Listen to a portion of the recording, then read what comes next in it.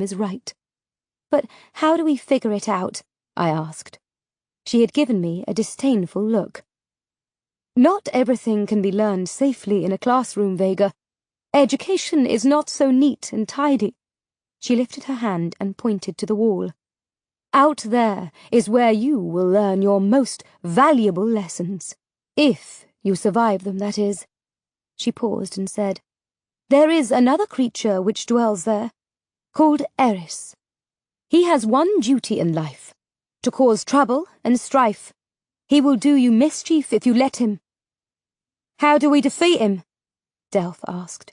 You must learn to trust your instincts.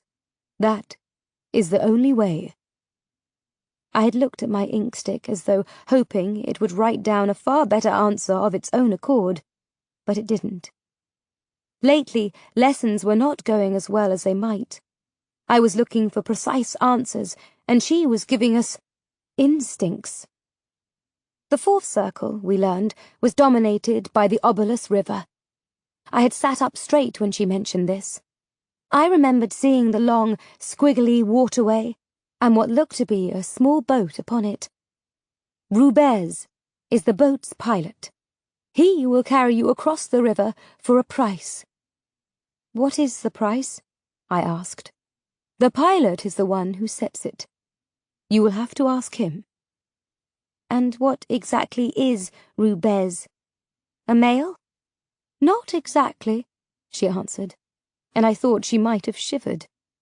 The river holds perils of which I am not familiar, but they are perils nonetheless. How do we avoid them? I asked. Stay out of the water, was her ready reply. Next light, we walked into the classroom to find Archie there, but not Astria. Where is she? I asked, setting my bound parchment on my desk. Archie said, She'll be along. Just finishing up some things for this lesson, I reckon. The fifth circle, said Delph. That's what we have left. The last one. The door to the room opened, and Astria stepped through. At first, I couldn't think what was wrong, but then it struck me. She looked older. Her dark hair had some white in it around the roots. Her face was a little heavier, a bit saggy. Are you all right? I asked. She nodded curtly before striding up to the blackboard. She took out her wand and tapped it against the board as Delph and I quickly took our seats. Harry, too, also sat up and came to attention. The fifth circle, she said in a weak voice. I waited for her to conjure something on the board, but instead Astria sat down at her desk and clasped her hands in front of her. She said, It is called the Blue Range. My term for it, anyway. It is mountainous. It has deeply carved valleys. She stopped speaking, and her gaze took on a glassy expression, as though she were looking so far into the distance that her eyes had failed her. Astria? I prompted. With a jolt she came back to us. She coughed and then stared directly at me. The Blue Range is the last obstacle before the end. Again she stopped. I said in an encouraging manner, And it's mountainous, with deeply carved valleys, and what else? She shook her head slightly as though attempting to dislodge a very disturbing memory.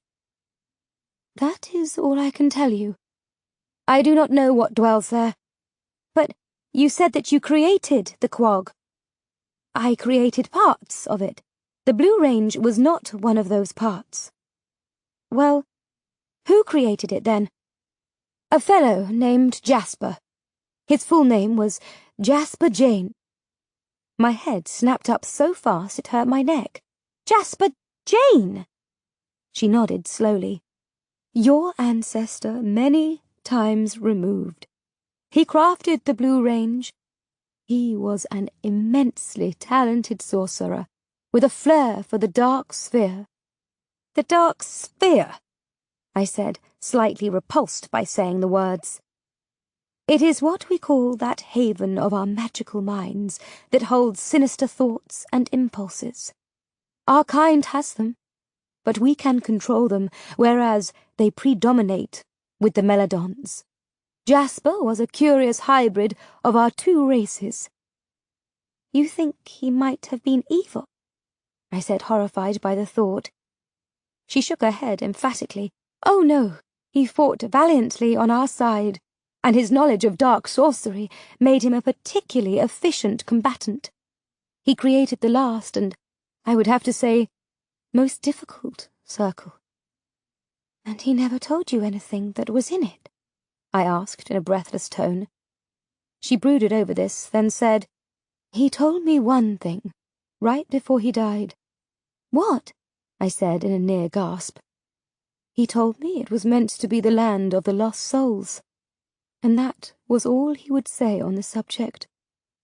A curious male. He was a loner. He kept himself to himself. What does that mean? I asked, thinking that I was a loner too, really, but I couldn't be part evil, could I? I suppose it means that once you enter it, you will be lost there for all time, and when your physical body perishes and falls to dust, your imprisonment will not be over.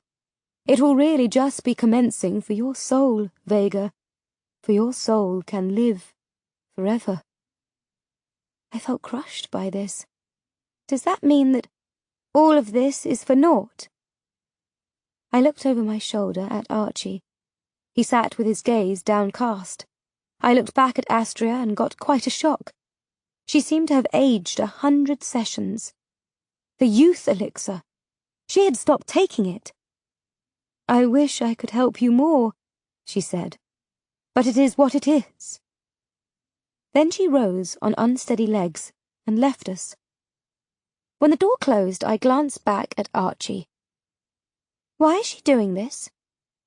He shrugged and said unhelpfully, She doesn't really confide in me, Vega. She thinks I'm too young to understand. He gave a rueful laugh, and then fell silent. I looked at Delph. She stopped taking the elixir. She's going to die soon. He took this in and said, We can't let her do that, Vega Jane. I stood. We won't, Delph. Come on. Chapter 28. Betrayal. We followed Astria's slow treads down the hall and watched her open the door and go inside. A few moments later, I was knocking on that same door. Please, go away, she said from inside the room. We'd like to talk to you, I answered. I have talked enough. Please, go away. We'll stay here for as long as it takes. The door slowly swung open. I had never been in Astria's room. As I glanced around, I was struck at how barren and empty it looked. I had expected a haven of comfort and clutter. Astria was in the bed with the covers pulled up high to her rapidly softening chin. I sat in the rickety chair next to the bed, while Delph stood next to me. She didn't look at us. She simply stared at the ceiling. Well, what is it? She said. The ancientness of her voice was painful. As powerful as the elixir was, its effects wore off rapidly. I glanced down at her. We need you. I have instructed you as best I can. Now, it is up to you. But we're not ready. I glanced at Delph. He shook his head in agreement. She glanced at me. It wasn't a harsh look. She let out a long breath. Do you know why we build walls? Either real ones or ones simply in our minds. I mulled this over. To keep folks in or out? I said at last. We build walls because we are afraid. We do not like change. We do not like it when others, who do not look or think like us, come along and try and change things. Thus, we run from it, or, even worse, attack it. I thought back to my time in Wormwood. I had seen that very thing. It was awful, really. What we did to all of you, she said, tears welling up in her eyes. You took away our history, I mumbled. She lifted herself up on the pillows. We took away your identities. It was as bad, actually, as anything the Maladons could have done to you. I see that now. They would have killed all of you. We also took your lives, and then merely required that you keep on living. But you're letting me cross the quag. You're giving me a chance to make things right. She lifted a hand and touched my cheek. I did that for one reason only, Vega. She drew in a long, painful breath. Because you will not be beaten. Her hand fell away. Tears filled my eyes.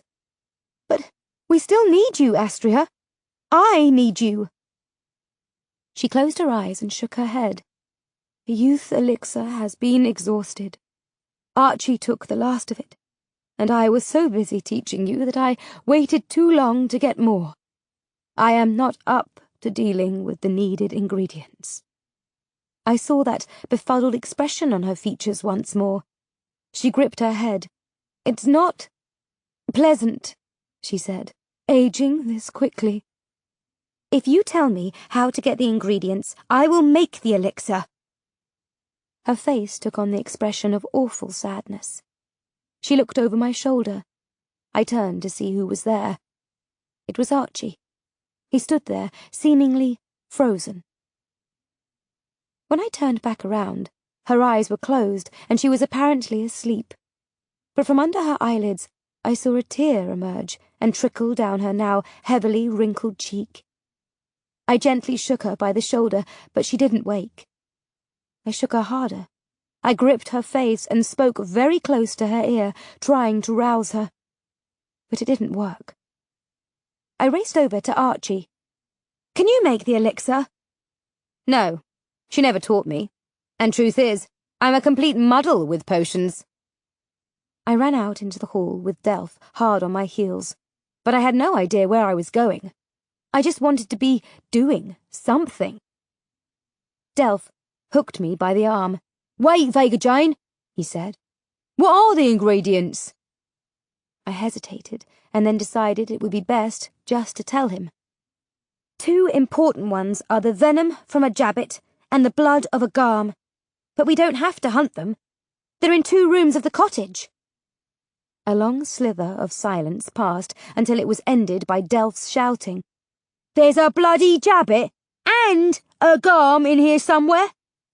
I know which rooms, I added, in what I hoped was a calm, helpful tone. This only made him look as if he would be sick to his stomach. You know! I can get the blood and venom. You need to search through Astria's desk to find the rest of what we'll need and how to make it. I took out my wand and ran down the hall. A few moments later, I was in the kitchen.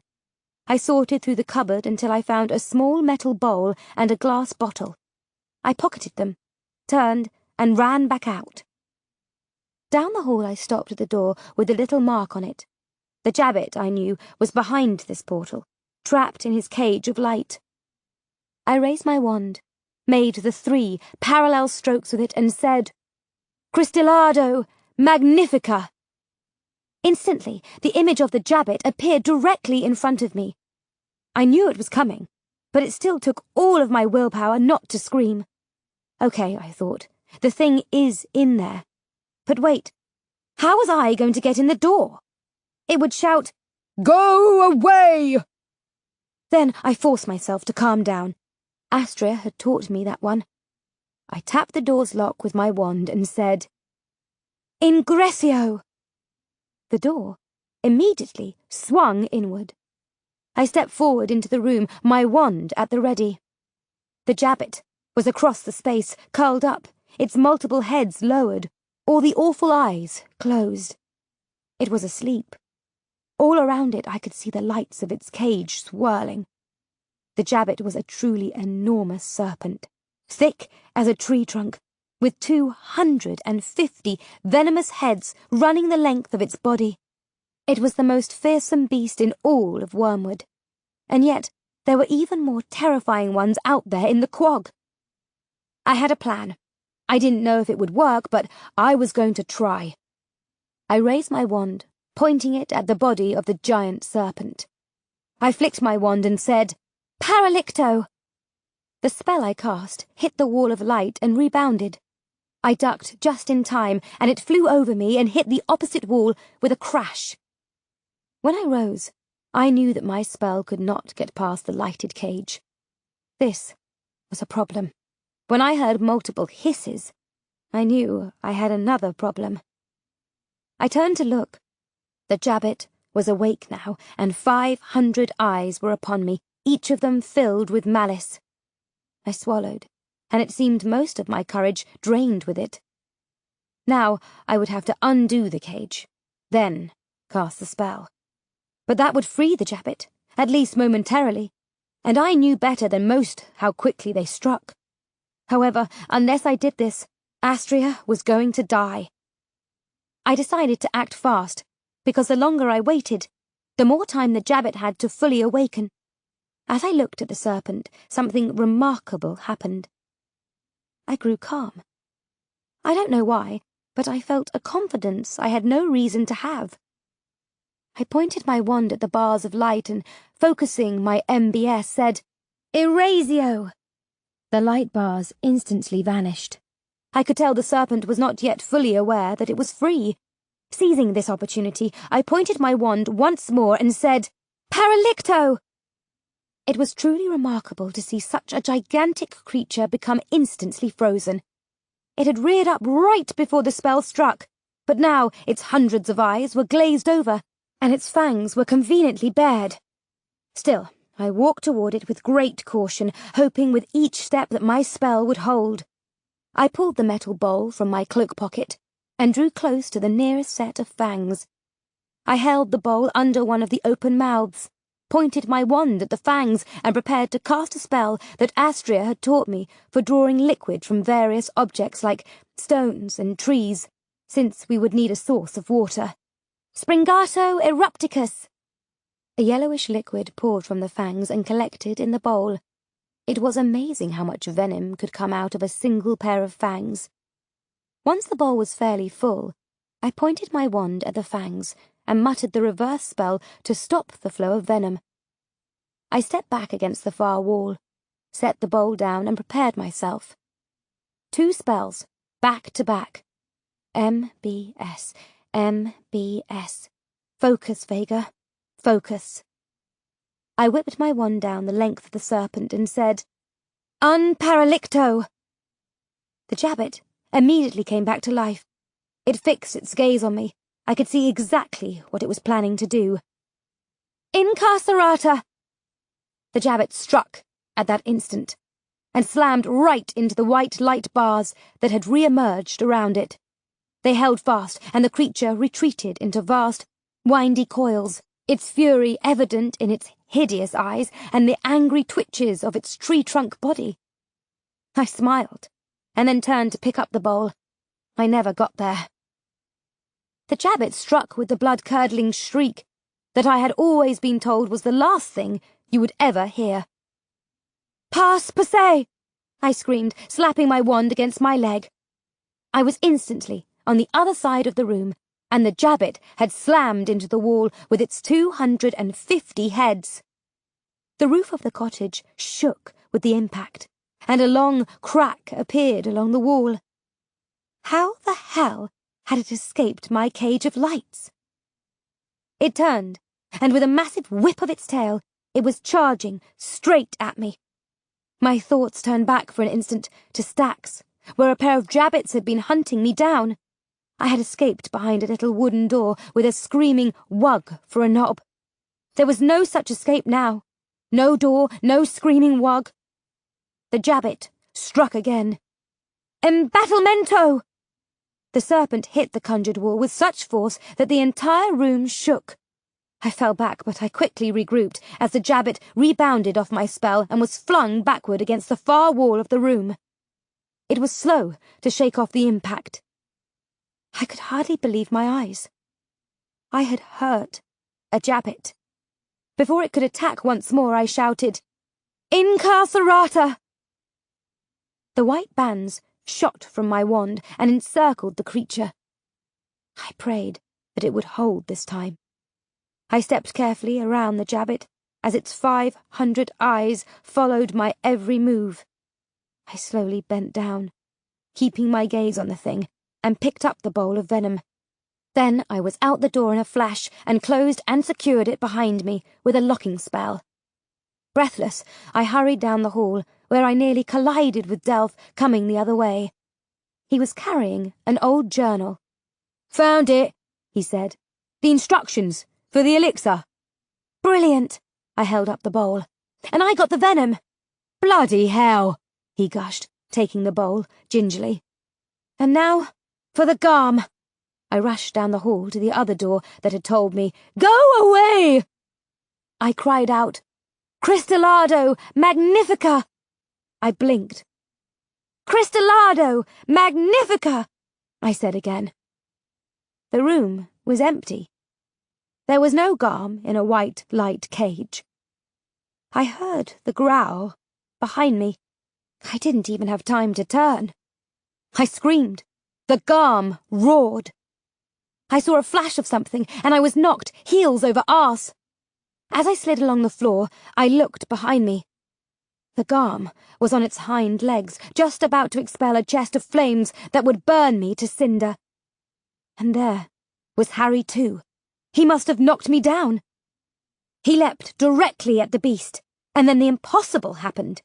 My canine clamped his strong jaws around the garm's snout, forcing it shut. The garm screamed in fury, though the sound came out muffled because it could not open its mouth. It flung itself around, slamming Harry too into the wall. But still, Harry too hung on, even with his legs dangling uselessly and blood pouring from the side of his head. The garm reached up with its forelegs to rip Harry too to pieces. I had another vision of my first canine, Harry. He had also saved me from a garm and sacrificed his life in doing so. I had no intention of letting that happen again. There was a powerful feeling surging through every bit of me. It wasn't hatred or loathing. It was far more than that. I don't believe there is even a word to adequately encompass it. I said it before I even realized saying it. It came out of my mouth with such force that it seemed the words alone could do what I wanted done. I pointed my wand directly at the garm's chest. "Rigor morta!" The black light hit the garm with such power that the many-tonned beast was lifted right off its clawed feet. Harry too let go in mid-air and fell away from the hideous thing as the garm was flung along the hall, hit the wall and slumped down with an enormous, cottage-rattling thud. It was quite dead as it rolled over, its tongue hanging out, its bloody chest still. I sprinted down the hall and knelt next to Harry too, who lay sprawled on the floor, his damaged legs useless, his head bleeding badly. I pulled the adderstone from my pocket and waved it over my precious canine.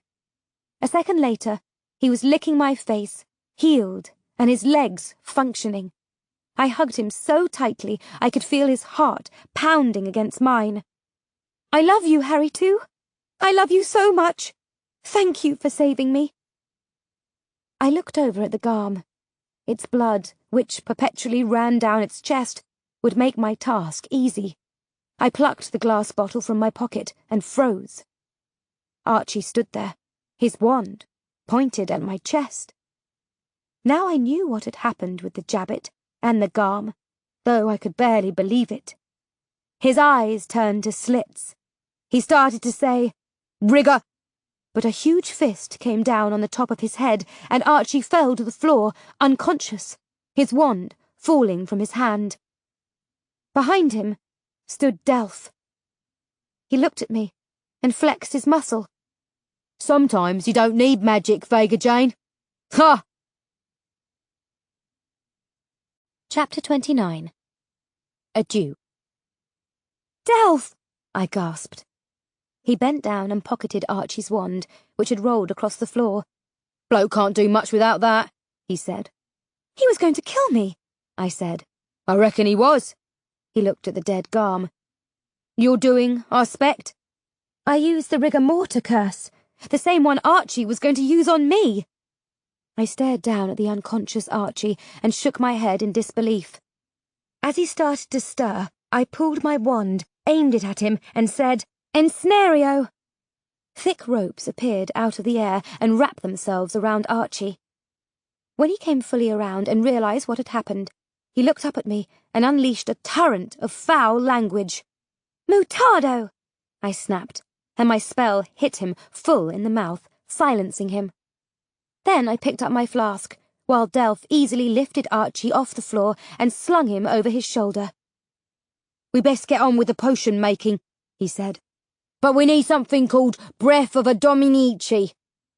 "Breath of a Dominici? What's a Dominici? And how do we get its breath?" "Haven't the foggiest," said Delph as we walked down the hall together with Harry too at our heels. Archie had struggled at first, but now just lay slumped over Delph's massive shoulder. When we reached the kitchen, Delph set Archie on the floor. Harry too sat next to him, guarding the bloke. Delph took me over to a table where he had lined up a row of bottles and other objects. There was a piece of parchment tacked to the wall. I set the flask of Garm blood down next to the bowl of jabbit venom. "It's all here," said Delph. "'Cept the breath thing." He tapped the parchment. "Took this out of that journal. Tells you how to make it. Steps you got to do. Figured you'd be good at that. Like it stacks. I heated up some water, 'cause we'll need to mix some of it hot." I looked over the parchment. "Okay. The breath of a Dominici goes in last. Why don't I start putting it all together, and you can try and figure out this breath thing?" Delph set off while I turned to making the elixir of youth. I took my time because I was afraid of making a mistake. There was a lot of heating up of ingredients at just the right temperature and then letting them cool down for exact times. I had brought in an old timekeeper from Astria's desk and used it as my timer. The mixing and grinding and cutting and stirring were exhausting. When I poured in the jabbit venom, a huge ball of smoke shot up from the pot I was using to hold the potion. Luckily, I got out of the way in time.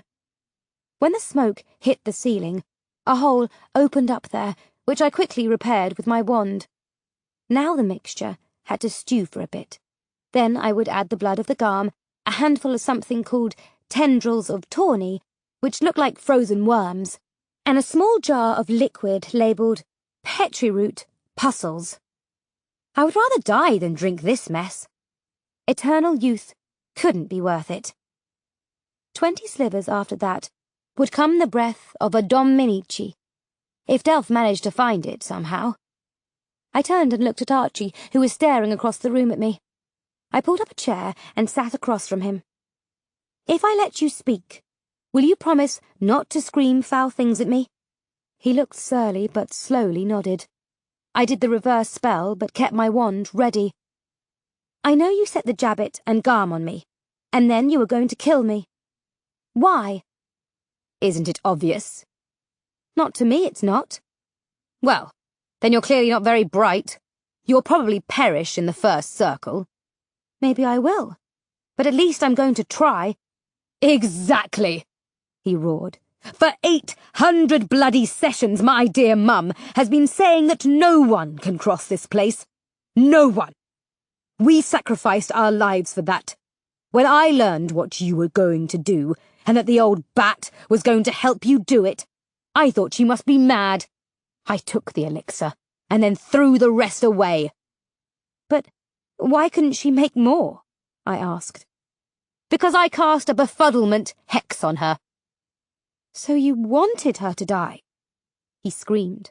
"I wanted to make sure that you did not cross the quag." He grew silent and drew several deep breaths. "And over 800 sessions is long enough to live, don't you think?" he added quietly. A minute later, Delph came charging in with Seamus in his wake. "Do you have it? The breath of a Dominici?" "I don't, but Seamus here does." I looked at the hob. "Seamus, how can you have it?" Miss Prine sent me out for it before she became, well, old. He reached in his pocket and pulled out a long-stemmed flower that had a blood-red bloom as large as my fist. That's it? A flower? He wrinkled his nose at my abrupt comment. Well, it might be just a flower, but the only place it grows is in a nest of vipers that don't much like to part with it. So, how did you manage it then? I asked. The vipers don't much like fire either, do they? His face crinkled into a smile. So's. A little blue ball of it just happened to fall into their midst, and then it just happened to become a big blue ball of flames that they wanted no part of. Brilliant, Seamus. Absolutely brilliant. Well done. Looking happy with my praise, he handed over the flower. I put my nose close to it, took a whiff, and nearly gagged. It smelled like slep dung. Holy steeples, I said, rubbing my nose. Aye, you don't want to stick your nose in that thing, Delph said. Seamus says it reeks. Thanks, Delph, I replied crossly. Next time, why don't you tell me something like that before I do it? I cut up the flower petals according to the parchment, waited 5 slithers, and then threw it into the steaming pot. The resulting smell was beyond horrid. Bloody hell! Exclaimed Delph, lifting his shirt to cover his face. Seamus had run from the room. Harry, too, put his paws over his snout. But I had to stir the thing in precise motions, so I stood there, 2 fingers pinching my nose, my eyes running with the stink of it. A few slithers later, it was done. I poured a flask of it, corked it, and then we bolted down the hall and into Astria's room. She was so small and frail-looking now that I feared she was already dead. Astria, I got it! The youth elixir! She made no response. We tiptoed over to the bed and looked down at her. She had faded incredibly fast. Her hair was stark white, her skin translucent and covered with large spots, and her features elongated and craggy. How do we do this? I asked Delph. When I was little, and me dad wanted to get some medicine in me, he just opened my mouth, pinched me nose, and poured it in. And that's what we ended up doing. I got the contents of the flask down Astria's throat, and then stepped back. At first, there was nothing, and my spirits plummeted to my boots. Then, she gave an almighty gag, sat straight up in the bed, and her eyes opened. And as though the sessions were being peeled away like the skin of an onion, all the elements of old age gave way. Her hair darkened, her skin grew firm, the features shortened and tightened, the body filled out. It was like I was watching her entire life in reverse. Finally, she sat there looking as she had before.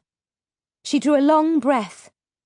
"Thank you," she said, and in her voice I could tell that she knew exactly what had happened.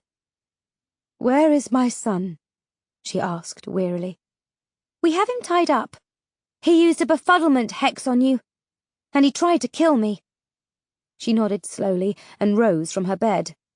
"It's entirely my fault," she said. "How did you manage the potion?" "Seamus got the breath of a Dominici. The rest of the ingredients were here." "But surely the Garm and Jabbit," she began. Delph answered. "Vega Jane got those all right. They were no match for her, even when Archie let them loose on her." "Archie let them loose?" she exclaimed. But then her expression calmed. Of course. He would have been jealous, and confused and angry. I said, "I had to kill the Garm. It was going to kill Harry too. So I killed it. And I had no problem doing so," I added firmly. Astria looked at me pointedly. "I see, Vega. I see." And I could tell that she really did see. She patted my arm. "In bad times, wisdom is so often born, Vega. Now I need to go and see Archie." The door opened a bit later, and Astria appeared. When I saw an unbound Archie behind her, I leapt off the bed and pulled my wand. "There is no need, Vega," she said, her voice strong and firm. I looked at Archie. His features were docile, ambivalent even. What happened to him? I asked. She drew close to me. The subservio spell. He is quite harmless now. But I did speak with him before I did the incantation. I tried to make him see my side of things, but I'm not sure we're there yet. About the fifth circle, I began. Since Archie placed a befuddlement hex on you, you didn't tell us all you knew of it. Oh, but I did tell you everything I know of it. Not even my CSE will allow me to glimpse the fifth circle. Blimey, muttered Delph. Now, it is time for you to be on your way, she said. On our way? Where? I asked, warily. To cross the 5 circles, of course, she said. What? Now? Right now? Exclaimed Delph. But you need to know that escaping from here will come with a price. I shook my head. A price? To put it simply, escaping the quag means imprisonment, forever. I shot Delph a glance. Just at the same moment he looked at me. I turned back to Astria in time to see her wave her wand. Good luck, she said. I felt my eyes roll back in my head. And then everything went black. Chapter 30. A surprise. Watcha, Vega Jane. I opened my eyes and glanced up. Delph was looking straight down at me. You okay, Vega Jane? He said anxiously. I automatically nodded, though I didn't know if I was actually okay or not. I sat up slowly, trying to gather my wits. Harry, too, put out a paw and gently touched my arm as if to make sure I really was all right. I looked around. Where are we? Dunno for sure, but I figure right close to the Myken Moor. How can you tell? I asked. Over there, he said, pointing to the right. I squinted, and in the darkness I could make out a high wall. The maze, I said, glancing at him. What I figure? Yeah. My temper flared. Why would she do this, Delph? Just send us here with no warning at all? Dunno, Vega Jane. Suppose she had her reasons. Cataclysmic thoughts suddenly hit me. Our things. My wand, the Adderstone, Destin. I looked wildly around and let out a breath of relief when I saw our tucks sitting side by side. I opened them and saw neat bundles of food and jugs of water. I looked down. The leather harness was strapped to my torso. On my thumb was my grandfather's ring. I lifted my cloak. Destin was around my waist.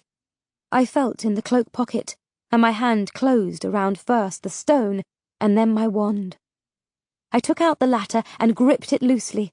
I could feel it instantly become a part of me. I had done it so many times now that it felt natural and right.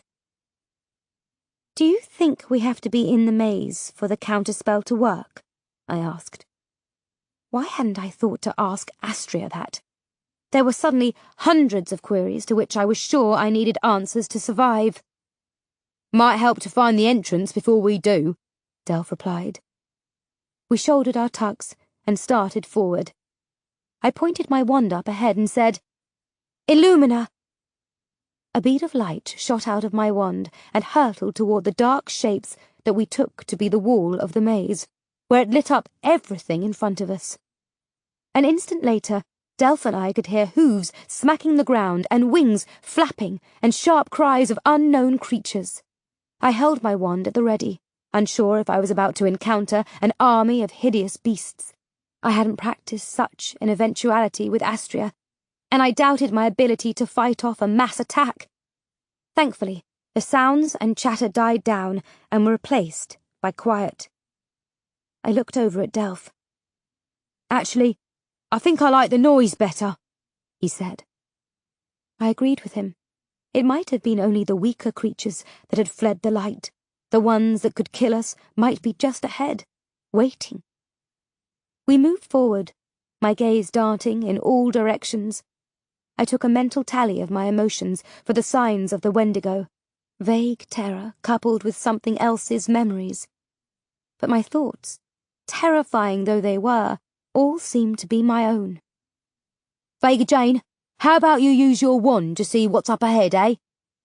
"Good idea." I pointed my wand, made the proper motion and said, "Cristallado Magnifica!" Now directly in front of us was an enormous wall. A battlement, Astria had called it, and it was made entirely of bones. It made the wall back at Thorns look puny by comparison. "I think we found the maze." "And there's the entrance, I reckon," he said, pointing to a dark, oval shape. We marched on, drawing closer and closer to this image. Before we got to the wall, we encountered a large wrought iron gate that suddenly appeared in front of us. Written out in scroll were the words, "Wolvercote Cemetery." "She didn't mention a cemetery, did she?" I said. He shook his head. Delph peered through the gate. "It's a graveyard in there, all right," he exclaimed. He pushed on the gate, but it would not open. I tapped the lock with my wand and said, "Ingressio!" The huge gate swung back. We passed through with Harry too, bringing up the rear. We came to the first row of graves. "Look at the names on them, Delph," I said as I eyed them. "Mullins, Dinkins, and Crone. Jurek Crone's ancestors were buried here. They let anyone in here, didn't they?" Delph said, "Look, there's a Picus and a Mulroney, and... His voice trailed off and I could see why. The name on the lichen-stained gravestone was Barnabas Delphia. He read the epitaph out loud. "Barnabas Delphia, loving father and devoted husband to Lucretia." "Did you ever hear of them from your father?" I asked. Delph shook his head. "Never. Not once. I can't hardly believe I'm seeing it." I left Delph standing there and moved down the row of graves. When I saw the name on the simple gravestone, I caught a breath and moved closer. Alice Adronis, warrior to the last breath. I looked down at the sunken mound of dirt, and then back at the leaning gravestone. I held my wand up high and gazed at it. Alice had given me the elemental on a great battlefield far, far in the past.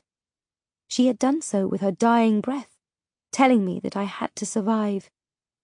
I suddenly jerked because the wand had started to move in my hand.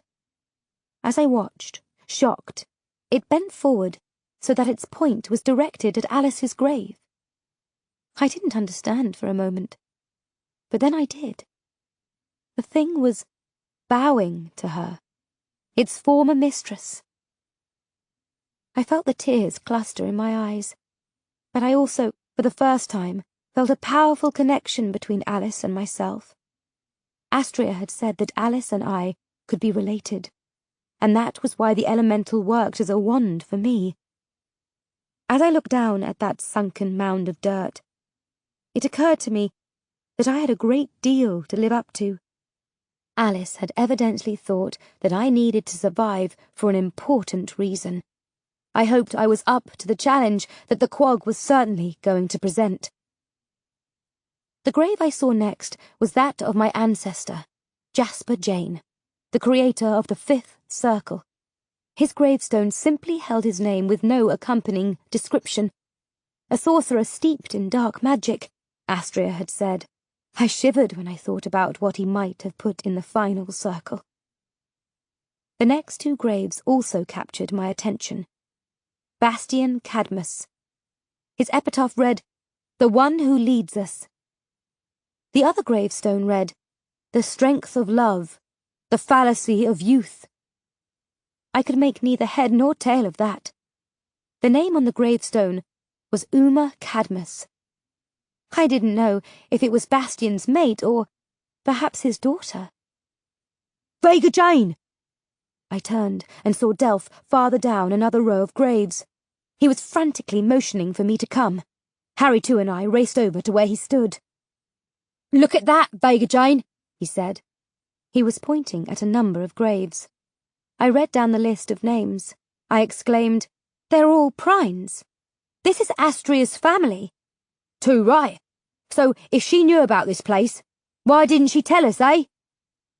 So, what else hasn't she told us? I asked. My belly felt like it was full of ice. I was going to say something else, but I never got the chance. Something had reached up through the ground, grabbed my ankles and pulled me downward, through the dirt and below to where the dead lay. Chapter 31. Orko. Just as I had in falling into Thorn's labyrinth, I endured the sensation of plummeting a long way. However, this time I remembered I had on Destin, and thus was able to lessen the impact when I hit bottom. I was up in an instant, my wand at the ready in the pitch darkness. "Illumina!" I cried out. The place was instantly lit, and I saw Delph and Harry too slowly getting to their feet. "Are you okay, Delph?" He brushed off his clothes and nodded, though his face was ashen. I looked down at Harry too. His hackles were up, and his fangs were bared. I looked wildly around, certain that my canine had sensed danger coming. We were in a low, darkened tunnel with stone walls that were awash with age and slime. I looked in one direction and saw a blank wall. At the other end of the tunnel was an opening. I looked at Delph to find him staring at the same spot. I glanced up expecting to see dirt above us, but there was only stone. "What grabbed us?" I said breathlessly. I looked down at my ankles. "That's blood on my trousers!" I exclaimed. "But it's not mine." Same with me, said Delph, indicating his legs. I looked at Harry too, and saw red streaks on his forelegs. I once more gazed at the stone ceiling. "The graves are up there," I said. What's below a grave? asked Delph, miserably. Nothing good, I wager. If something yanked us down here, it must still be around. And the only way out looks to be through there. He pointed ahead.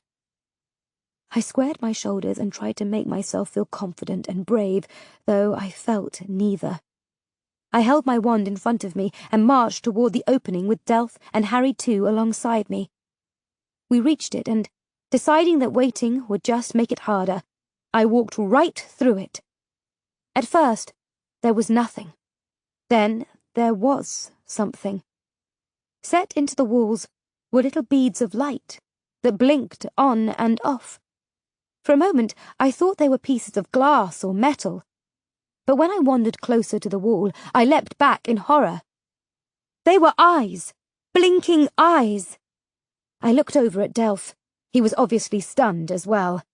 As I looked again, I could tell there weren't just eyes on the wall. There were mouths. They were opening and closing along with the eyes, but no words were coming out. It was as if they were silently screaming. I turned and ran, right into him. He was a little taller than I was, and so lean that he looked like bone with a bit of skin lying over it. Yet he was as hard as a tree, and I toppled over from the collision. My wand fell to the rock floor. He was dressed in a long coat of black, trousers, and a slimy shirt. His face was as pale as goat's milk. His beard was blacker than his coat and lay tightly to his face, where his cheekbones protruded like hard nuts. A strip of black fuzz arched over his mouth, which was set in a grim line. He also had on black boots up to the knees. I looked madly around for Delph and Harry too. To my horror, they were both pinned flat against the wall. Delph's mouth was open, but no words were coming out. I scrambled to my feet and started to run toward them. "No," the creature said in a raspy voice. It was like my feet were sunk into the rock. I looked back at him over my shoulder.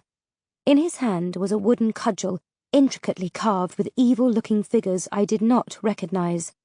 He smacked one end of the cudgel on the rock floor, and my feet were released. I turned to face him. He leisurely circled, looking me over. His nose was unlike any nose I had ever seen. It had 3 openings instead of the usual 2, and it had 2 humps in the bone as though it had been broken more than once. And it was so long it very nearly overtook the mouth on the way to the chin, which was as sharply angled as a cutting knife. And the eyes above the elongated nose were solid black, not just the little orbs in the middle. Where I had white, his entire eye was black. I glanced down at the hand curled around the cudgel. It wasn't really a hand. It was a claw, nails longer than my fingers, and they were covered in blood. That answered the question of where the blood on our clothes had come from. This bloke had pulled us down here. He pointed one claw at me. Destin seized up around me, lifting me off the ground, and I hung there in mid-air. My spine was nearly cracking as I was forced backward, my head growing perilously close to my heels. He croaked. The chain of Destin, 'tis indeed. And then he stamped the floor with his cudgel once more, and I fell hard to the rock. I lay there, breathless. I glanced over at Delph. His mouth was still open, but his eyes were looking not at me, but at a spot on the floor. I looked there. You idiot! Your wand! I snagged it, pointed it directly at the creature, and cried out, Impacto! He instantly swept his cudgel across the air, and my spell hit an invisible barrier. The collision caused dust and rock to fall from the ceiling of the tunnel. Although he'd blocked my incantation, the creature was now regarding me in a new light, it seemed to me. You are a sorceress, he hissed. I rose to my feet. I know I am. What the hell are you? He said nothing, but continued to watch me. Release my friends! Now! I raised my wand threateningly. I will see you again, Sir Tay, he said. What does that mean, Sir Tay? I asked. In answer, he pointed to the walls where the eyes blinked and the mouths opened. He opened his own mouth in a gruesome smile, and I saw his teeth. They were black, like his eyes. He hissed. All come to me in the end, Sir Tay. He stamped the cudgel against the rock floor a 3rd time, and I braced myself for another attack, but he simply pointed again to the wall where the eyes and mouths were. And now I could hear them. They seemed to be pleading with me to save them. Their cries rose and rose until I had to put my hands over my ears. He shouted out some word I had never heard, and there was instant silence. When he turned back to me, he opened his mouth wide and out came his tongue. Only it was not really a tongue. Not like mine in any case. It was long and black and had 3 arrow points at the end of it. I am Orko, he said. These are my offspring, and I will see you again, the timing of which remains with you for now, but not always so. Something will intervene, he smiled maliciously. It always does. With his free hand, he reached inside his coal-black coat and pulled out an enormous timekeeper on a rusted chain.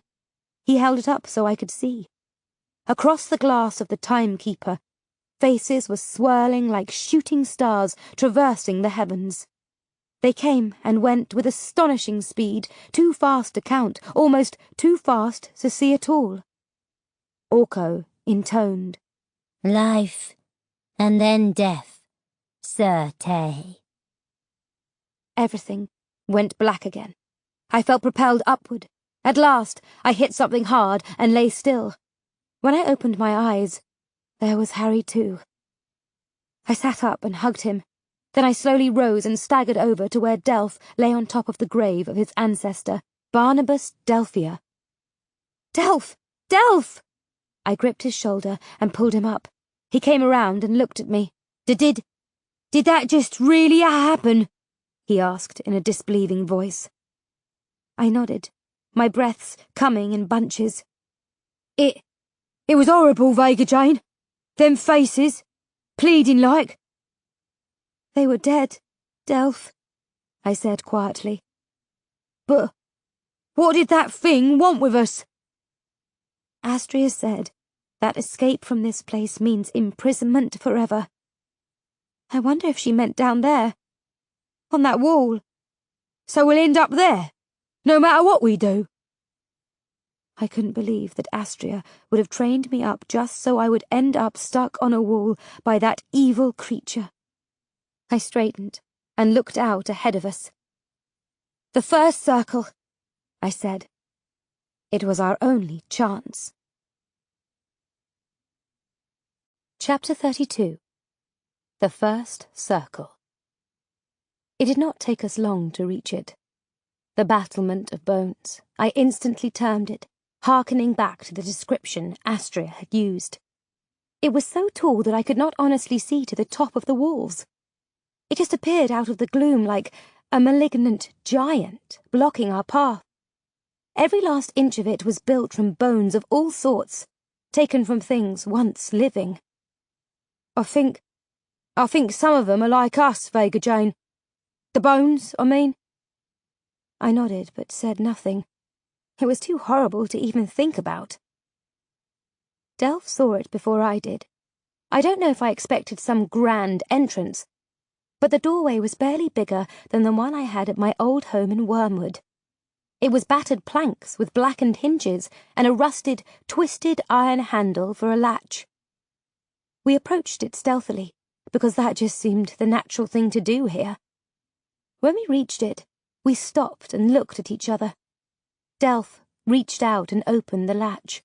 The door swung inward, revealing, if it was possible, even greater darkness within.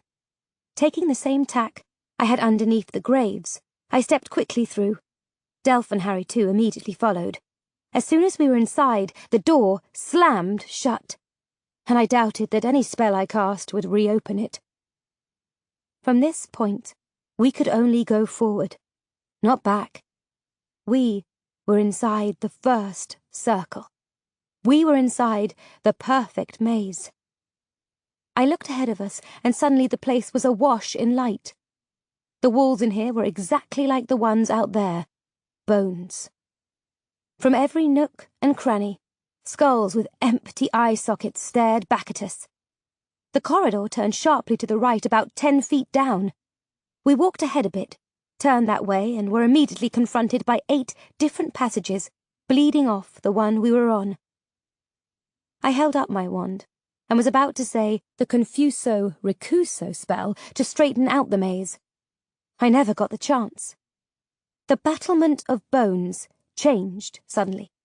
The skulls became long vines that shot out and ensnared me, ripping my wand from my hand. I tried to call out, but a vine wrapped around my mouth. I looked over in terror to see Delph being lifted into the air like a small child, the vines pinning his arms and legs together. Then I saw something flash past me. It was Harry too. My canine was dodging and leaping over the vines that clutched at him. When a vine grabbed his hind leg, he turned and bit it in half with one chomp of his strong jaws and razor-sharp teeth. Try as they might, the vines could not capture my canine. I wondered for a moment where he was going until I saw him returning with the thing clamped between his teeth. My wand! He raced toward me and leapt between 2 vines, which shot out to intercept him. My hands were bound by vines, but my fingers were still free. Harry, too, reached my outstretched right hand, and my fingers closed around my wand. But my mouth was still covered by a vine, and another had encircled my neck and was squeezing the life literally out of me. My mind felt dark and dizzy as my chest started to heave with the effort of staying inflated. I could not cast a spell without saying it. I didn't know what to do. I closed my eyes and felt the wand begin to slip between my fingers. I opened my eyes when I heard him. Delph was looking up at me even as a large vine encircled his body and started to tighten. "Your wand!" he cried out. "The elemental!" The elemental!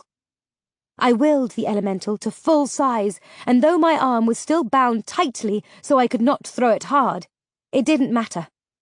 I had known for some time that I controlled the elemental with my mind, not the strength of my arm. Do it. Save us. The elemental blasted off from my hand and hurtled down the passage. As it did so, the power of its mighty wake tore apart the vines holding us, throwing huge chunks of them against other vines, which in turn were smashed by the weight of these projectiles. Freed from the grip of the ravaged vines, Delph and I plummeted toward the ground. I was ready, though, because I doubted we would get a second chance. The elemental had turned and was racing back to me, and I caught it before I hit the ground. I willed it to its normal size, made a slashing motion with my wand at the towers of vines, and shouted, "Withero!" The vines instantly turned brown, shrank, and collapsed. But I wasn't done yet. Confuso, recuso. The maze straightened out. "Run, Delph! Come on, Harry, too!" We rushed past the dead vines because I had no idea if new ones would take their place. We ran and ran until, although we were not out of the maze, we had to stop, bend over, and suck in long breaths to replenish our lungs. When I looked up, I was glad we had stopped. But that was the only thing I was glad about.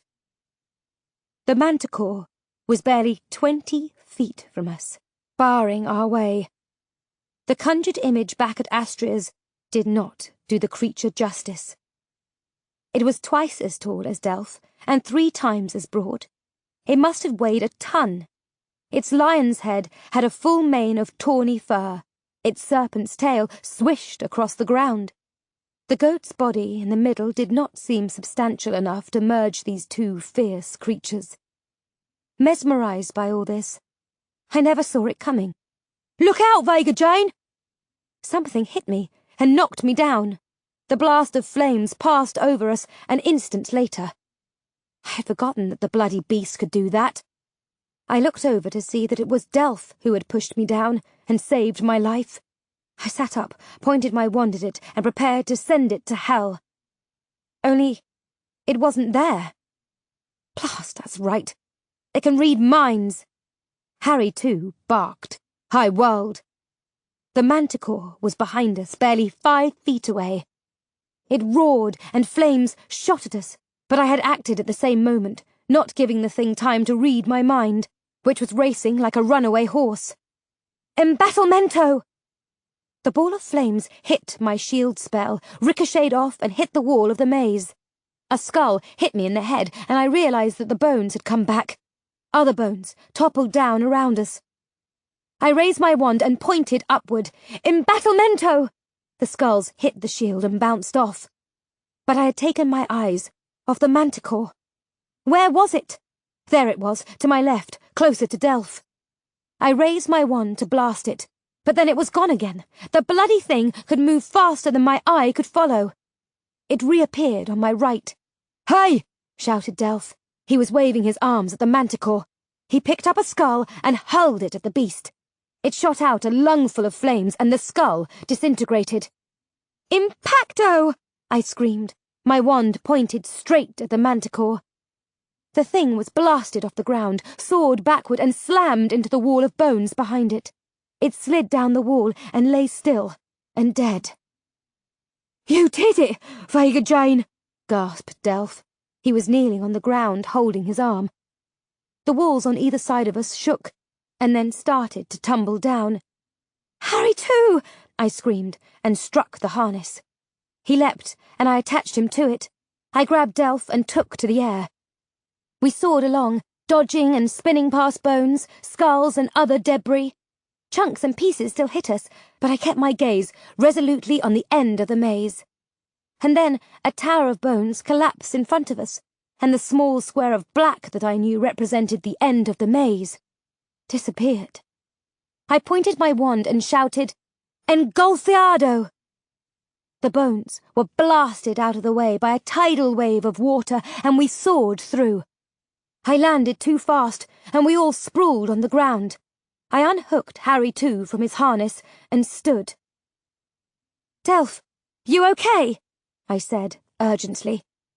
When he didn't answer, I looked at him. "Delph?" He turned his face to mine. It was a sheet of pain. "Delph! What is it?" I ran to him, then stopped dead when he held up his arm. "Guess it got me." The manticore had gotten him. His left arm was burned, nearly black. The skin was bubbled and cracked. I immediately pulled the adderstone from my pocket, waved it over his arm, and thought good thoughts. "Thanks, Vega Jane," he said. "Pain's all gone." He stretched his limb. Well, the pain might have been gone, but the arm was still blackened. The skin was still popped and cracked like meat kept too long over the flames. When Delph followed my gaze and saw the state of his arm, his face turned pale. "Delph," I said, "I'm sorry. I guess the stone can't fully—" I could not finish. "'Tis okay, Vega Jane," he said softly. "No more pain. That's what's important, eh? Like you done for me dad, even if it don't look so good no more." I felt tears creep to my eyes, but his look told me they were unwarranted. He gripped my arm. "We're alive, Vega Jane. We're alive." He opened his tuck and slipped on another shirt. I looked around as the walls of trees sprouted on either side of us, soaring up so high they seemed to touch the sky. In a few moments, we were totally engulfed in another maze. "Oh no!" I said, my spirits plummeting. I drew my wand and prepared to say the spell that would straighten the maze, when I started to feel funny. No, funny was the wrong word. I was feeling terrified. But what was making me terrified were things that I knew had not happened to me. I was a beast, and then something was tearing me apart. I was a bird, and I was being devoured. I was transformed into a hideous lichen, and then I was disemboweled. With a rush, my mind cleared. A Wendigo!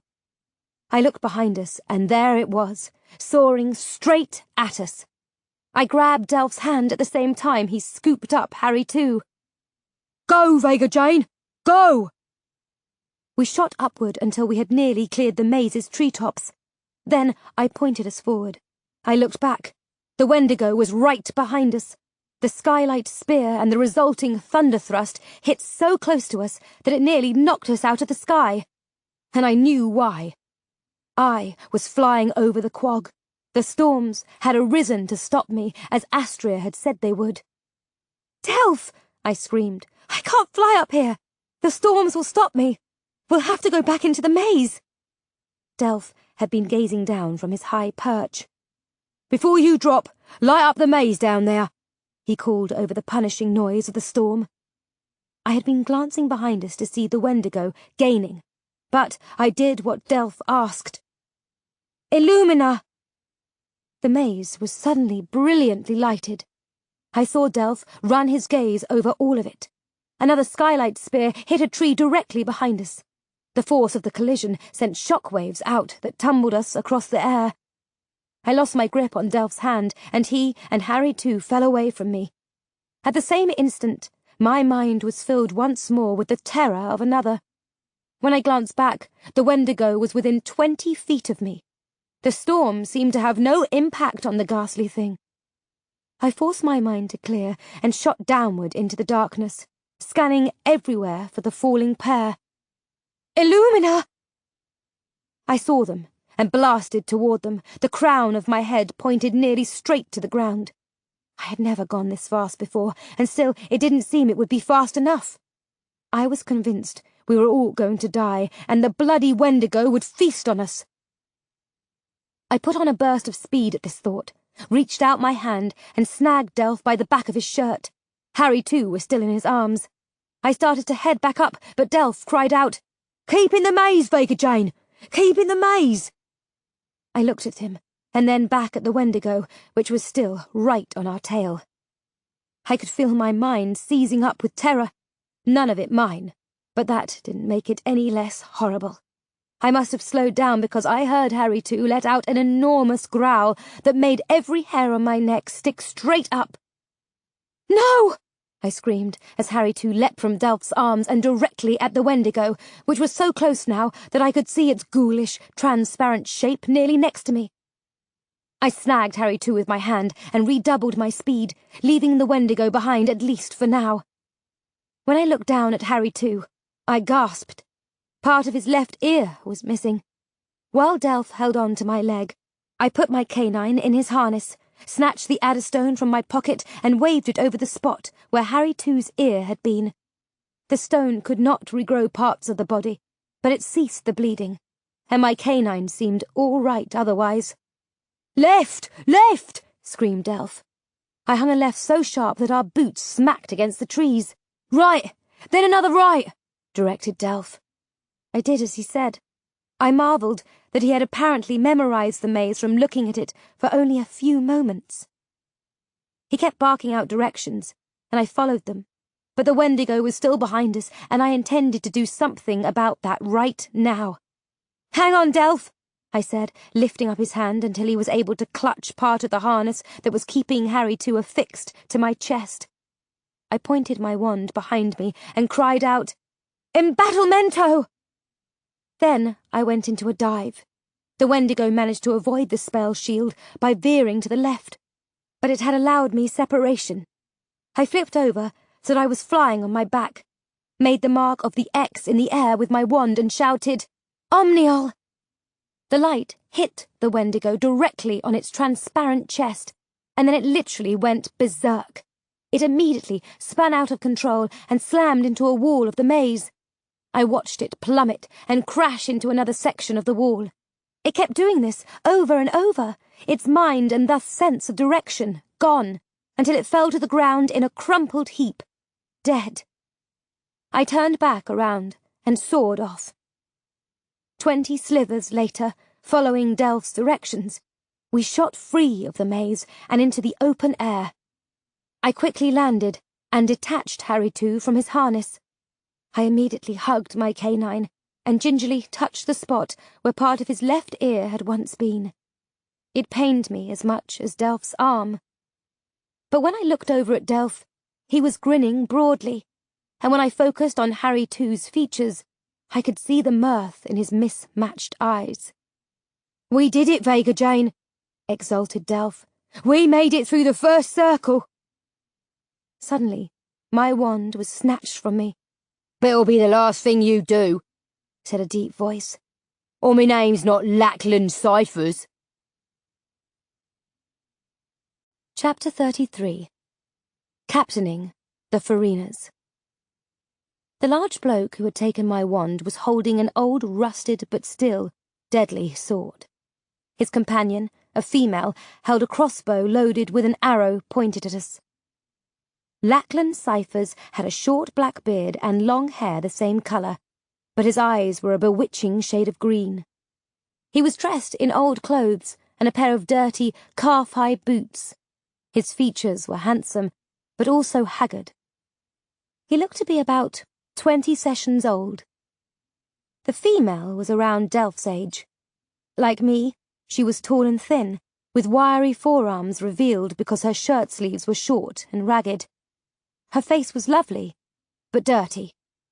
She had on muddy canvas trousers and lumpy, torn boots that were near the end of their useful life.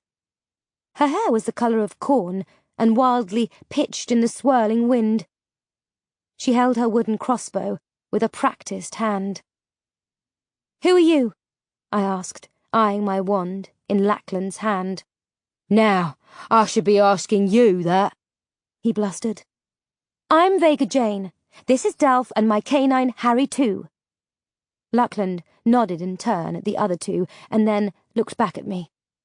"Now tell me who you are," I said.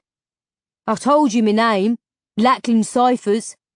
He pointed to the female and said, "And this is me fellow Farina, Petra Sonnet." Delph said, "What's a Farina?" "I just told you," said Lackland sharply. "Us. Where do you come from? Another part of this place, no doubt, eh?" "You mean the Quag?" I said, mostly to get his reaction to the term. "Where else?" He held up my wand. "What is this thing?" "What does it look like?" It's a stick. Liar, snarled Petra. I glanced at her curiously. She seemed awfully sure of herself, but maybe she was always so disagreeable. Lachlan barked. And does this stick allow you to fly then, eh? Because we saw you up there. No, it doesn't. What then? I just can. Can't you? Petra said. Lack, we shouldn't be out in the open this long. Let's just take what we can and get on. Did you see the Wendigo? I asked. Both of them stiffened. Lachlan said, A bloody Wendigo? It was after us. We had to kill it. You killed a Wendigo, said Petra. Her hands trembled. It was either kill it or let it kill us, I said. I looked around. This is the Withering Heath. The second circle. Heaths and circles? Gibberish, said Lachlan. Maybe to you, but not to us, barked Delph. Where are you headed then? He asked. Out of here, Delph said back. Lachlan looked at him cross-eyed. Are you daft? There's no such thing. There is such a thing, and we intend to find it, I chimed in. When I glanced at Delph, he was staring fixedly at the pretty Petra. I felt my face instantly flush. Petra looked at our tucks on the ground. What do you have in there? Food? She took a step toward them. In a flash, Harry too leapt in front of our tucks and started growling, his long fangs bared. Call that thing off, ordered Lachlan. Why? So you can nick our stuff? I shot back. We're foreigners. That's what we do. Steal, said Lachlan. Why? Delph asked. Lachlan looked him up and down. Why do we steal? Well, it's a bit of a bloody nightmare surviving round here, mate, in case you hadn't noticed. How did you get here? I asked. Born to it, said Petra. Don't tell 'em nothing, snapped Lachlan. Why? Are you ashamed or something, Lack? She retorted. Before Lachlan could reply, Delph said in a calm voice, We were born in Wormwood, which is surrounded by this place. It's a little village. Very poor. I worked at the mill lifting stuff. Vega Jane worked at stacks, making things. Petra scoffed. Poor, eh? You look fed and clean proper to me. She wasn't looking at Delph when she said this. She was gazing directly at me. I stared right back and said icily, That's because we spent time with Astria Prine at her cottage back there. I added in a more neutral tone. Do you know her? They both shook their heads, and I believed them. Are there others like you? Delph asked. Lachlan's gaze fell, but Petra said sternly, Used to be. We're all that's left. I said, But you're not that old. Where are your parents? Dead, barked Lachlan. Dead and gone. It was beasts, said Petra. A while back, we lived in a village too. A proper one, not that far from here. Foreigners have lived here for, well, forever, I guess. Used to be a lot more of us. A lot more. But over time, the beasts round here just...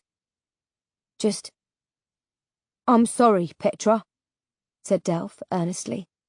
This drew a surprised glance from Petra. I think she might have even blushed. For some reason, my hand curled to a fist. Petra continued. The last time they attacked us, they killed everyone. Except us. We've been on our own since then. Petra, snapped Lachlan.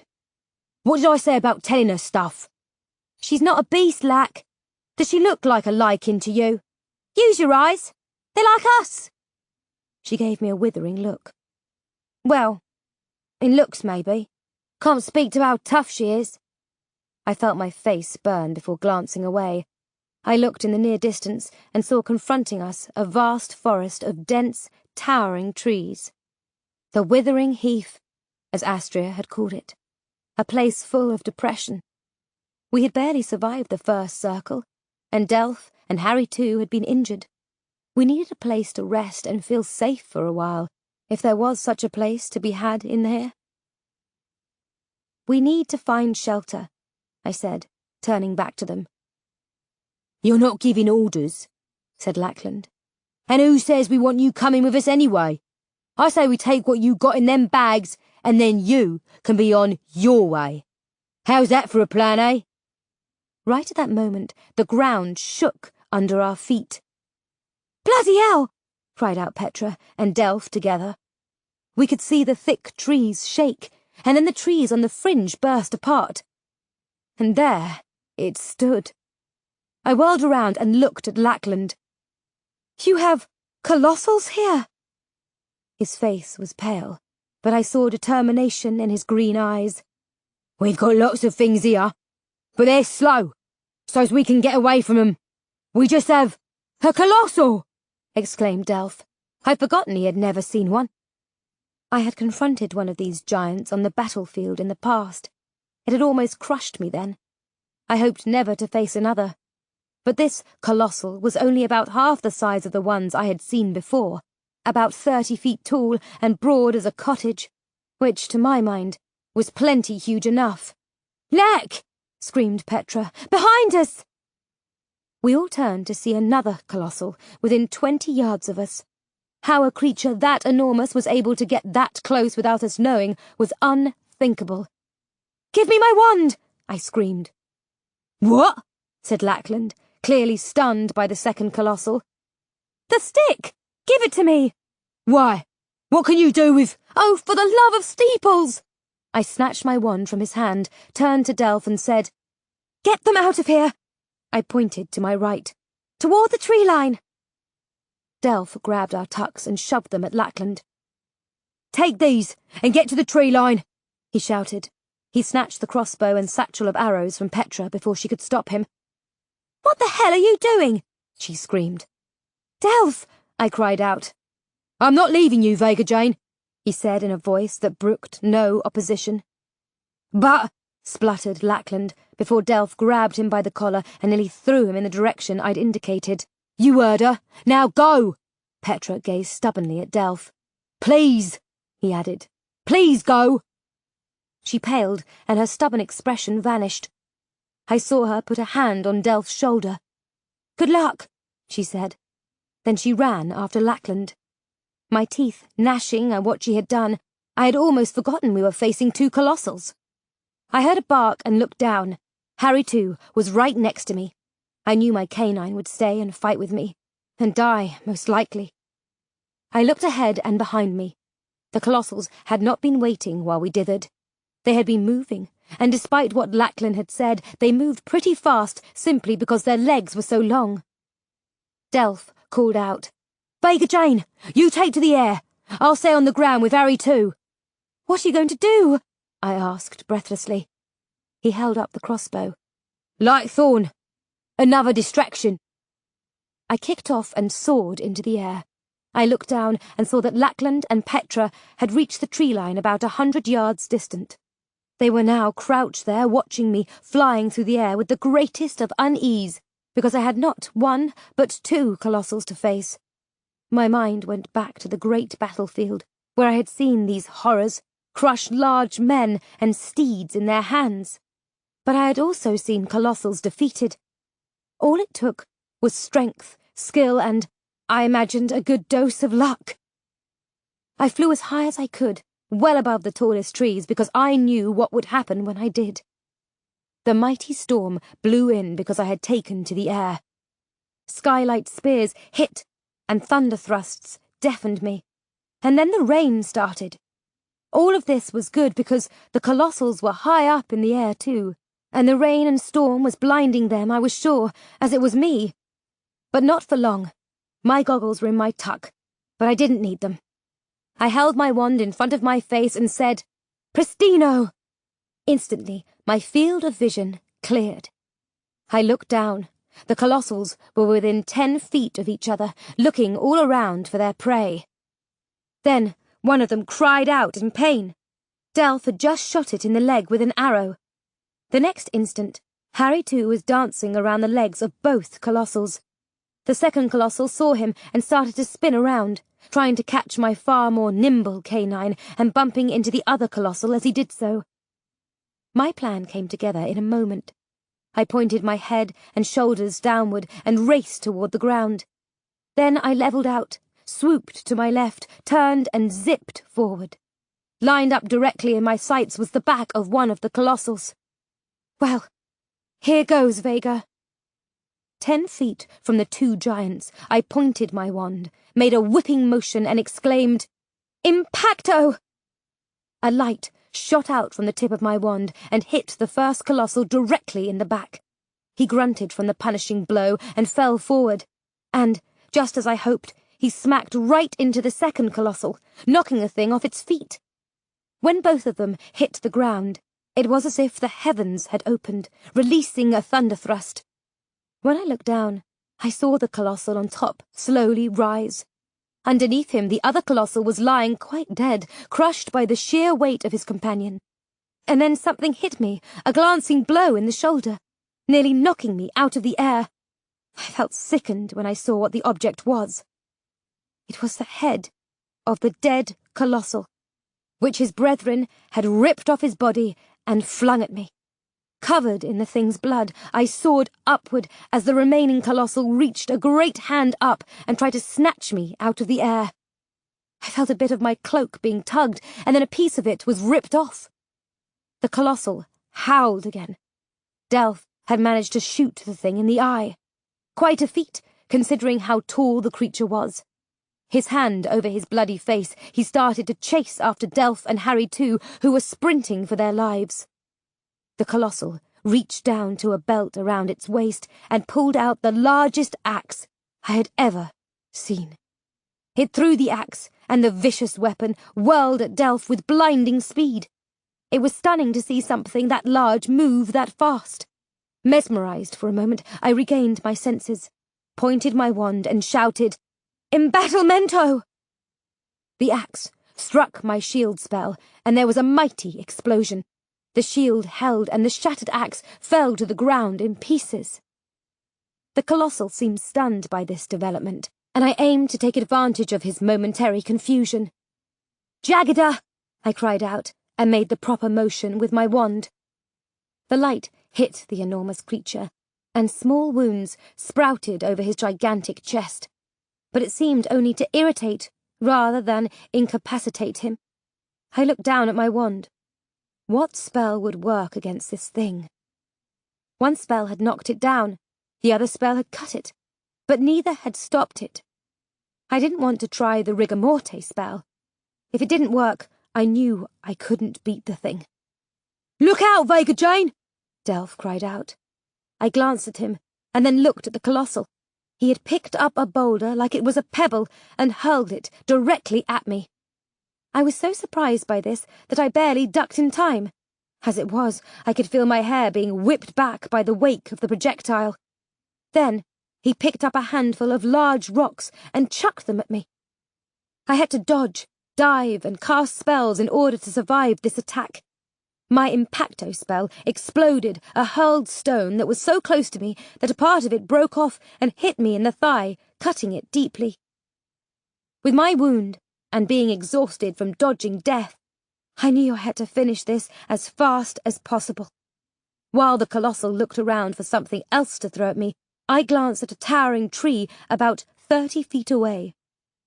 Gauging all necessary details in my head, I pointed my wand at the base of the tree and screamed over the storm, "Withero!" A light from my wand hit the tree right where it met the ground, and the base and roots weakened and then crumpled under the weight. It teetered for a few moments, and then fell forward, all 100-odd feet of it. I flew far away from its reach. By the time the colossal realized what was happening, it was too late. The massive trunk hit him directly on the head with such force that it drove him 10 feet into the ground before the enormous tree collapsed on top of him. It was such a bloody awful sight that I could only look for a second to make sure the thing was dead before I flew toward Delph and Harry too, and landed. I took the adderstone out, waved it over my bloody thigh, and thought good thoughts. I could feel the wound healing up, and the pain vanished. "Are you okay, Delph?" I asked. Yeah, right nice flying, he grinned. Nice shooting, I patted Harry too. Good job, Harry too.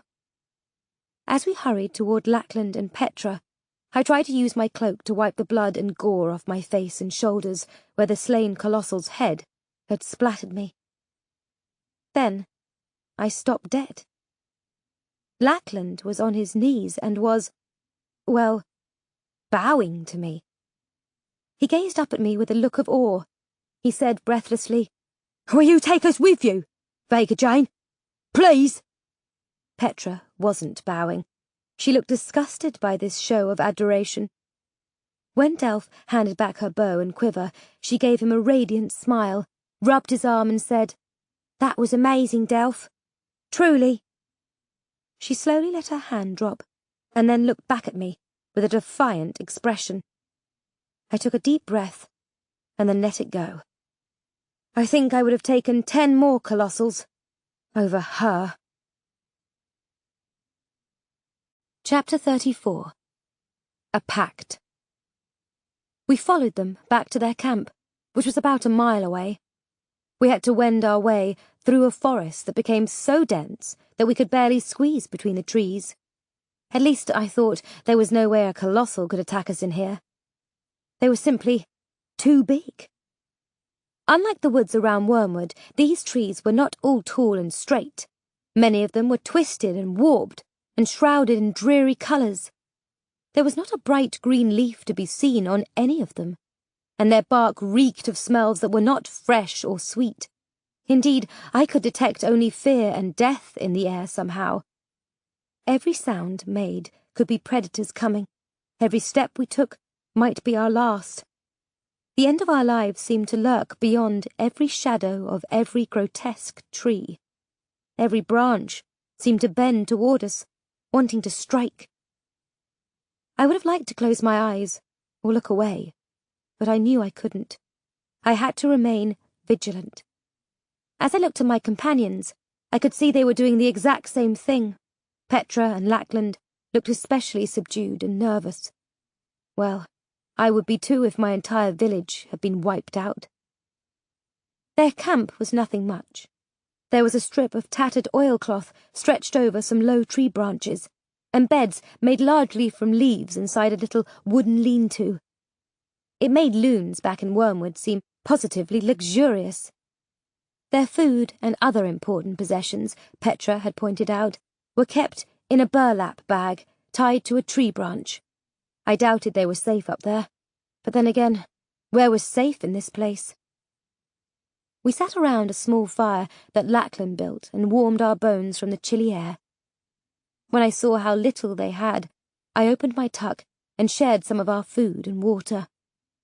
After we had been fed so well at Astria's, it pained me to see how they gobbled the few morsels I offered.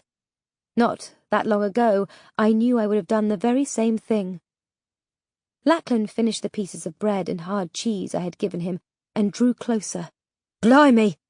How did you do all that stuff back there?" I took my wand out of my pocket. "Sorcery. Magic. I was taught it." I glanced over at Petra. From the corner of my eyes, I had seen her flinch when I drew out my wand. Now she was staring at it, her eyes widened, I think, in fear. "Don't worry, I won't use it on you, Petra," I said, disarmingly. I tacked a smile onto this to show I was joking, mostly. I had imagined she would look frightened, but she didn't. She just stared back at me for a sliver with contempt. I could feel my temper starting to get the best of me. Perhaps sensing this on my features, Delph said quickly, "But Vega Jane was magical to begin with. It's not like you can just wave a stick around and fight huge blokes like them back there." "Are you magical, Delph?" asked Petra, taking a moment to smooth out her hair and rub a spot of dirt off her arm. She touched his shoulder with her hand and let it stay there for a wee bit too long, at least in my mind. I felt my hand curl to a fist. It was a struggle not to take a swing at her. "Not a drop of magic in me," said Delph, with a crooked grin. "I'm just big." "And smart," I added quickly, because I saw that Petra was about to say something simpering to him, I was sure. It was Delph that got us out of the maze. He remembered it all when the Wendigo was chasing us, and he was the one who distracted the Colossals, so I could finish them off. Petra looked at Delph with admiration. That's right bonny of you, Delph. Big, and smart too, and not half bad looking neither. She again touched him on the arm. When she noted the blackened skin near his wrist, she exclaimed, What happened to you? He shrugged and said, Manticore got me. Vega Jane got rid of the pain, but me arm's a bit the worse for it. You be a manticore too, Petra said, her look full of awe. Lackland let out a loud burp and said, Well, all's we got is a sword and a bow. Right easier to beat beasts with that stick thing. I was staring at Delph, who was blushing as Petra rubbed his arm. I quickly rose and threw another stick on the fire. When I sat back down, I somehow ended up between Delph and Petra. She had to quickly move her hand out of the way. So, who do you nick stuff from? I asked. Blokes like you? Like we said, ain't no blokes like us left, replied Lackland. Leastways, not that I know of. So who then? Not the beasts in here, surely? No, not the beasts. Well, if it's not blokes or beasts, what's left? Asked Delph. Hyperbores, mostly, said Petra, with another glance at my wand. I finally put it away. I guess one could call them beasts, but they're closer to us than the other ruddy things in here. I nodded thoughtfully. Hyperbores. Astria had told us about them. Blue-skinned, and they could fly, and that they could be an enemy, or an ally. What are they like? I asked. Do they try and attack you when you nick from them? No, said Petra. I think they let us steal from them, because they know we have nothing. Lackland scowled at her. As if anything in this place would let someone steal from them. We stole it fair and square. I didn't think anyone could steal something fair and square, but I didn't say this. Well, we've never been caught or hurt doing it, pointed out Petra. 'Cause we're good, ain't we? Said Lackland with a satisfied look. Where do the hyperbores live? I asked. Oh, they have nests here and there, said Lackland. Nests? Delph exclaimed. What? Like birds? Yep. Way up in the trees. Pretty big nests, too. Lots of them live together. Safer that way, I expect. I said, How do you nick from them, then, if they're way up there? Petra can climb something fierce, said Lackland proudly. And she drops the things toward the ground, where I catch 'em. What sort of things? Vegetables, meats, spare cloth we make into proper trousers and shirts, and water. They keep it in jugs made from tree bark. Catching them can be a bit difficult. Broke my nose and 2 fingers so far. Not a bad price to pay to keep from starving, pointed out Petra. Lackland turned to me. You can get us out of here. You said. I didn't say that, I shot back. I said Delph, Harry 2 and me are getting out of here. But what's beyond here? Asked Lackland. I don't know, I said truthfully. Then why do you want to go there? Petra said. 'Cause it's no doubt better than this place, replied Lackland, the scowl returning to his features. I mean, what place could be worse than here, eh? I said under my breath, Well, we'll find out. In a louder voice I said, What do you know of where you came from? We're called Wugs, or Wugmorts. You look just like us. I wonder if you could have been from Wormwood too at some point. Delph looked at me questioningly. I shrugged. I had just thought of this. I didn't see how Wugs from Wormwood could have ended up this far in the quag and started another settlement of sorts. But I didn't know it wasn't possible either. Lackland looked unsure. I mean, we're just here. Always just been here. Always been foreigners. Least it's all we've known. Petra added spitefully. Never enough to eat, and always something ready to kill you. Lackland agreed. Aye, me dad told me all the remaining foreigners finally banded together for safety. Our last settlement was over to the west, about 5 miles from here. There were only about 20-odd of us left when the bloody beast came that night. He looked down and threw a twig on the fire. Blasted things. And your parents never told you anything about where you came from? I asked. Well, there's the parchment, of course, said Lackland. I said quickly, What parchment? Petra said sternly. Now who's telling stuff? Lackland said, Hey, you're the one that said they looked like us, and they saved our skins, so show 'em the parchment. It's in the bag, hanging on that there tree, he added, pointing. I know where it is, Lack. Petra rose and scampered up the tree with impressive nimbleness. I snatched a glance at Delph and saw him watching her with similar admiration. And maybe a wee bit more than that. I felt a scowl creep to my mouth. At that instant, Delph glanced over at me, saw my expression and dropped his gaze to the dirt.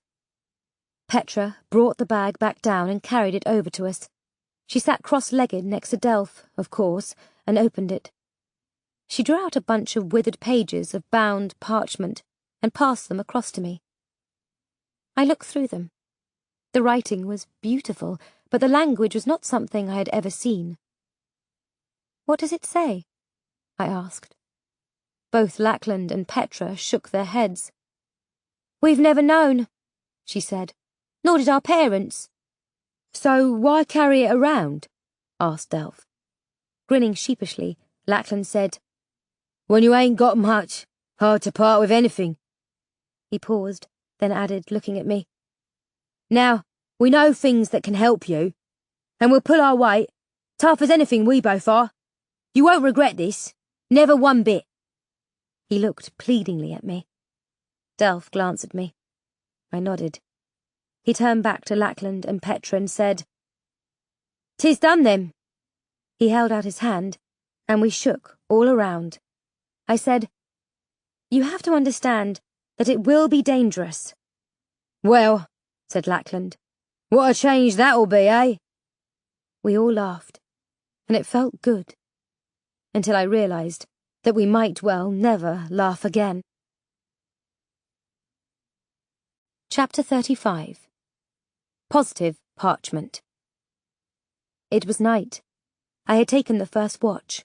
My wand beside me, I kept my gaze going back and forth.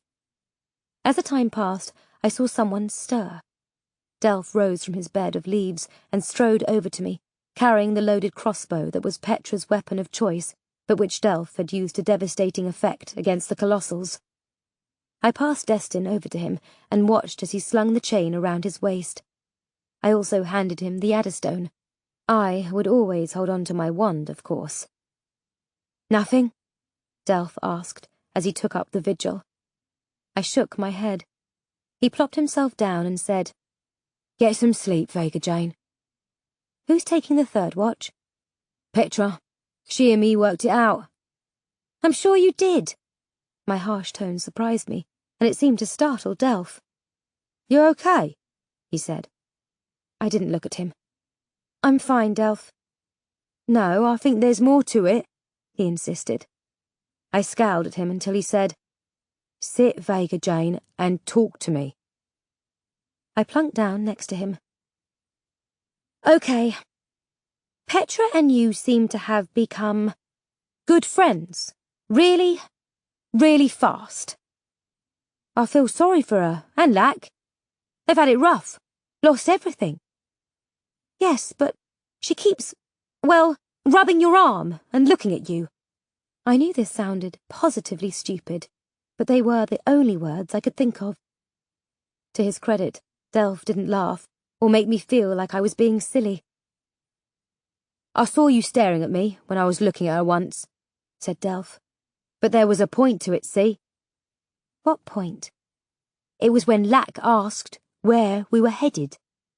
I looked at him curiously. Right, and you said we were heading out of here, meaning the Quag. And he called you daft. Right, But see, I looked at Petra when he was saying that, and she didn't look like she thought it was daft. Getting out of here, I mean. What does she look like? Like, she wanted to leave this place. I snorted. Well, who wouldn't? No, it was more than that. It was like she knew it was possible. It was like she knew there was another place to go to, see? This struck me like a hard slap. You could read all that in her face. It was pretty obvious, Vega Jane. I may not talk much, but I don't miss much neither. His words embarrassed me. It seemed I often took Delph for granted when I should consider myself the luckiest wug there was to have him with me. Then it seems there's more to Petra than we thought, I commented. But I still feel sorry for her, he said. I sighed. Males. They couldn't see everything, could they? Thanks, Delph. I'm glad we had this talk. Right you are. I strode over to the others and lay down on my cot of leaves, my tuck as my pillow. Harry, too, was next to me. I closed my eyes. However, I quickly found that I could not fall asleep. How could Petra know there was a place to go to? I opened my eyes, reached in my cloak pocket, and pulled out the wrinkled parchment pages. I pointed my wand and muttered, "Illumina." But mere light was not going to make the strange inkings understandable. In frustration, I smacked the parchment with my wand and said, "Make sense!" Next moment, I almost dropped the thing. The words on the first page started swirling around and around, like water going down a drain. But the words didn't disappear, and yet they didn't reform into words that I could understand either. Instead, they came together, and out of their midst, a face materialized on the parchment. It was the aged, wrinkled, heavily bearded countenance of a male I had never seen before.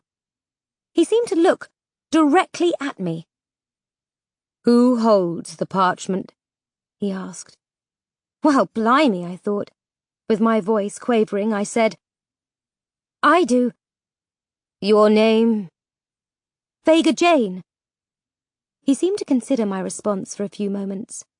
I took the opportunity to glance around. Lackland and Petra continued sleeping. Delph was far away, sitting on the rock, his back to me. Harry, too, panted quietly next to me, staring at the face. "I do not know you," said the male. "Well, I don't know you either." "How came you to have the parchment?" "Lackland ciphers and Petra sonnet. They're Farina's. They had it. Or you, rather." He nodded but said nothing.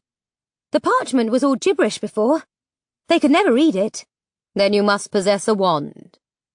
"I do." "A sorceress, or a witch if you prefer. From where do you come?" "Wormwood. But I was trained up as a sorceress after I left there." "For what purpose would you be trained up?" This bloke was too nosy. "Why so many questions, eh?"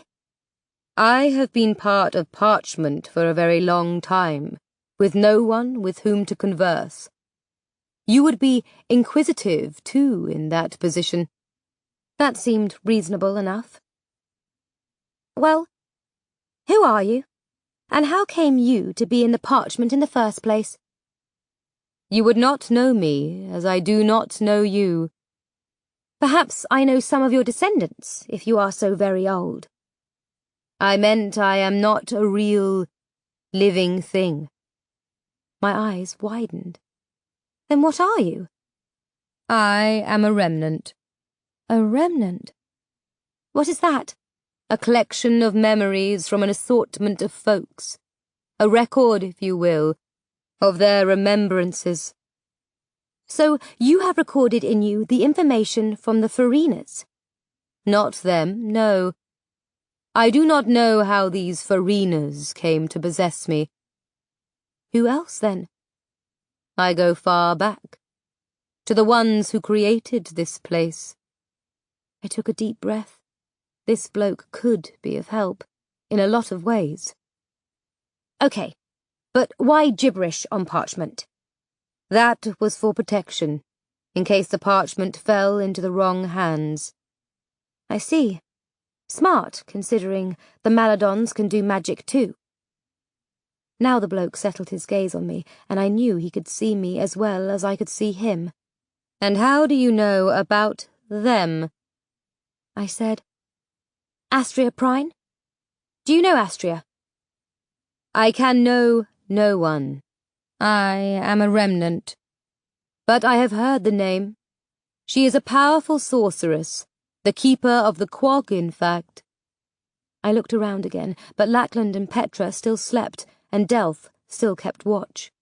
I glanced down at Harry too, and found his gaze remained directly on the image.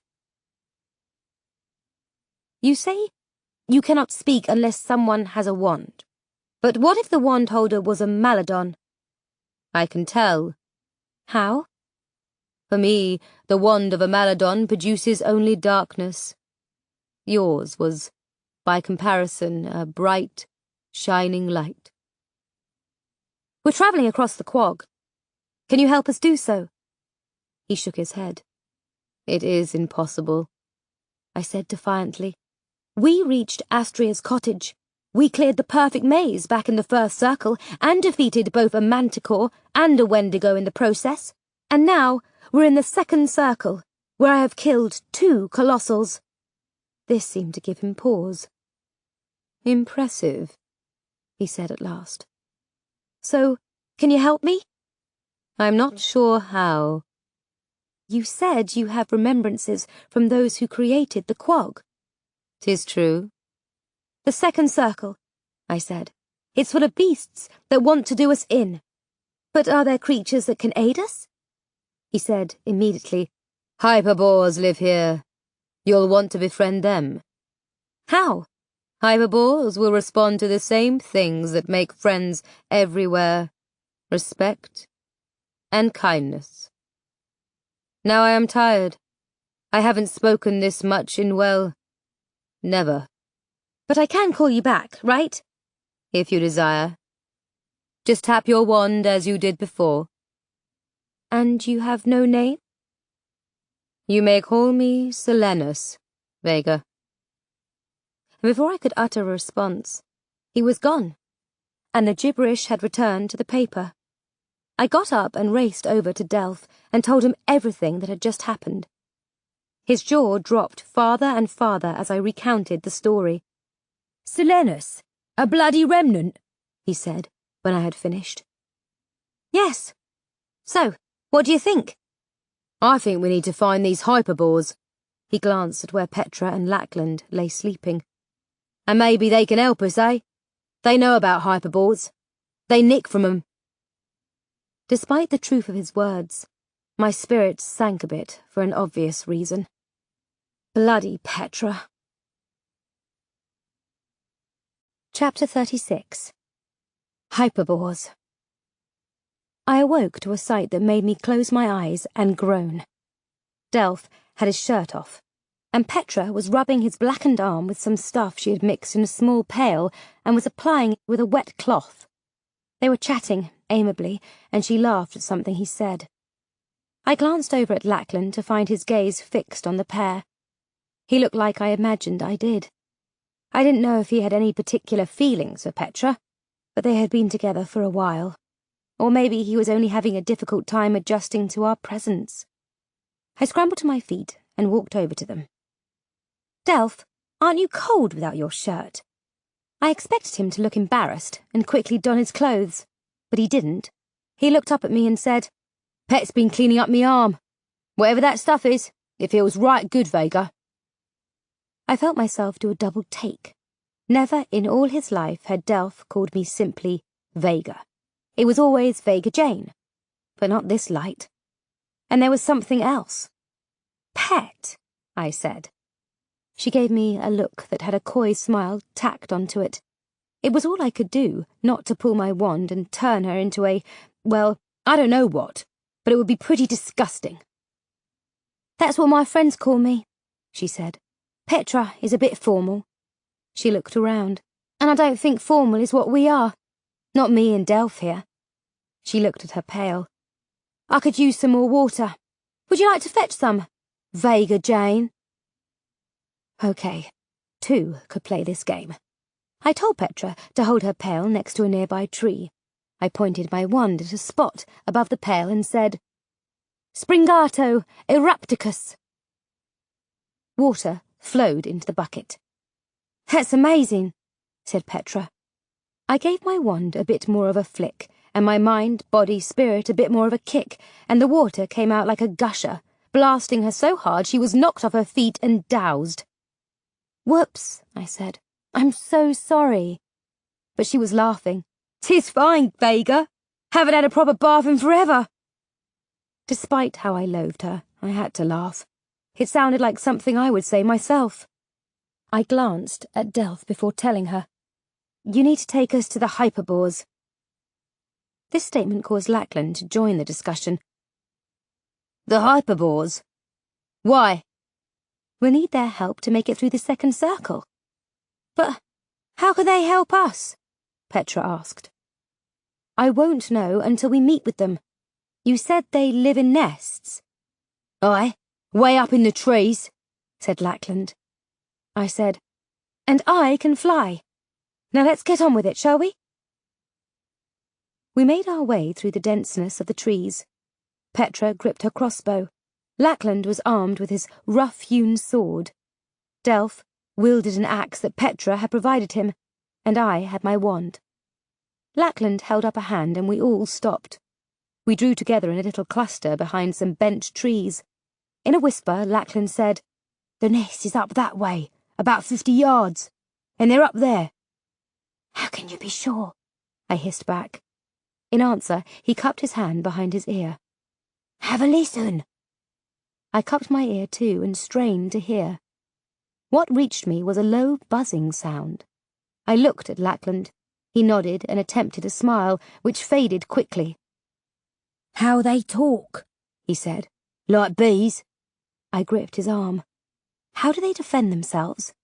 Petra said in a low voice. Amaroks were after some of them, collecting water down by a stream. Came on 'em fast. No time to fly away.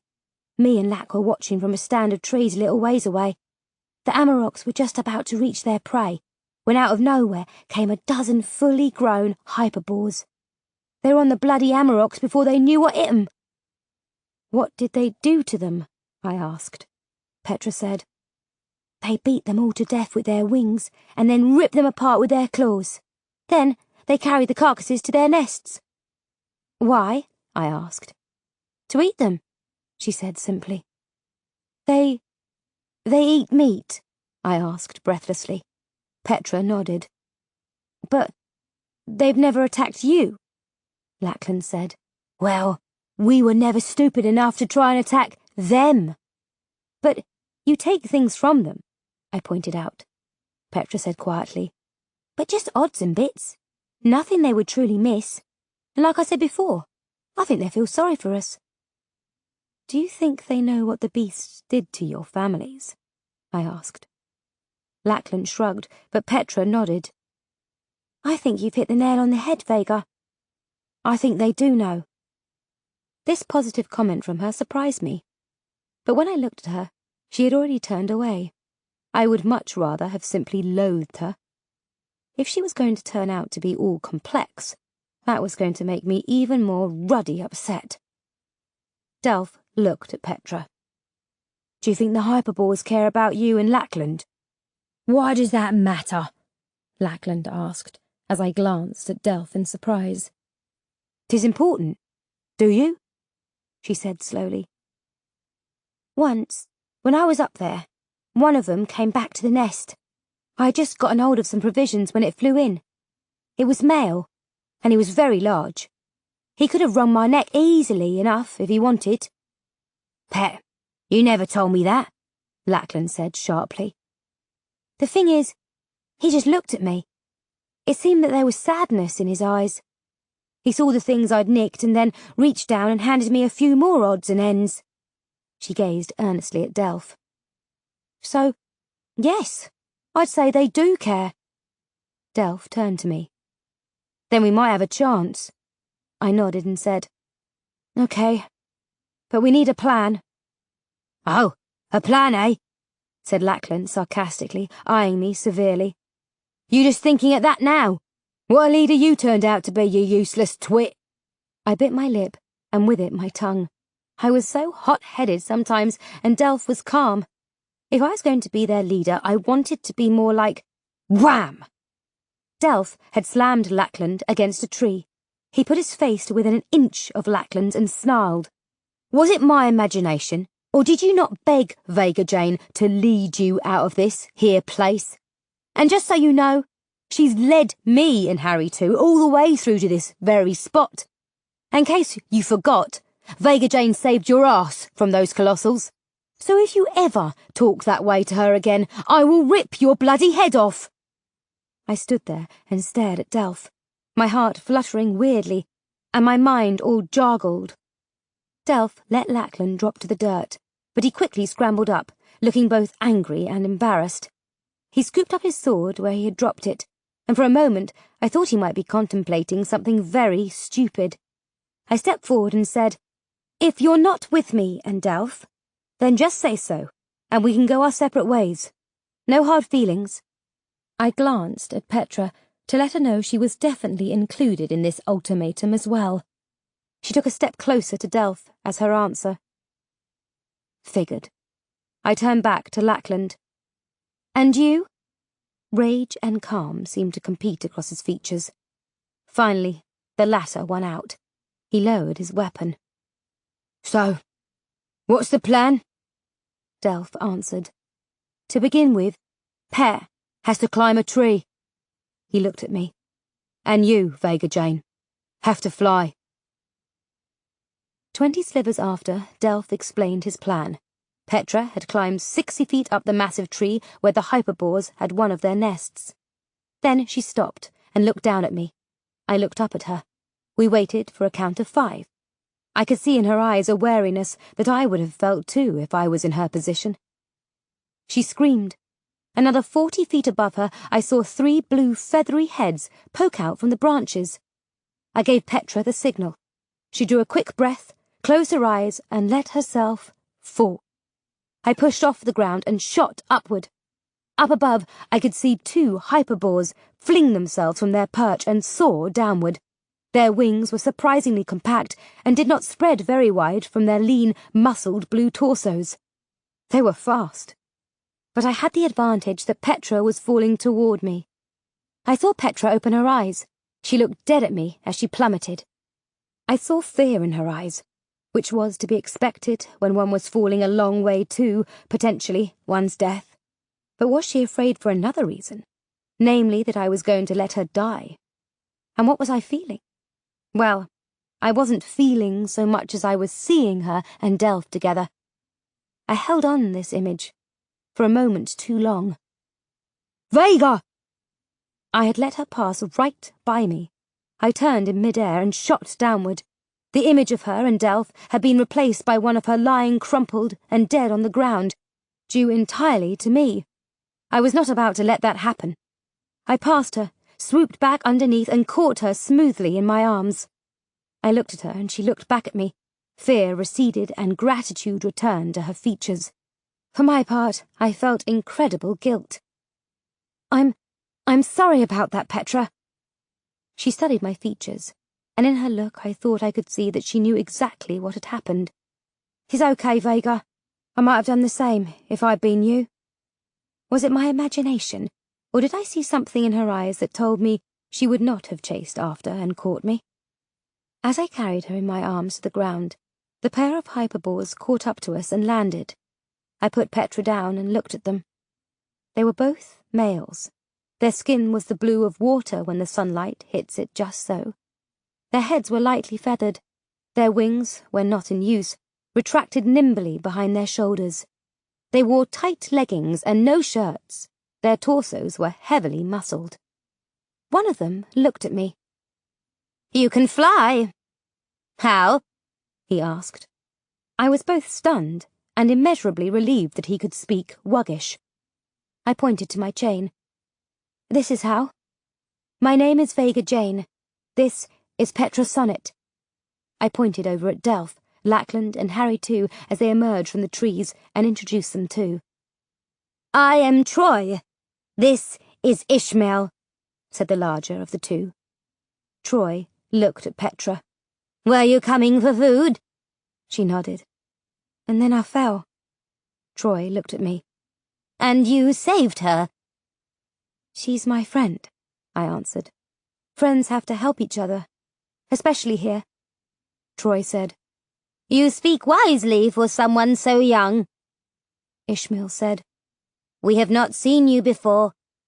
From where do you come? A village. Wormwood, Troy said. We do not know this place. Most don't. We left Wormwood and entered the quag. Why? Asked Ishmael. In order to travel through it, I paused. And beyond it. Beyond it? Repeated Troy. And what do you think lies beyond it? I want to find out. Can you help me do that? The hyperbores exchanged a glance. Then Troy pointed up. Come with us. Without another word, they spread their wings, kicked off, and soared straight upward. I looked at Delph, my heart hammering in my chest. I had no idea if the hyperbores were going to eat me or not. If I'm not back in 60 slivers, just head on without me. I'll find you. If you're not back in 60 slivers, I'll find you, he said. I pushed off with my legs and rose quickly to join the two hyperbores aloft. A sliver later, we alighted on the edge of the largest nest I had ever seen. It was not made of bits and pieces of twigs as normal birds' nests were. It was made of logs, chinked with hardened clay and packed leaves. I looked around and saw dozens of small encampments where groups of hyperbores, young, old, and in between, were working, playing, talking. They all stopped what they were doing and stared at me. Troy pointed to the far end of the nest, where I could see a large canvas tent had been erected. You will talk to Maicha. He is the chieftain of our race. When we reached the tent, Troy called out, Maicha, we have one who seeks your counsel. Enter, said a powerful voice.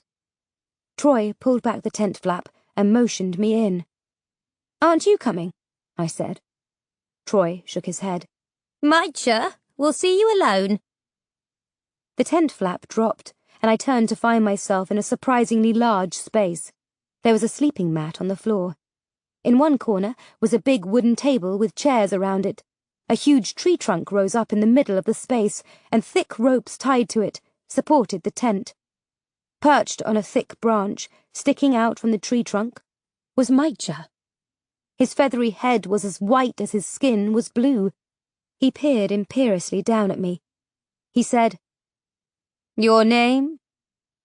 Vega Jane, I said as firmly as I could. With a leap and a short flap of his wings, Maicha descended smoothly to the floor and stood erect. His torso was still powerfully developed, but the muscles, I could tell, had passed their prime. Still, he was an imposing figure. He motioned for me to sit at the table. I did, and he joined me.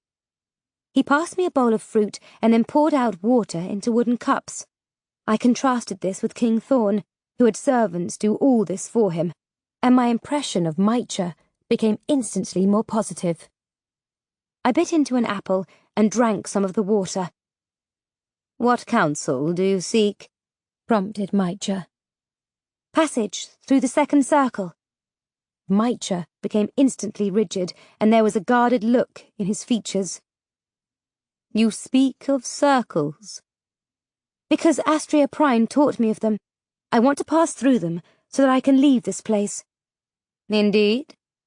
He picked up an orange from the bowl and used his claws to tear it open before putting a chunk of it, skin and all, into his mouth. He chewed slowly. So Madame Prine wishes this? I pulled out my wand. Yes. So you know her? Maicha held his gaze on my wand. Of course. She is the keeper of the quag. We will accept all the risk. We only seek to be better informed. It is always a good thing to be better informed. He paused, seeming to choose his words carefully. There are many challenges in this place. Which is why I'm here. I held up my wand. Astria has trained me up. Yet I would never turn down either helpful information, or any element or other tool that might prove advantageous to us. He considered my words carefully. One hears of things that reside in the quag, and I do not mean simply beasts. What sorts of things? Things hidden here and there that might prove useful to one such as you. This piqued my curiosity. Astria had never mentioned anything like that. Perhaps this is why Selenis had directed me here. Do you know of any specific things like that? He nodded slowly. There is a magical element known as the fin. What does it do? It can do a great many things. Useful things, he added. Did Astria create it? No. Not all things in here were created by those who made the quag. My spirits plummeted.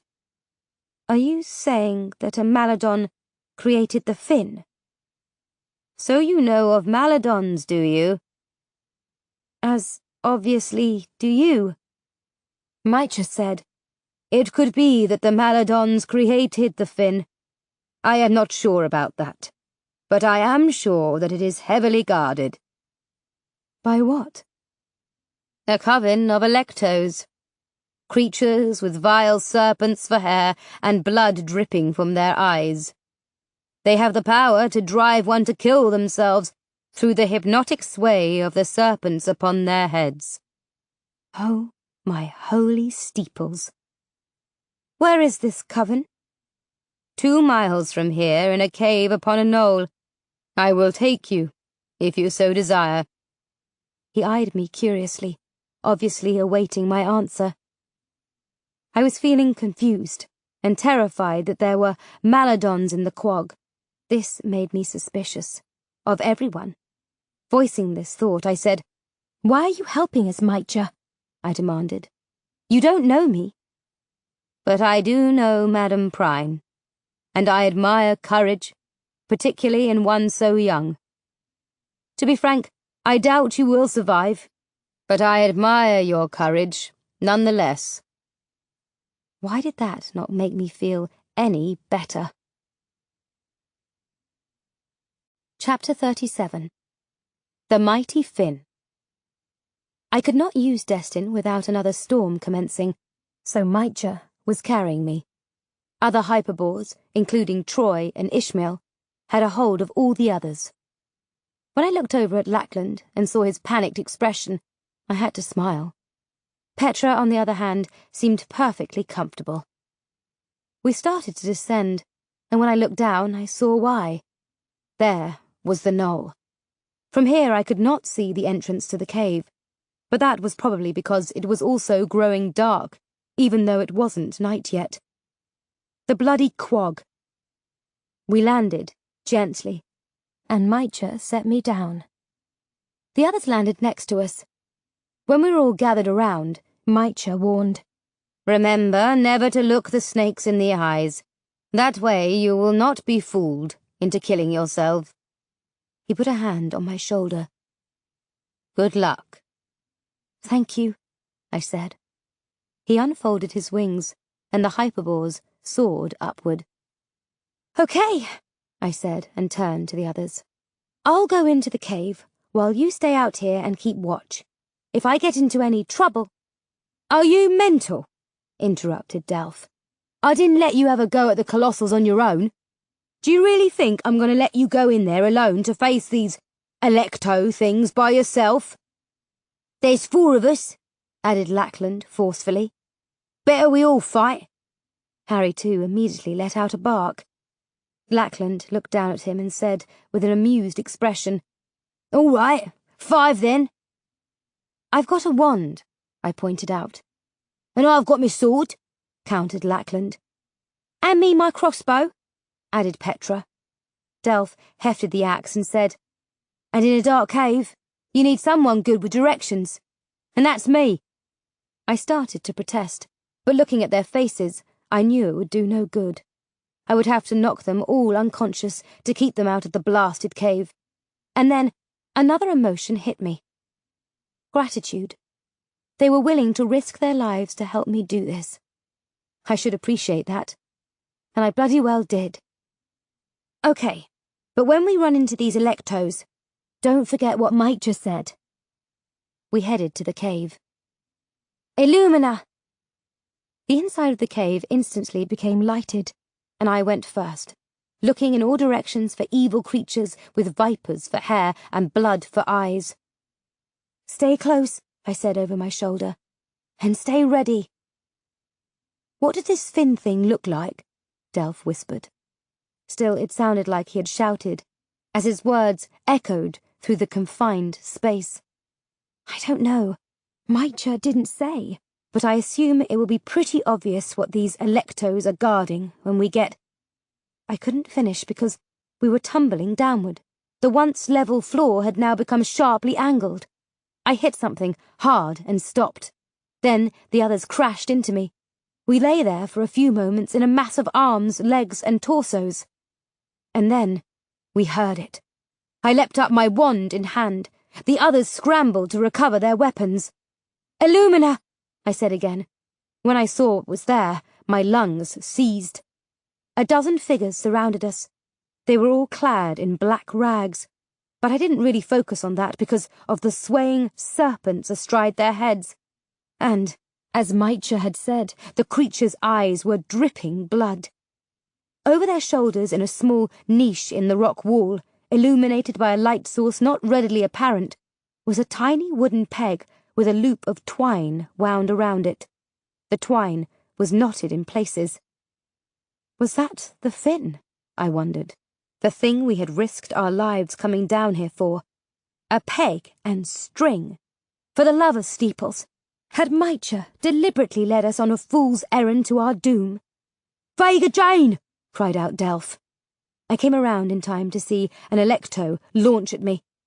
At the very last moment, I remembered Mitra's words of caution. Don't look at the serpents. Look at the electo's eyes. Impacto! I cried, making the motion with my wand. The electo that had nearly reached me was thrown backward against the wall, where it slumped to the ground, its serpents dangling limply.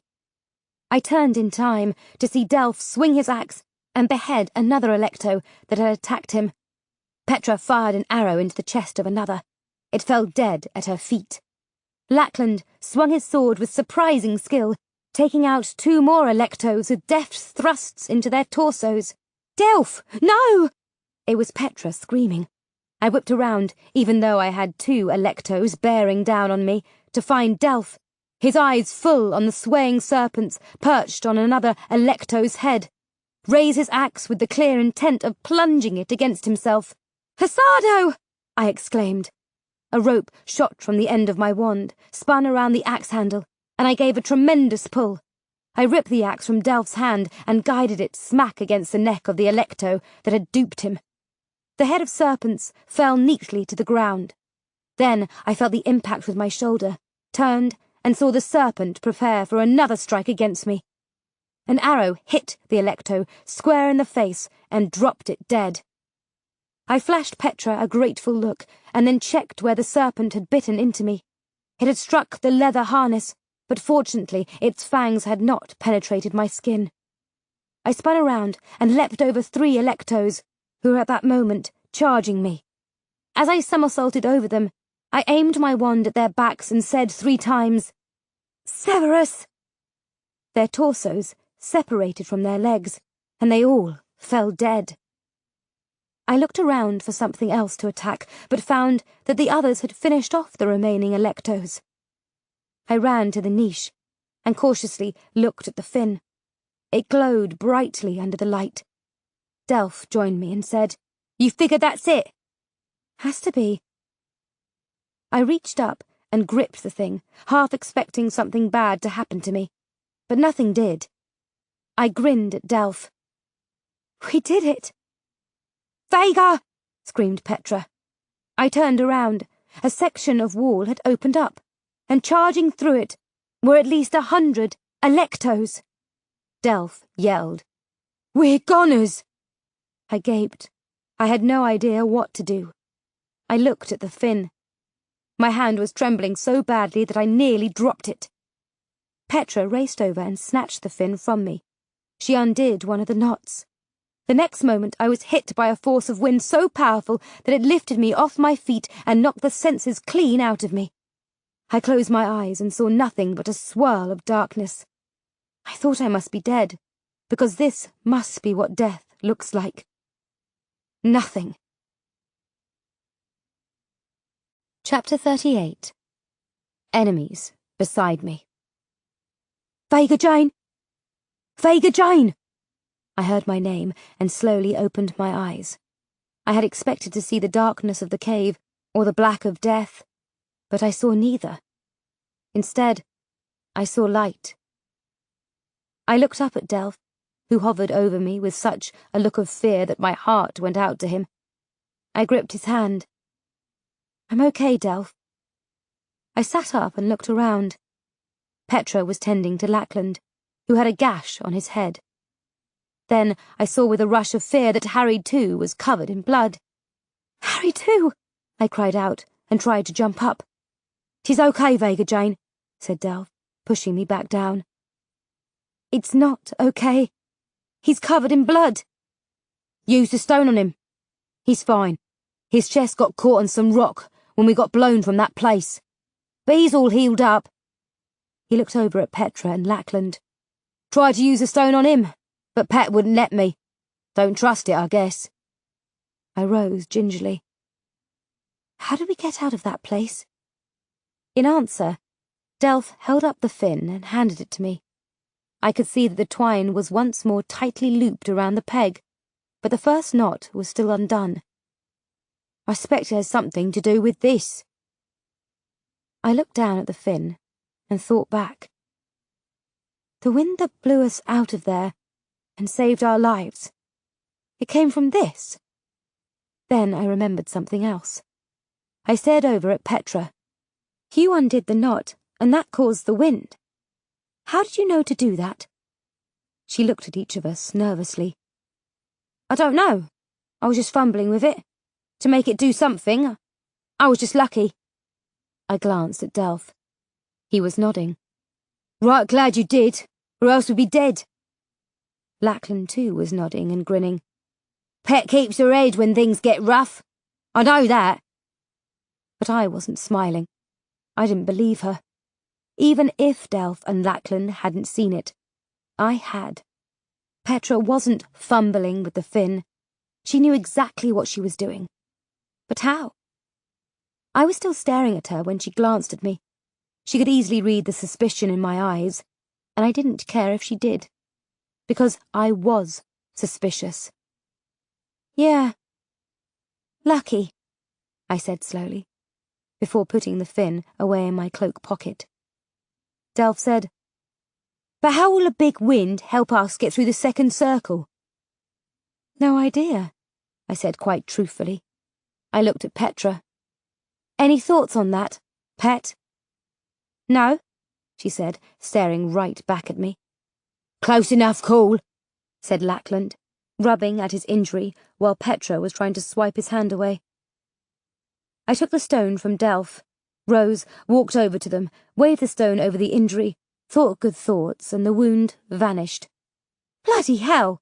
exclaimed Petra as Lackland ran astonished fingers over the now repaired skin. He looked at the stone and said, "What is that thing?" "In this place, it's our best friend." I put the stone away and said, "We need to push on before it gets much darker. Then we can camp for the night and get an early start." Lackland eyed the dense trees that lay ahead. "What do you think is in there?" "Ruddy things that can kill us," said Delph. "That's what." We grabbed our tucks and trudged on. I would have liked to fly, but while the hyperbores apparently could do so with no storms to trouble them, I knew what would happen if we took to the air. We wended our way through the trees and forest paths so dark that I was compelled again and again to illuminate our way with my wand. Finally, when our legs could carry us no farther, we settled in for the night in a tiny clearing. Petra and Delph gathered some wood, which I then lit with my wand, Lackland used an iron skillet he had brought to cook up some of our provisions. I filled the goblets that Astria had given us, and then poured some water into a bowl for Harry too. We had escaped death from the Electos by such a slim margin, yet I was also heartened because we had all fought well together. But then a depression set in, and all I could see were dismal outcomes, all of us lying dead, while a herd of ugly creatures hovered over us, eagerly awaiting the coming feast. And what if these awful beasts ever invaded Wormwood? My brother and every other wug would die. I shivered at the thought, and tried my best to think of other things. Later, after everyone had settled down, Delph had drawn the first watch. I slipped over to Lackland and sat cross-legged next to him, where he lay on a bed of leaves. "You fought well," I said. "But that wand of yours, 'tis quite a weapon, it is." "Have you ever been this far before?" He shook his head. "Never needed to, never wanted to, till you lot came along." He grinned, though the look died on his lips as he gazed over at the fading fire. "Scary thing to leave what you know." He glanced at me. "But look at me telling you that. You left everything behind to come to this place." "To come through this place," I amended. "Aye," he agreed. We both grew silent, listening to the soft pops and crackles of the dying fire. "Do you think we'll really make it?" asked Lackland in a resigned tone, and it was then I fully realized that he was not that much older than I was. I shrugged. "I don't know, Lack." He nodded and idly rubbed at his beard. "What do you think is beyond here?" "I just hope whatever it is, it's better than this place." He chuckled. "Well, it would have to be, wouldn't it?" I wasn't nearly as sure as he was about that. I bid him good night and went over to sit next to Petra. She gazed up at me from her bed of leaves. I wanted to broach the subject of the fin again, but she probably sensed what I was going to do and was quicker. "You say there are 3 more circles after this one?" she asked. "Yes." She let out a breath and looked toward where we had come. "Having second thoughts?" I said. "It was only a matter of time before me and Lack were killed back there. So, if we die here, what does it matter?" She paused and said, "So, are you and Delph just friends?" Were Delph and I more than friends? In some ways, we were like brother and sister. In other ways, well, we had kissed. "What does it matter to you?" "I like him." "I like him too." "So I guess that answers my question," she said, eyeing me steadily. I rose and looked down at her. "I guess it does." I felt cold chills in my belly. To ward them off, I took the fin out. I never would have thought to undo the knots, and yet I am a trained sorceress. I let that statement hang there like a storm cloud between us. "Well, maybe you need to be trained up better." I almost smiled at her sarcastic remark. Almost. Because again, Petra's words reminded me of something I would have said. I left her and lay back on my bed of leaves with my tuck under my head. I didn't drift off to sleep. My mind wouldn't allow it. I plucked the parchment from my pocket, made sure no one was watching, and then tapped it with my wand. An instant later, the image of Silenus faced me once more. I said quietly, "We befriended the Hyperbores and managed to get the fin from the Electos." He looked at me with raised eyebrows and an expression of surprise. "The fin? Did you indeed?" "We know if you undo one of the knots, it makes a big wind. What else does the fin do?" "It will defend you against the greatest threat you will face in the second circle." Okay, I thought. That was a little vague. "Do you have it with you?" he asked. I pulled it out and held it up for him to see. "Very good. said Silenus. Now, there are 3 knots. I looked at the twine. I know. Undoing 1 knot created a mighty wind. The fin is a particular magical element with a specific power. As you discovered, undoing 1 of the knots creates a powerful wind. Undoing the 2nd knot produces gale force winds. Well, I thought, if it were much stronger than the first wind, that was something indeed. And the 3rd knot? I asked. A wind of unimaginable strength, equal to many times that of the most powerful storm you have ever encountered. I looked down at the peg and twine.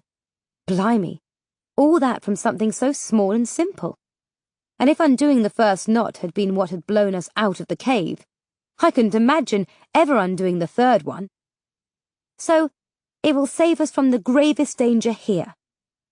What might that be? Alas, you ask something to which I do not know the specific answer. But I do know that the fin will be very helpful to you. I looked over at Lackland and Petra. Where do they come from? I asked. The Farinas we came upon in here? Silenus took some time considering my question. When Wormwood was created, so was the quag, surrounding it certainly and completely, making escape impossible. Nearly impossible, I corrected. But go on. There was a transition from the great battlefields to the village of Wormwood, whilst the surrounding territory, representing the quag, was being conjured. One could not have expected a totally seamless migration.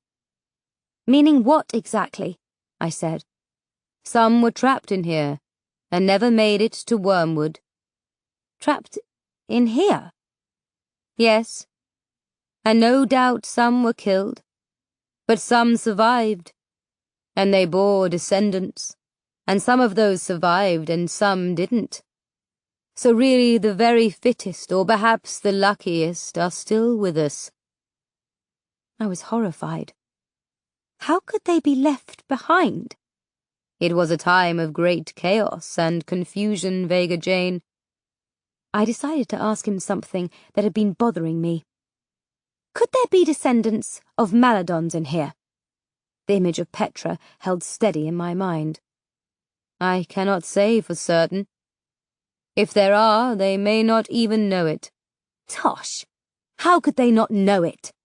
Well, you didn't know you were a sorceress, did you? Okay, he had me there. I slowly put the parchment away in my cloak, rolled over and stared at Petra. I could tell she wasn't asleep. She was staring upward, apparently lost in thought. I lay back and closed my eyes, but I knew I could not sleep. I understood quite clearly that there were creatures in here that would kill me simply because they were wild beasts. But if Petra was a Maladon, what if she was leading us into some sort of trap? It seemed my most dangerous enemy could be right here, beside me. Chapter 39. An Unexpected Visitor. We walked along meandering forest paths for 3 full lights and nights without encountering a single threat. This should have made me feel better, but it didn't. In fact, I was feeling more and more depressed because I was certain that around the next bend we would be attacked by something we could not defeat. Each time we stopped to eat, to rest, or for water, I could tell the others were thinking the very same thing. After nearly dying at the hands of the dreadful Electos, it was no surprise that we were all on edge. Another 2 lights and nights passed, and we saw not a single living creature, either friend or foe. I would have taken a right good fight over the sea of endless trees, placing one foot in front of the other and feeling my spirits continue to ebb away. The forest here was so dense that all we saw were twisted trunks and tangles of branches and dark leaves with not one bird on them. They wedged in on us, the farther along we went. to where I had to use the Illumina spell as soon as we set off. There was something very disconcerting about being in darkness all the time, and combined with how tense we were already, the effect was one of suffocating melancholy. It got to the point where we dragged ourselves up at first light, ate a bit of food, packed up and set off without a word to one another. As we trudged along, glances were sullen, and the few remarks were short and abrasive. Our body language was that of defeat. Lackland almost never talked. He just glared at everyone. Petra didn't glare, but I could tell she was not happy. Even Delph was not himself. He once snapped at Harry too, just because my canine accidentally bumped into him and caused him to spill a bit of water. Only my canine seemed to be able to rise to the occasion. He trotted along, his smile wide, but his senses, I knew, on high alert. He was the only thing during that time that could lift my spirits. But still, it wasn't enough. We had stopped for our night meal and were clustered around the campfire when Lackland finally erupted. "This is bloody stupid, this is," he snapped. "What is?" I demanded hotly. "We have no idea where the hell we're going. We could be going in circles for all you know. Or can you tell one ruddy tree from another?" "Well, I don't see you jumping up to lead us," snapped Delph. Petra barked. "He's just saying what we're all thinking." She pointed a finger at me and added, "Do you know where we're going? Really?" I eyed her, and when I did, I felt a degree of malice rise to my chest that almost made my skin burn. I stood and held out my wand. "This makes me the leader," I said. "If you want to strike out on your own, then go ahead. You'll last a sliver, if that." Lackland jumped up. "We can't do that. You took us from what we knew." Now Delph leapt up and together we faced off against Lackland and Petra. Delph shouted, "You begged to come with us." "'Cause I thought you knew what you were doing," roared Lackland. He held up his sword. Delph hefted his axe. Petra pointed her crossbow. I raised my wand. But then something popped up in my head. Something that Astria had said that I had not really focused on. But now I did, because now I understood what she meant. The second circle is full of depression, and if we allow it, those feelings will come to dominate. I looked at Delph. "It's the depression of the second circle that Astria told us about. It's in the air. It's everywhere. It's driving us mad." Delph half lowered his axe. "Blimey." At that moment, his senses evidently stricken clean from him, Lackland suddenly shouted, "Pet, shoot the canine. I'll take care of them too." I raised my wand and shouted, "Embattlemento!" His sword and her arrow hit my shield spell with such force that the reverse concussive blow knocked Lackland and Petra off their feet. I next said, "Ensnario!" Thin ropes of light shot out of my wand, enveloping them both, and with a cast like that of a fishing pole, I flicked my wand to snatch them up and deposit them by the clump of trees. I cried out, "Impacto!" One end of the rope drove itself deeply into the ground. "Vega Jane!" shouted Delph. "If it's in the air, you can use the—" "I know, Delph. I know what I have to do." I grabbed his arm. "Hold on to me. Come, Harry too." I patted my harness. My canine jumped up and I buckled him in. I pointed my wand at the ground and said, "Ensnario!" Thick roots emerged from the ground and wrapped themselves around our legs. I pulled the fin from my pocket and looked at Delph. "Selena said this would be far worse than what we experienced in that cave." Delph swallowed a lump in his throat and then put one huge hand on me and one on Harry too. "Ready?" I said. He nodded. "Ready." I said a silent prayer and untied the second knot. It was akin to a mighty, raging river that had been turned into air. Pretty much every tree in the forest was pushed nearly sideways by the force. I had to close my eyes and then cover my mouth and nose because the wind was so strong I could barely breathe. I had never felt such force as this. Even with the bindings around our legs, I felt myself lifting off the dirt. My fingers were being pulled off my wand, and if I lost that in this gale, we were done for. In unleashing the second knot of the fin, had I ruined any chance we might have to survive? Delph screamed as he started to lose his grip on me, and Harry too. My canine was being pulled away from me. I could hear my magical snares tearing one by one. I glanced over at Petra and Lackland. They were completely off the ground, with only one magical tether holding them from oblivion, for anything that was swept loose in this maelstrom would be smashed against the trees. I had just killed us all. I watched as the last strand of magical rope broke. I couldn't say another spell because the force of the wind prevented me from even moving my mouth. We were done for. The three of us shot up into the air. I looked to my left and saw Petra and Lackland propelled upward like they'd been shot from a mortar. And then the wind stopped, and we plummeted back down, landing hard on the dirt, but otherwise alive. I cautiously rose and peered around. Petra and Lackland were slowly rising. Some trees had been uprooted and lay toppled in the dirt. Others were still bent over, perhaps permanently so. Most, though, had returned to their original positions, which was a testament to their strength. I touched my head and, despite my aches and pains from the long fall to the dirt, I broke into a smile. The terrible depression that had engulfed me was gone. It was like a refreshing wind, drove it all away. I spun around to see who had spoken. It was Seamus. He was perched on a fallen tree. He was no longer dressed shabbily.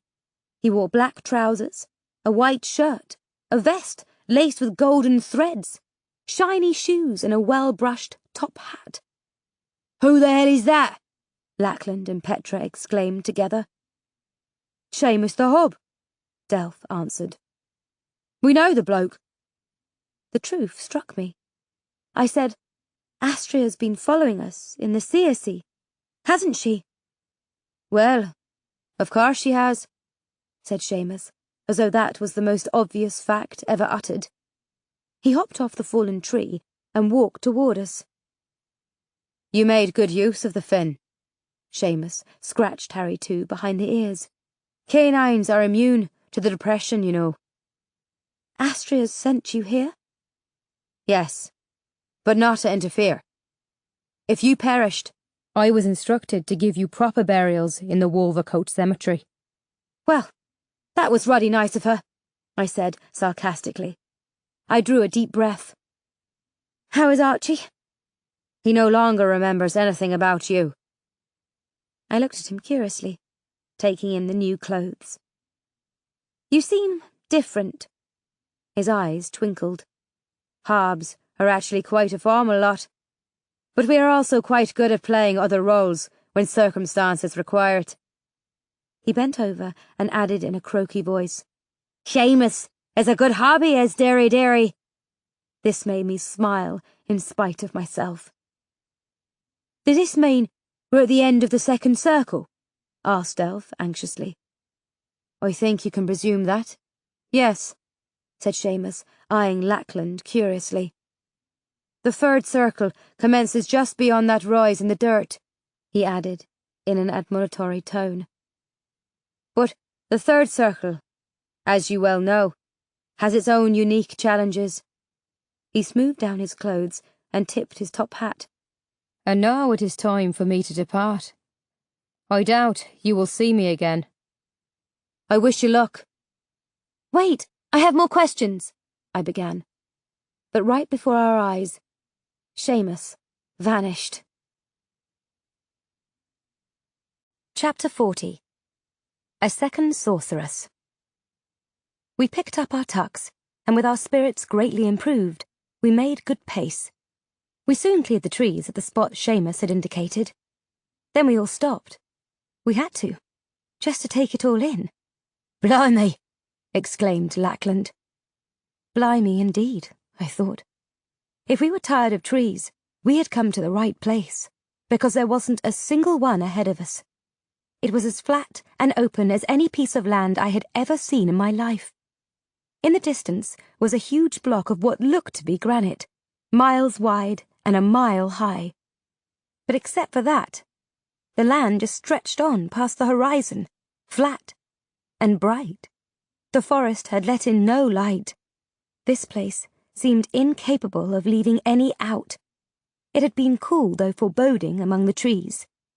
Here it was hot and glaring, the air seemingly seared with the heat from above. We had been used to the darkness for so long that all of us put a hand to our eyes to shield them from the harsh light. I looked at the others. I guess we best get a move on. I went first, with Harry too at my side, Lackland and Petra following, and Delph bringing up the rear. We'd gone barely a mile when I took off my cloak, and then my overshirt. The others did the same as the heat continued to build. Then I rolled up my trouser legs. My boots felt like blazing rocks around my feet. On we trudged, mile after mile, as it became hotter and hotter. We stopped for water, but as soon as we finished our fill and started to walk again, we sweated it away. Harry, too, was panting so hard I thought he might pass out.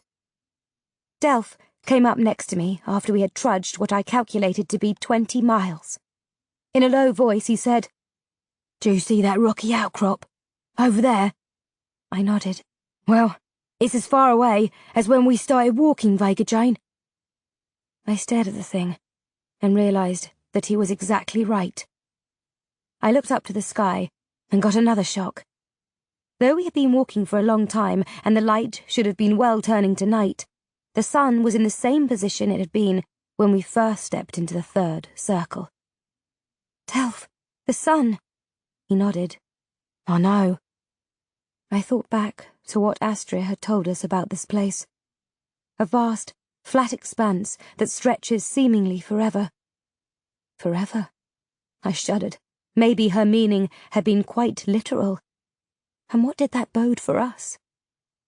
After more trekking, we stopped and set up camp. If anything, it was even hotter.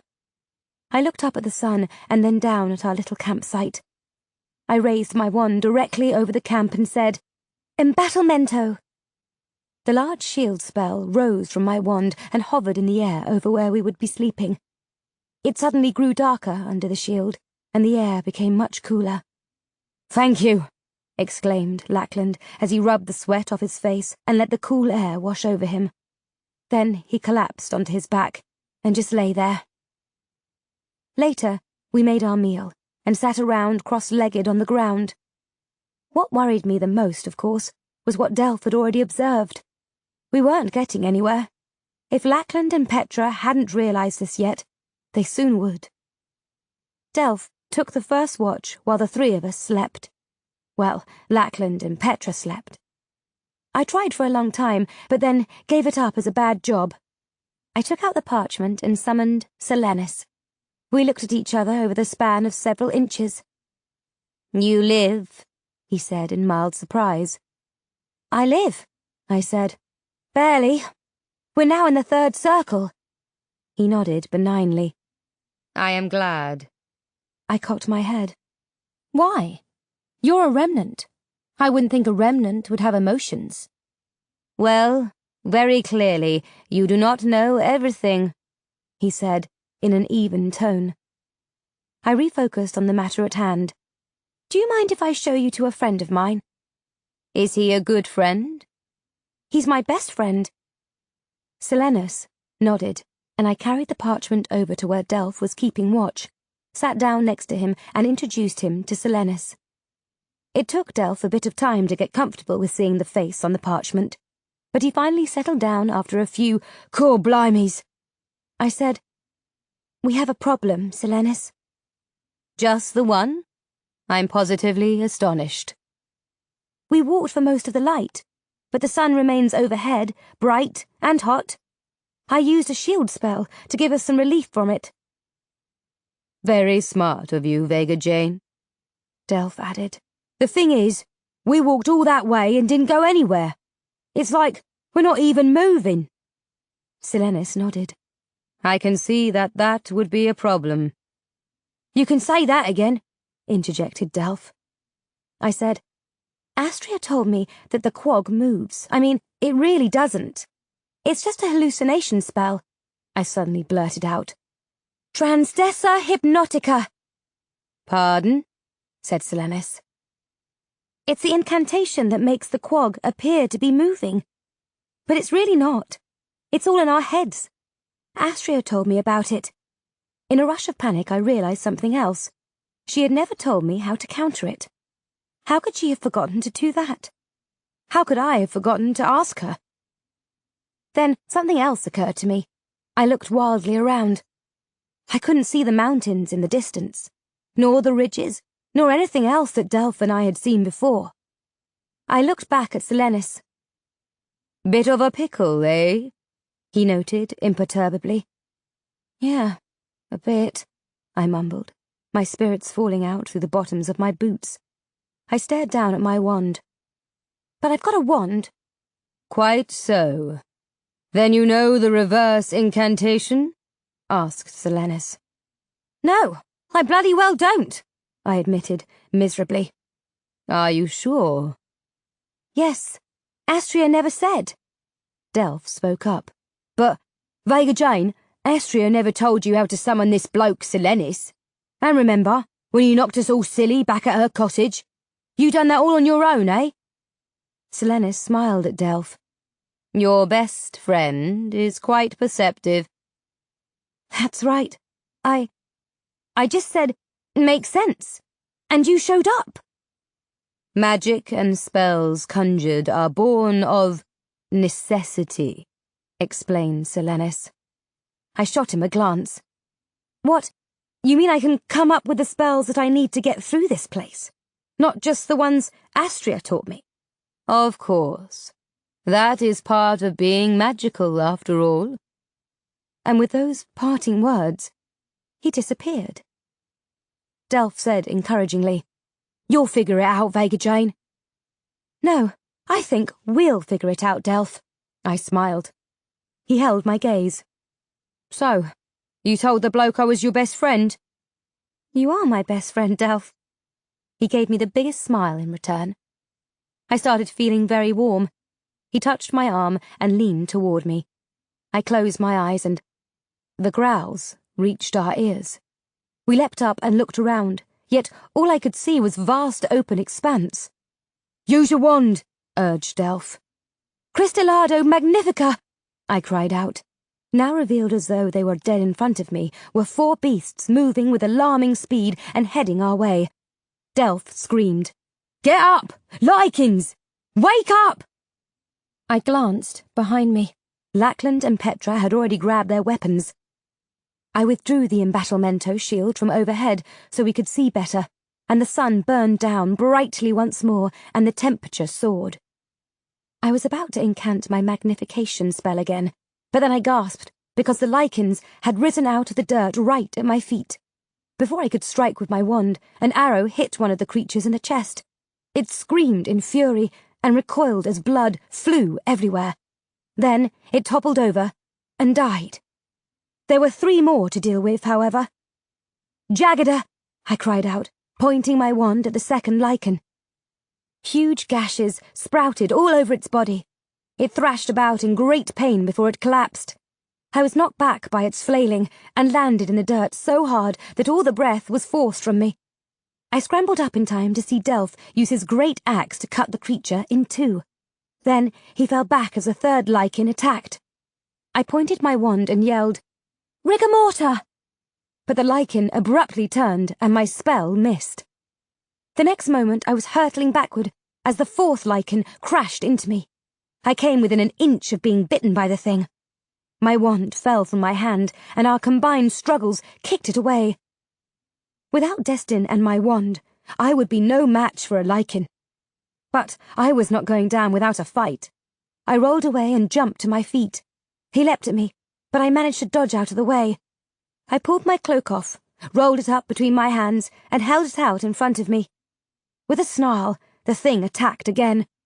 I dodged it again, jumped on its back, and wrapped the cloak around its throat. Before I could start to squeeze, its claws grabbed my hair, yanked, and threw me off. I landed on my bum 5 feet away. When I looked up, the lichen was leaping right at me, its fangs poised for the kill. Rigor mortar! The black light hit the creature square in the back. It froze for a moment in midair, and then plunged, landing full on me. I managed to push it off and scrambled away from the dead thing. Then I looked over and saw a very pale Petra clutching my wand. She had cast the spell. And it had worked. She looked at me with terrified eyes, even as Delph and Lackland stared at her too, obviously having witnessed her slaying of the lichen with the wand. The next moment, she dropped my wand and clutched at her hand, tears streaming down her face. I rushed over to her and picked up my wand. Delph and Lackland had also hurried over. Lackland said in amazement, You can do that? Stuff what Vega can do. Sorcery, added Delph, breathlessly. She was still clutching at her hand, and she was still crying. I looked down at her hand. Petra, let me see. She shook her head and kept her hand covered. Let her see, Petra, said Delph. Vega can sort you out with the stone. I had already pulled it from my pocket, but I had to pry her fingers open. I shivered and my stomach lurched when I saw it. Her hand was blackened, as if it had been forced into a fire. It looked painful and stiff indeed. I stared at it and then at Petra. There was both pain and confusion in her features. I waved the adderstone over the wound and thought good thoughts. Nothing happened. Surprised by this, I held my wand over her hand and tried several different spells to heal the wound. Not a single one worked. She jerked her hand free and snapped, Just leave it. As she walked away clutching her injured hand, I looked at my wand. Why had it burned her? Because the wand didn't belong to her? I already suspected her of being a Maladon. She had cast the death spell. She had known how to use the fin, a magical element created by dark sorcerers. I glanced up to see Delph watching me curiously. I wanted to tell him what I was thinking, but Lackland was standing right there. Thank the steeples for Petra being a sorceress, I said, with a forced smile that I'm sure Delph saw right through. Aye, said Lackland, who appeared still to be dazed by the whole thing. I'll just nip over and see how she's doing. He headed to where Petra sat slumped over. I so wanted to tell Delph that Petra was our enemy. Then maybe the admiring look in his eyes whenever he glanced her way would be gone for good. But there was just one problem with all I was thinking. Petra had used the wand to save my life. What is going on with Petra, Vega Jane? Asked Delph. I don't know, Delph, I answered. And I really didn't. Chapter 41. One Good Deed. I cast the shield spell over us as we walked along the next light. It kept the sun and heat off us, but that was not our major problem. The granite outcrop was still as far away as ever, and when Lackland finally walked up to me, I knew what he was going to say. Vega, we don't appear to be moving a jot all this time. I know, Lackland, he scowled. And do you ever plan to take care of this wee problem? I looked up into his bearded face. Then I glanced behind us to see Petra and Delph walking together. They were talking in low voices. I turned back to Lackland. I'm working on it. He looked at me skeptically. Oh, well, there's a relief. Do you have any ideas? I countered. He held up his sword. You want something run through with this? I'm your bloke. This wand and word stuff, that falls to you. I glanced back again. And to Petra, apparently. His features clouded. Never knew that about her. Are you sure? There were never any signs? Well, what sort of signs would there be? Did she ever do something inexplicable? He shook his head. Not that I can remember. But then again, till our village was attacked, we didn't spend all that much time together. I mean, we're not family or anything. Just Farinas. Who was left of your family? His gaze became downcast. Me mum and me sister. Me dad and older brother were killed a long time ago. How? Colossal. There was nothing I could do. Bloody Likens killed the rest of the foreigners, except for Pet and me. When I saw them things charging us, all I wanted to do was slaughter 'em all, he added fiercely. He paused and looked once more at Petra. Pet and me been together a while now. Like having my sister back, I guess. Nobody wants to be alone. Not in here. No, they don't, I said, thinking of Delph and Harry too. We had been walking as we talked. When I looked ahead, I stopped dead. Lackland bumped into me. Look! He stared ahead of us, and I felt him stiffen. What the devil is that? He asked. Delph and Petra had joined us by then. Delph said, It's a unicorn. It was indeed a unicorn. Brilliantly white, with a mane of gold, shiny black eyes, and a regal horn the colour of silver. It was large and muscular, with a huge chest, and it was standing right in our path. It looked so noble, almost like a polished statue, but with a pulsing heart. And it was also really the first beast we'd encountered in here that wasn't trying to murder us. Harry too! Exclaimed Delph. My canine had ventured forward and was within a couple yards of the unicorn. The creature snorted and drew back a bit. Harry too stopped and then wagged his tail and smiled. The unicorn then stepped forward a few paces. Harry too closed the gap, and the pair faced each other across the span of a foot. The unicorn tossed its mane, and Harry too barked, but I knew it to be a friendly greeting. My canine then walked forward and rubbed his muzzle against the right foreleg of the unicorn. The latter lowered its head and grazed Harry too's ear with its soft golden mane. Harry too looked back at us and yipped, as if to say, Budge along. I crept forward, then glanced back at the others, who hadn't moved. Too many of us might scare it, Delph explained lamely. I looked back at the unicorn and kept walking forward, though ready at any instant to retreat if it showed any fear or anxiety. I put out my hand and let it sniff. Then I stroked its mane and it rubbed up against my shoulder. I looked closely at the silver horn. What had Astria said? The horn of the unicorn can defeat all poisons. That would come in handy, I reckoned. But then I recalled how one got the horn of a unicorn. Talk it out of the horn. Or kill it. There was no way I would ever harm this creature. It was so beautiful and gentle, and it nudged my hand with its snout, lifting my fingers from its mane to its head, just as Harry too so often did. My heart melted even more. I very gently touched the horn. Though it looked solid, it was so soft against my fingers. Then I noted that it wasn't putting its full weight on its front foreleg. I knelt down for a closer look. Something has injured it, I said. I stroked the leg gently, careful to not touch the gash there. I reached in my pocket and pulled out the adderstone and waved it over the wound and thought especially good thoughts. The wound completely healed. I rose and stroked the unicorn's mane. Good as new, I said to it. I found the unicorn gazing at me, its black eyes darker than the deepest cave. Set against the brilliance of the white coat, the effect was remarkable. You're beautiful, I said in a low, awed voice. Absolutely beautiful.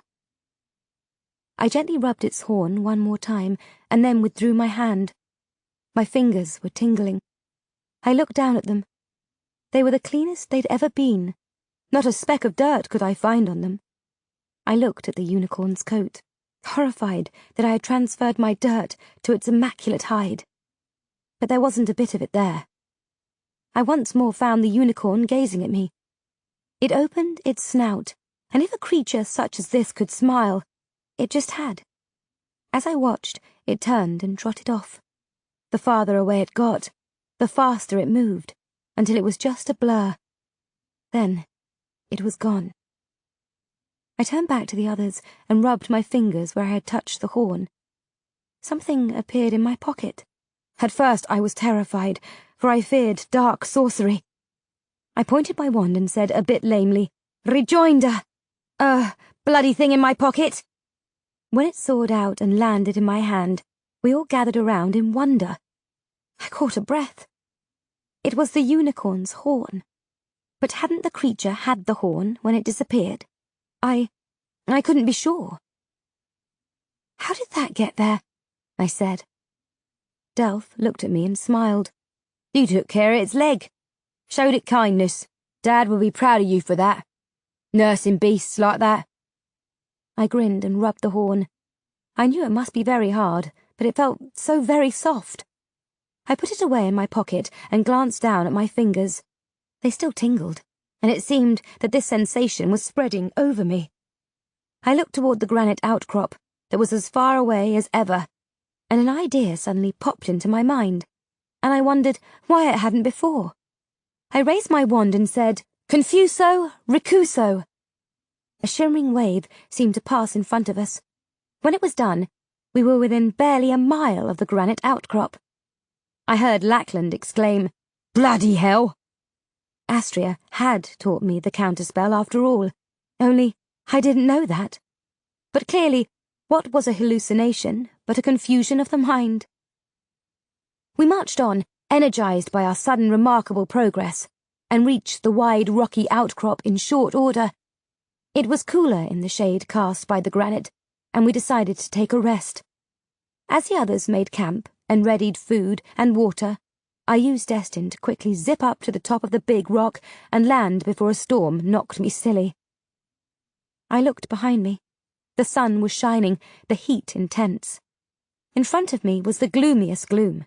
No sun, no light, just clouds, soupy fog and chilly air. The quag was certainly living up to its reputation. It was the most insanely frustrating place I could ever have imagined. I hoped soon to have it at the back of me. I jumped and landed on the dirt below and rejoined the others. "What did you see?" asked Delph eagerly. "It looks like it will be cooler than here," I remarked. We ate our meal in silence, and then Lackland asked if we should push on. I decided not to. It would be silly to waste time going around the outcrop when, using Destin, we could just go over it. But I wanted to do a little scouting first, and I didn't want to do it alone. I set Delph to take the first watch with Harry too, and then I beckoned Petra over. "I'm going to fly over the rock and go ahead a bit into the next part of the third circle," I said. "Would you like to come with me?" While I had given few direct orders to any of them, Petra seemed to understand that declining to come was not an option. I harnessed her up and then kicked off. I had never flown with her before, but she took to the journey with ease. When we arrived up top and I released her from the harness, she said, "Why don't you just fly over this place? That way you can avoid all the dangers below. If I take to the air with the intent of flying over, then a huge storm blows up. But a hop here and there seems to be acceptable." "You sound as if this place is a living thing." "Oh, it is very much a living thing." Astria had taught me that, and I had certainly seen evidence of it firsthand. We stepped to the other edge of the outcrop, and she peered ahead. "It's so different from back there," she said. I glanced down at her blackened hand. "Does it still hurt?" "No, not really." She hastily pulled her sleeve lower to cover it. "It's okay, Petra. We're all carrying scars from this place, and we'll probably have more before all is said and done." "I guess you're right," she said softly, but she kept her hand covered. "Can you tell me about your family?" She glanced sharply at me. "My family? Why?" I kept my voice calm. "Because they may have known some things that could help us get through here." She was shaking her head. "They knew nothing, Vega." Put off by her answer, I said testily, "They clearly knew something if they survived all this time in here. As we've both seen, it's not that easy." I paused for a moment and then added, "And they didn't have magic. Did they? Not like us? She gave a long, penetrating look. If you're asking me how I did what I did with your wand, I can't tell you because I don't know. Yet you grabbed it and said the incantation. I heard you say it before, when the lichens attacked, she said quickly. Too quickly, I thought. It's the killing spell. The only one that does it outright. She gave me a condescending look. Well, lucky for you then. Otherwise you'd be dead. I ignored this. And even though you said it was just luck, you clearly knew how to use the fin. She rubbed at her burned hand. It was just luck, she insisted. So, your family? I persisted. I'm sure my look told her I was not going to yield on this. She let out a quick breath and scowled. All right, damn it. I had an uncle, my father's brother. He was a bit odd, kept himself to himself, but he took a liking to me. We used to take walks together, and we would talk. About what? He said that we didn't belong here, that he thought there'd been a mistake. A mistake? How so? I don't know, but he seemed angry about it. He said that we should be living somewhere else. I thought back to Delph's remark about Petra seeming to understand that there was another place outside the quag. And this also might be what Silenus had alluded to, that some Maladons had been trapped in here. Maybe your uncle thought you belonged in my village. Maybe, she said doubtfully. But the thing is, she looked away, unable to meet my eyes. Petra, please just tell me. Will you promise not to tell the others? Not even Lack knows. I promise. She eyed me severely, as though measuring the sincerity of my words. She pointed at my wand. My uncle had one of those. A wand? Your uncle? I didn't know back then that that's what it was, she cried out. I swear I didn't. But how do you know now that it was a wand? Because of what he did with it. What did he do with it? He could move about, go from one spot to another. Pas passé, I said. Yes, I remember him saying those words. What else? He could make a fire with it. We would cook what we killed over it. I gripped her arm. How could your uncle do things like that and no one other than you knew? Why didn't Lack know? Your father, your mother? Because he never showed them the wand. He never did anything with it around them. Only with me. And why was that? She peered up at me. Because he knew you could do it too? She nodded jerkily, and her lips quivered. How? He let me use it once, to bring down some eggs from a nest for our meal. So he told you a spell to use. He told me the words. Where did he get the wand? I don't know. What if I were to tell you that he could only have come by it from a family member who gave it to him with a piece of themselves embedded in it? She looked utterly astonished by this. I went on. So that means someone in his family, meaning your family, passed him that wand. What happened to it? I don't know. When the lichens came, we were sleeping. We had someone on watch, but they must have fallen asleep too. My uncle was killed. I don't know what happened to his wand. I looked at her again, watching every move of her body, every twitch of a facial muscle. I knew something for a fact. I knew that she was lying. Petra had her uncle's wand somewhere. Knowing what she could do with it, she never would have left it behind, like an attack or not. Do you want to go down there? She asked quickly, looking over the edge of the granite. She obviously did not want to continue this discussion, and I decided not to push it. I had certainly learned a great deal. I nodded. You can stay up here if you want. She shook her head. No, I don't want you to go down there alone. You sure? I said. I wished I could trust her. But the fact was, other than Delph, and of course Harry too, I could trust no one. Yes. So I harnessed her up, and we leapt, together. Chapter 42. Eris. If anything, the gloom intensified on the ground when we landed. I had to light my wand, and it still provided only the barest illumination. I didn't like this. An army of Jabbits could be sneaking up on us right now, and we'd never know it until we felt their fangs against our flesh. I grabbed Petra and pushed her to the ground as something flew over us, so close that I felt the wake from whatever it was lift strands of my hair. "Keep quiet and stay down," I whispered to her. I carefully lifted my head and looked around, listening intensely for anything that might tell me what was out there. The next thing I heard was totally unexpected. Laughter, and then a voice from out of the gloom. "Does my heart good to see the likes of them wallowing in the dirt, right where they belong, no less." I settled on my haunches, my wand ready as I looked around. That was a male's voice. There was someone in here with us who was not a beast. For one wild, panicked moment, I thought Thorn had escaped Luke and the other Ecos, and caught up to us somehow. But it wasn't his voice. "Who are you?" I called out. "Trouble and strife which cuts like a knife. One who enters my ground will be hunted right down." Laughter followed this silly song, along with a whooshing sound, like the thing was whizzing overhead. Trouble and strife, I thought. Okay, Astria had told me about this bloke. "Are you Eris?" The whooshing sound stopped. "How come you to know my name?" the voice snarled. I thought I might give him a bit of his own medicine.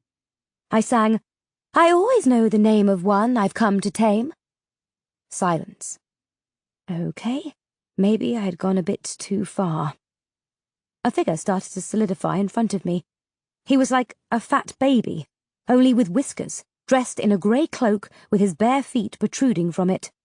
"Tame Eris," he said, a low, malicious undertone to his words now. I held up my wand. "Astria Prime sends her best." His beady eyes on my wand, and with sudden understanding in his features, he said, "Well, good luck on finding your way in the gloom, and that wand of yours will lead to your doom." Okay, I could figure this out, I was sure. Astria had told me much about this bloke and the third circle. This place was filled with darkness, though luckily not accompanying depression as with the second circle. But there was something that could cut right through that darkness. What was it again? "Ah, yes," I said. "Rejoinder! Cuckoos!" I moved my wand back toward me, as though I were pulling something in slowly and steadily. A moment passed, and then an inkling of light came out of the gloom. Then the light grew bigger, brighter, and bolder. When a sliver had passed, the light had cut right through the dark. "Blast!" screamed Eris.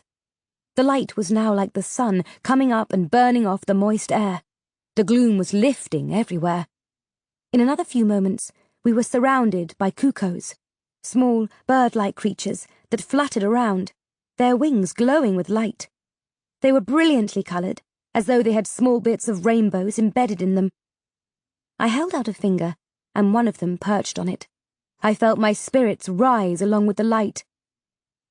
Petra held out her arm, and a half-dozen cuckoos alighted there. She smiled as the illumination swept over her. "I don't think I've ever felt this good."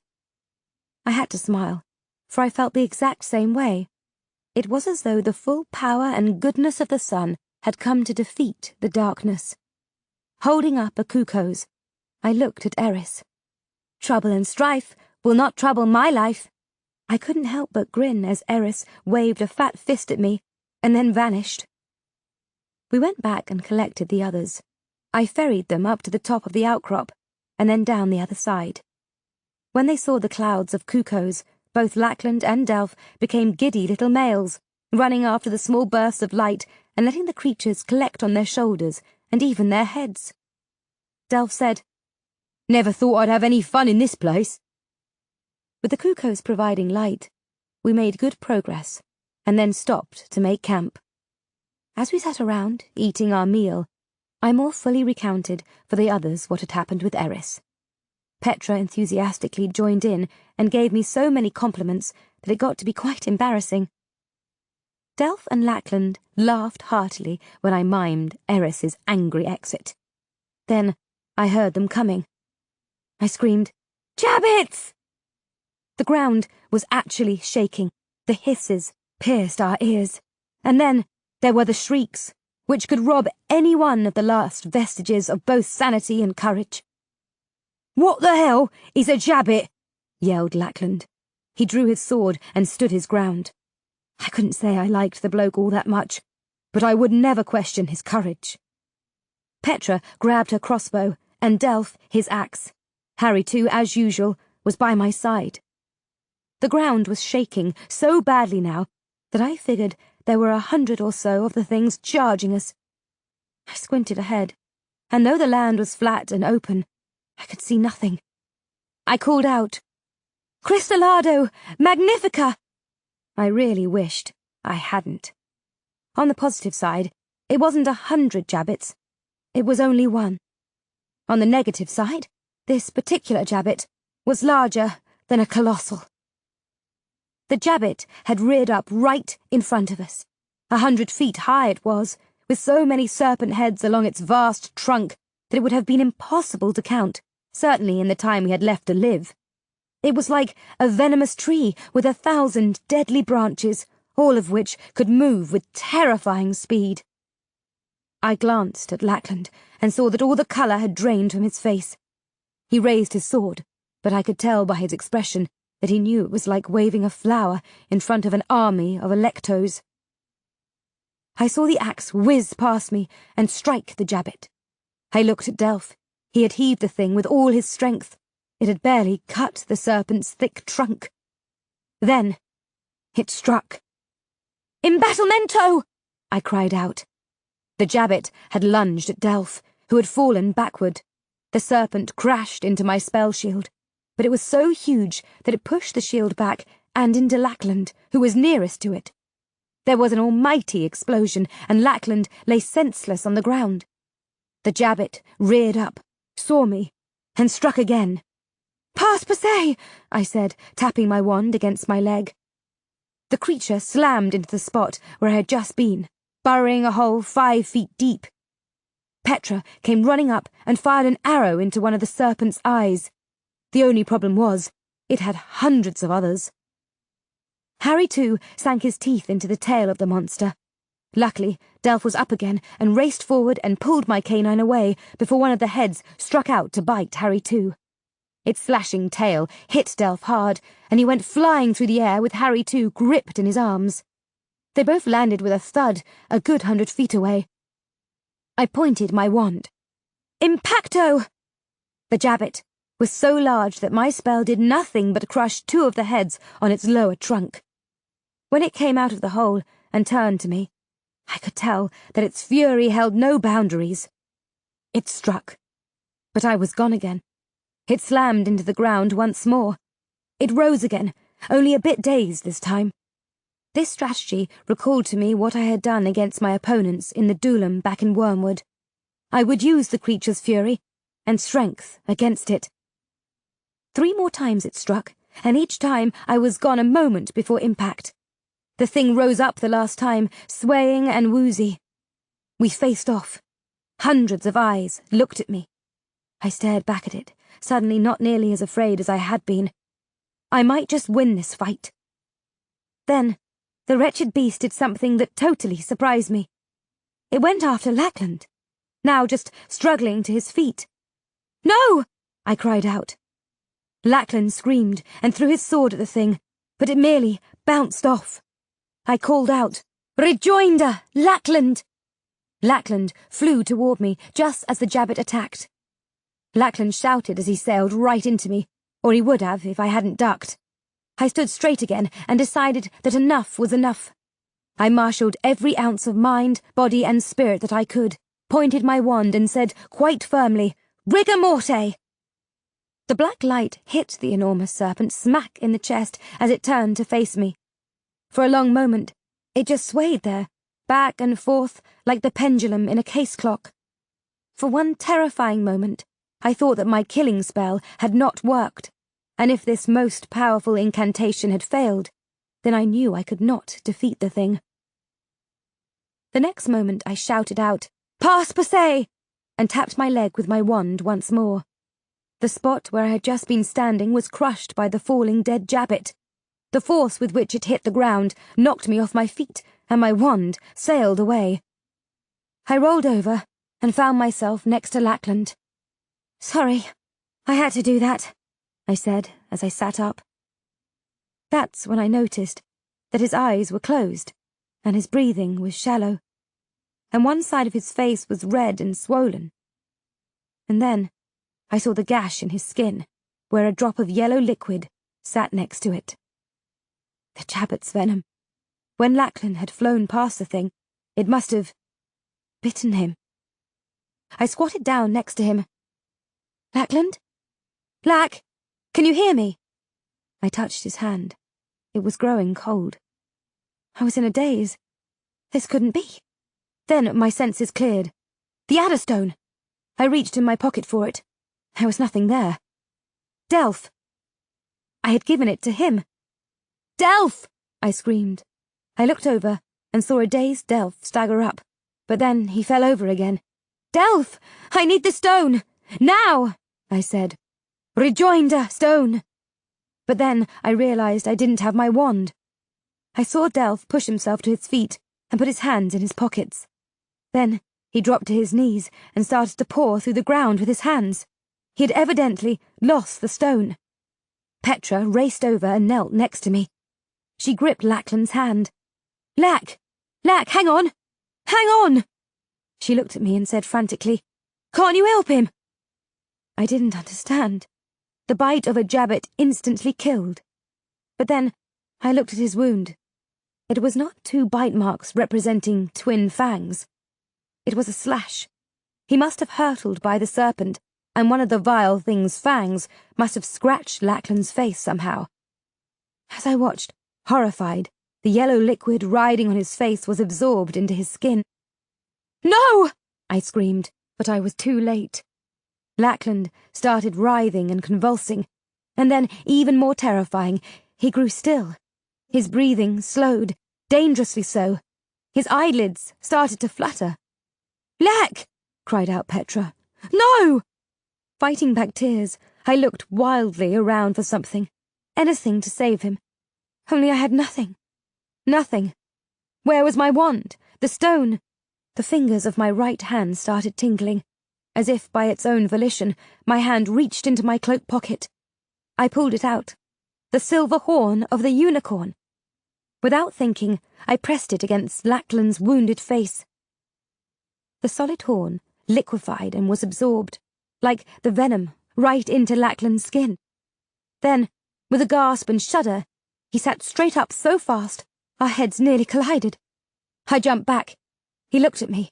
His eyes seemed to wobble in their sockets. He said woozily, "What happened, Vega? Did we kill the thing, eh?" Petra screamed and hugged him so hard he fell back over. I could think of nothing else but to throw myself on top and hug both of them.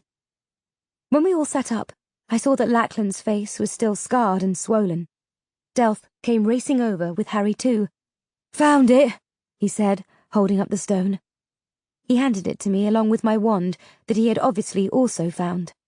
I waved the stone over Lackland's face. While the skin healed some, it was still bad looking. I used my wand on him, and the healing spell improved his face even more, though it was still scarred some.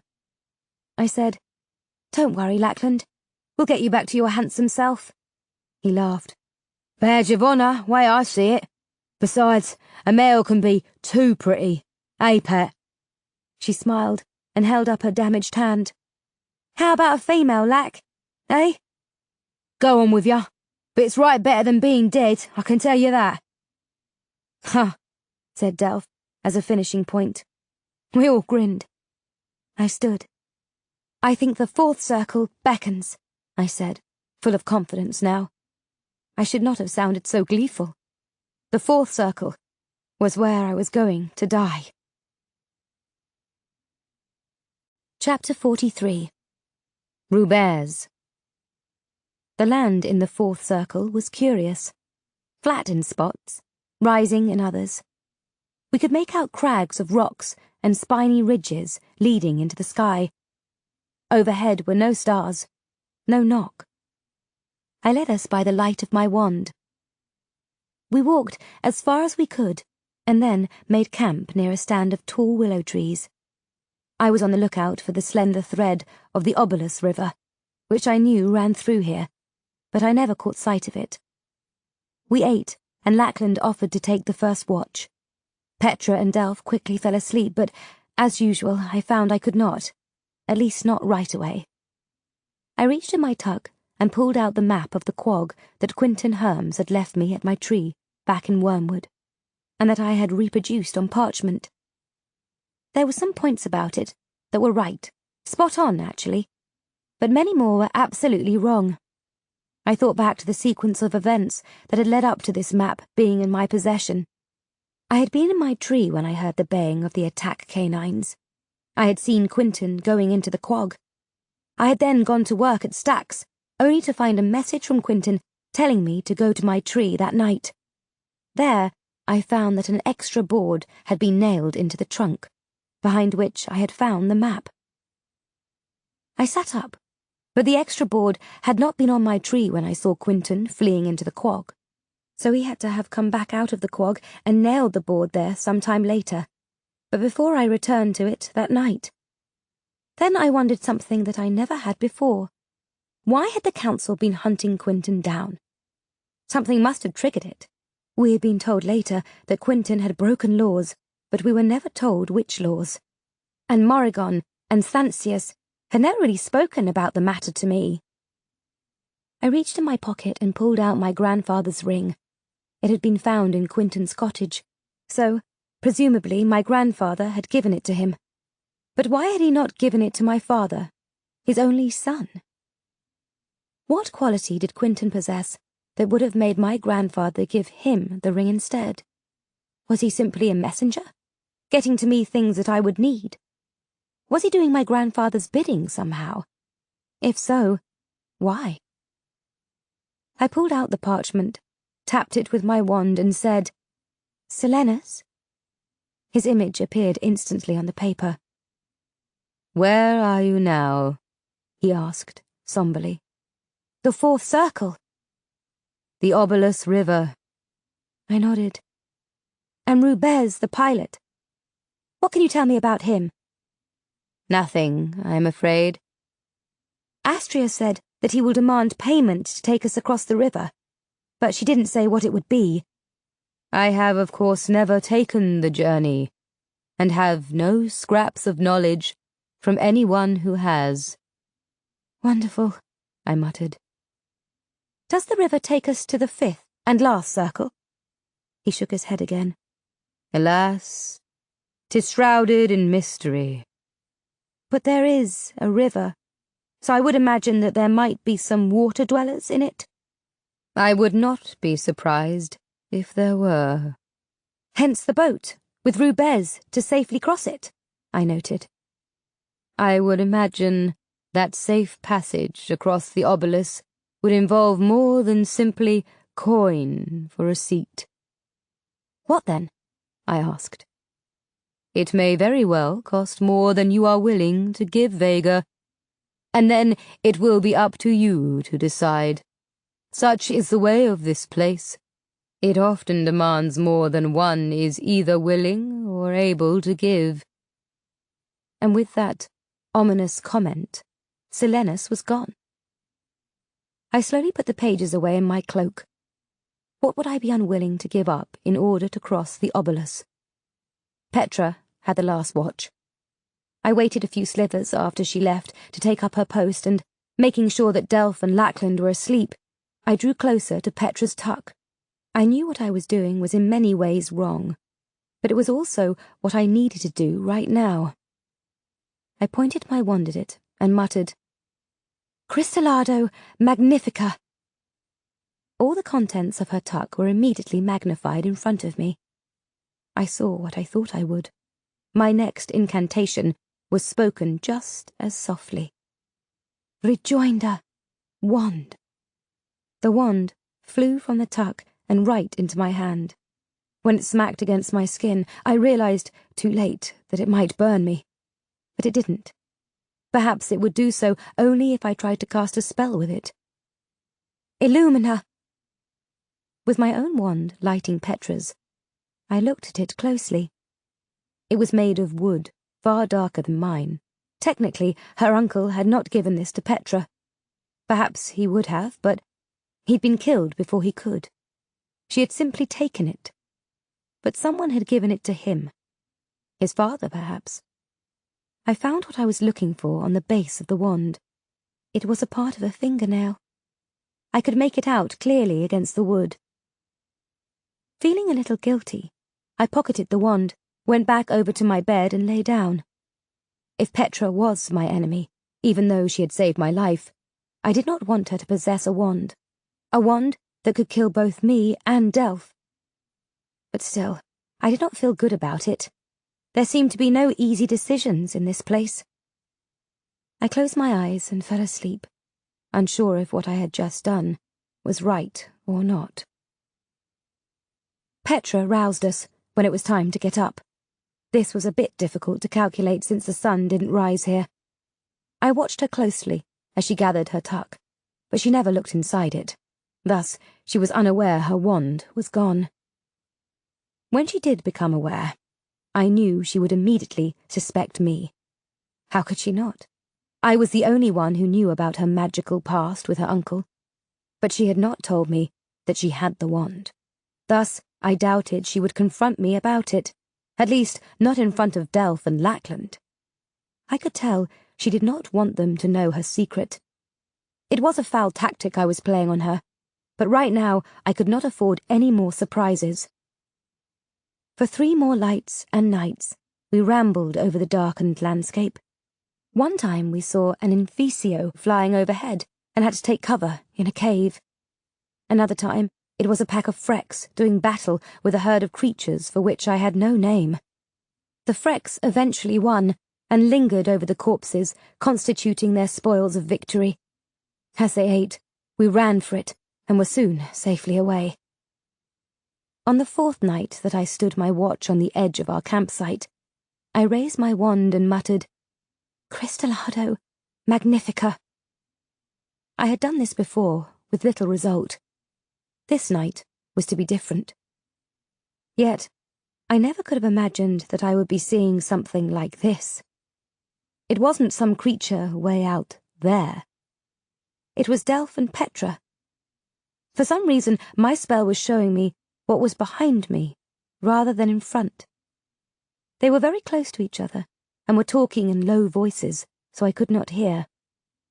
Over the last 2 lights and nights, I had seen them lingering together, whether it was when we were walking, or sitting around our meagre fire. They tended to sleep near each other as well.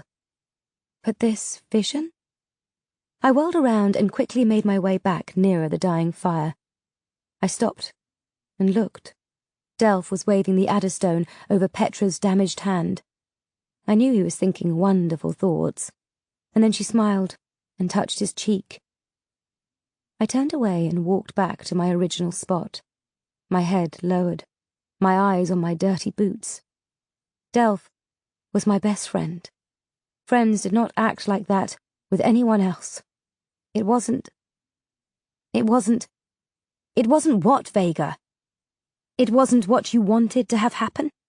Well, it's not your life. It's Delph's. If he likes Petra better than you, so be it. The next moment, I froze when I heard it. The sound of lapping water. I ran to tell the others. We hurried along, following the sound of water, until we reached a clearing. And there it was. The Obolus River. It was long and snake-like, twisting and turning until it was out of sight at both ends. And it was wider than I would have thought. It was actually impossible to see to the other side. But I just knew on the other side was the 5th and last circle. The only thing between the last circle and us was this body of water. "Look there," hissed Lackland, pointing to one side. To our left was an old wooden pier, listing back and forth on what I supposed were partially rotted support timbers sunken in the water. The wooden sign hung on a leaning post swung slowly in the breeze. Though we were some yards from it, the words were clear enough even in the dark. In fact, the words seemed to glow red. Blackroot Pier, I read. Vega Jane, said Delph in a tone I had never heard him use before. What? I whispered back, but I needn't have asked. I could see what had prompted his words. The small black vessel had rounded the bend and was drawing closer to the pier. At the back of it, holding a long steering oar, was a dark shrouded figure. The boat glided over the water as if it was riding on the air just above the surface of the obelisk. The shrouded figure expertly guided the craft to a gentle stop at the warped boards of the pier. There was a lantern attached to a bent rod affixed to the boat's gunwale. It gave off enough of a glow for us to see the face of the gent piloting when he lowered his hood. We all took a step back when we saw him. It appeared to me that Rubez was a skeleton, only someone had forgotten to tell him he was no longer alive. Everything about him was bony, hollow, and dead. Yet his eyes glowed fiercely in the lantern light. The glow seemed to be the same as the fiery red of the letters on the sign. He opened his mouth and spoke at the same time that one long bony hand reached out and beckoned to us. "Draw close, those who wish to cross the obelisk," he said in a voice that sounded like the low, throaty rumble of an attack canine. "And Rubez will oblige." We drew close, stepping up onto the fragile pier, which lurched sideways under our collective weight. I thought we were all going to go tumbling into the water, but the thing righted itself, and we stood level a couple of feet from Rubez. I started to step on the boat, when Rubez barred my way with his oar. It was dripping wet and slimy. "Oi!" I called out as I jumped back. "You said to draw close, and you'd oblige." "Rubez is needing his due," he croaked. I stared at him. "What sort of due?" In answer, he looked at the planks of the small boat, and then over at us. "Got room for 4 and no more." I looked at the others, and then turned back to him. "But we've got 5. 4 and no more," he repeated. I pulled my wand, and I said, "We've got 5. Now, I know you want some sort of payment, and I'll be glad to give it. But we're all crossing this river." He smiled at me, and his teeth were blood red. And I noticed for the first time that his arm, exposed a bit as he wielded the oar, was covered in dark scales, like a fish. He raised his oar and then pointed it over my head. The next moment, Delph screamed. I turned. He was on his knees, holding his head, his face contorted in agony. I grabbed him, but he threw me off, fell onto his belly, and started convulsing. "Delph! Delph!" Petra and Lachlan tried to help, but they were thrown backward by some unseen force. I pointed my wand at Delph to try to incant something that would make whatever was hurting him go away, but it was as if something was gripping my wand and pulling it away. I whirled around to stare at Rubez. He just stood there, his oar still held high, and I knew it was the source of Delph's agony. "Stop it!" I screamed. "Stop it, please!" Rubez slowly lowered his oar, and Delph instantly ceased convulsing. He lay there, panting. I knelt next to him and gripped his hand. "Delph?" "Oh, okay, Vega Jane," he mumbled. "Pain's gone. Okay." I turned back to Rubez venomously. "Why the hell did you do that?" "4 in me boat. No more." I looked over his vessel. "Okay, then. We can make 2 trips. 3 and 2. That meets your bloody rule." His smile vanished, and he held up a solitary finger. "1 trip, not 2. I stood, faced him, and squared my shoulders. "So, what is your due, then, eh?" I truly didn't understand what the bloke wanted. He glanced down at the dark waters, and then back up at me. One of you must swim for it if you want to get to the other side. That's me do. If you don't want to swim for it, you can stay here, the lot of you, and you won't be alive in a few slivers." He looked over my shoulder as he said this. "They're coming." "Who's coming?" I asked sharply. He lowered his gaze to me, and his eyes were like fists of fiery blood. "Death," he hissed, and that sound filled me with a dread that not even the shriek of a jabbet could inspire. I looked down at the gently lapping waters and then across toward the river's other side, which I still couldn't see from here. I turned back to Rubez. "Is there truly no other way?" "Only one." "What?" I said eagerly. "I can turn 5 into 4. Then the remainders can ride in me boat," he ended savagely and raised his oar threateningly. "Which one, eh? Eh?" I held up my hands and cried out, "No! I'll swim for it!" Delph rose on shaky legs. "Vega Jane, you're not that good of a swimmer!" Harry, too, danced around my feet and moved his forelegs as if to show how powerful a swimmer he was. "No," I said. "I'll go." "No," snapped Delph. "You can't always be the one to go it alone." Lackland said, "How about the canine, eh?"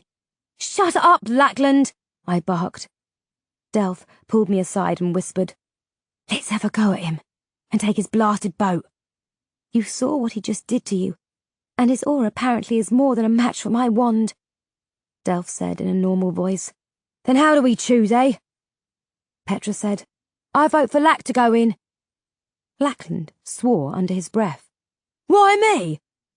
"Well, we need Vega's wand to get through, don't we?" "That's bloody ruthless of you," snapped Lackland. "What about Delph? Or are you too wonky over the bloke?"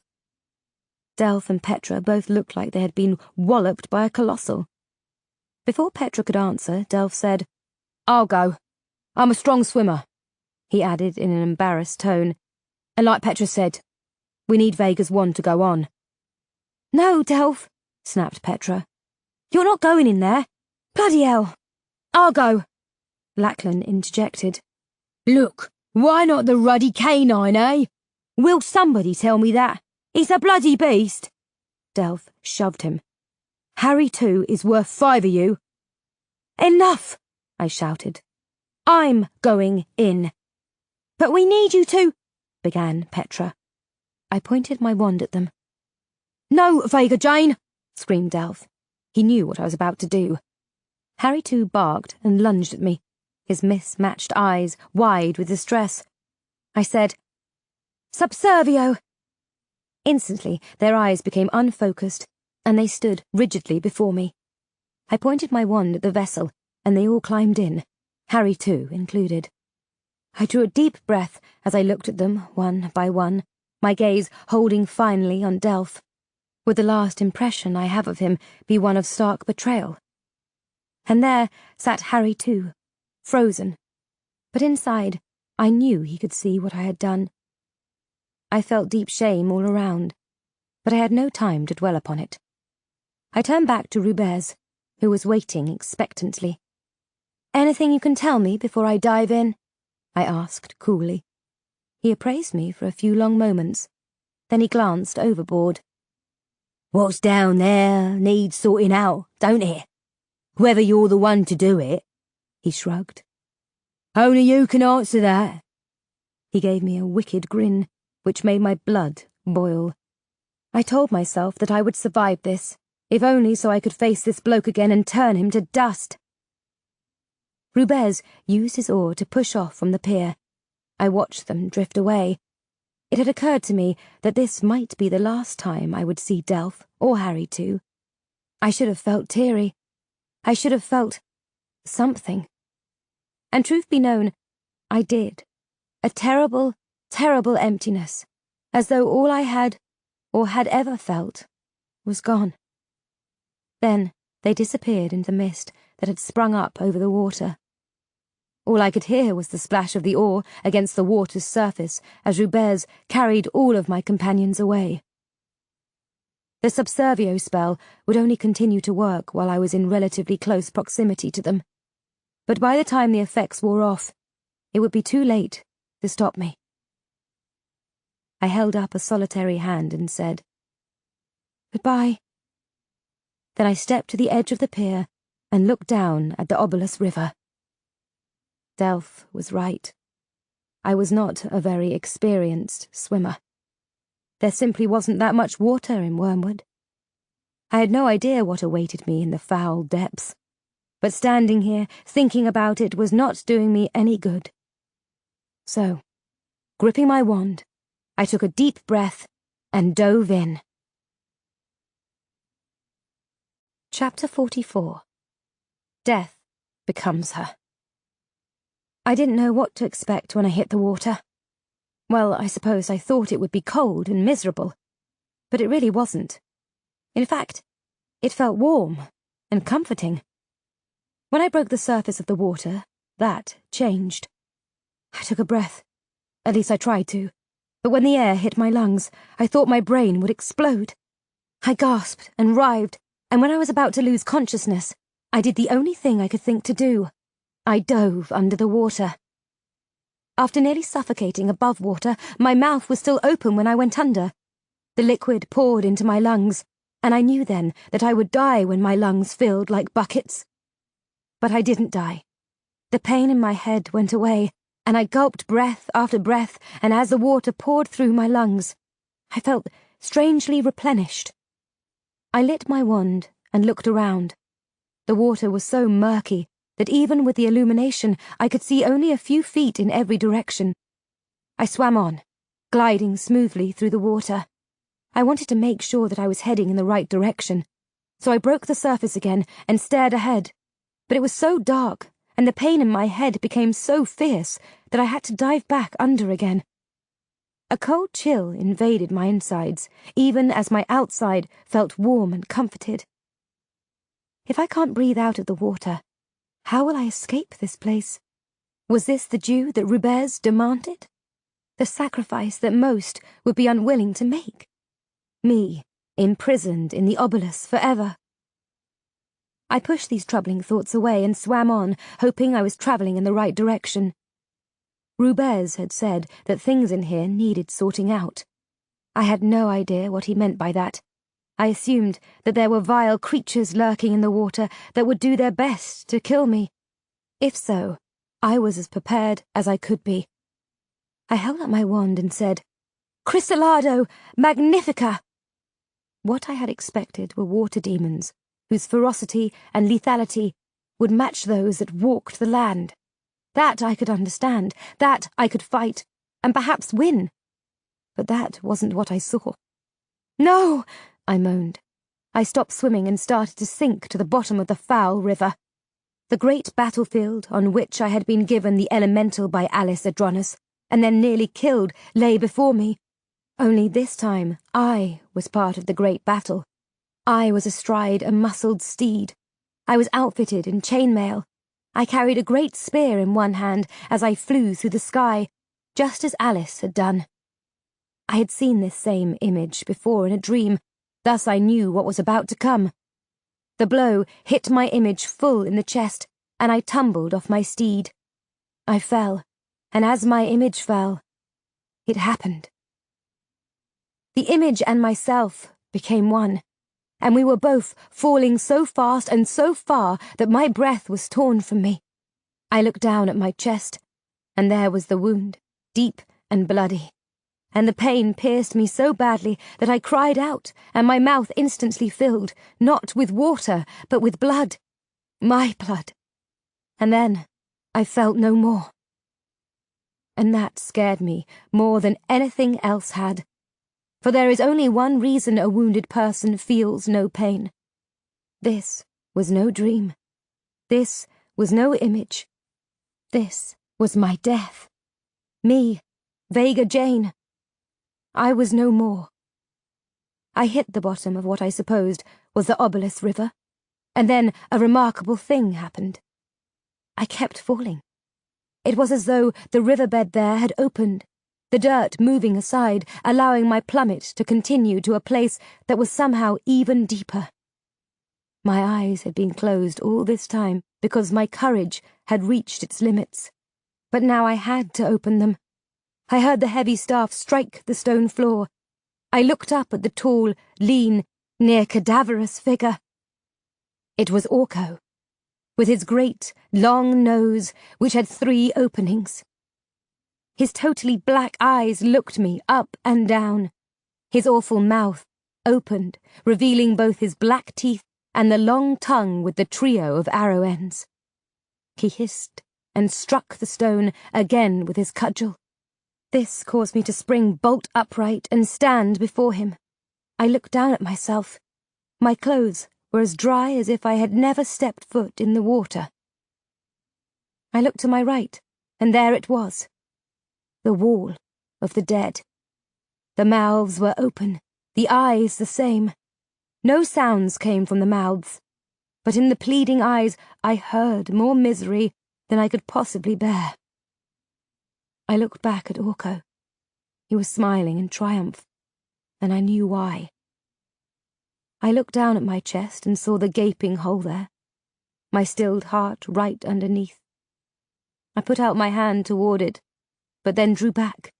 I could not bring myself to touch my own mortal wound. I looked up at Orko.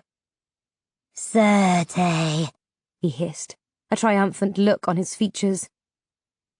Was I really dead? But how could I be?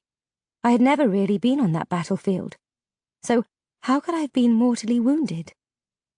"I am not dead," I said firmly. In response, he pointed with his clawed fingers to my chest.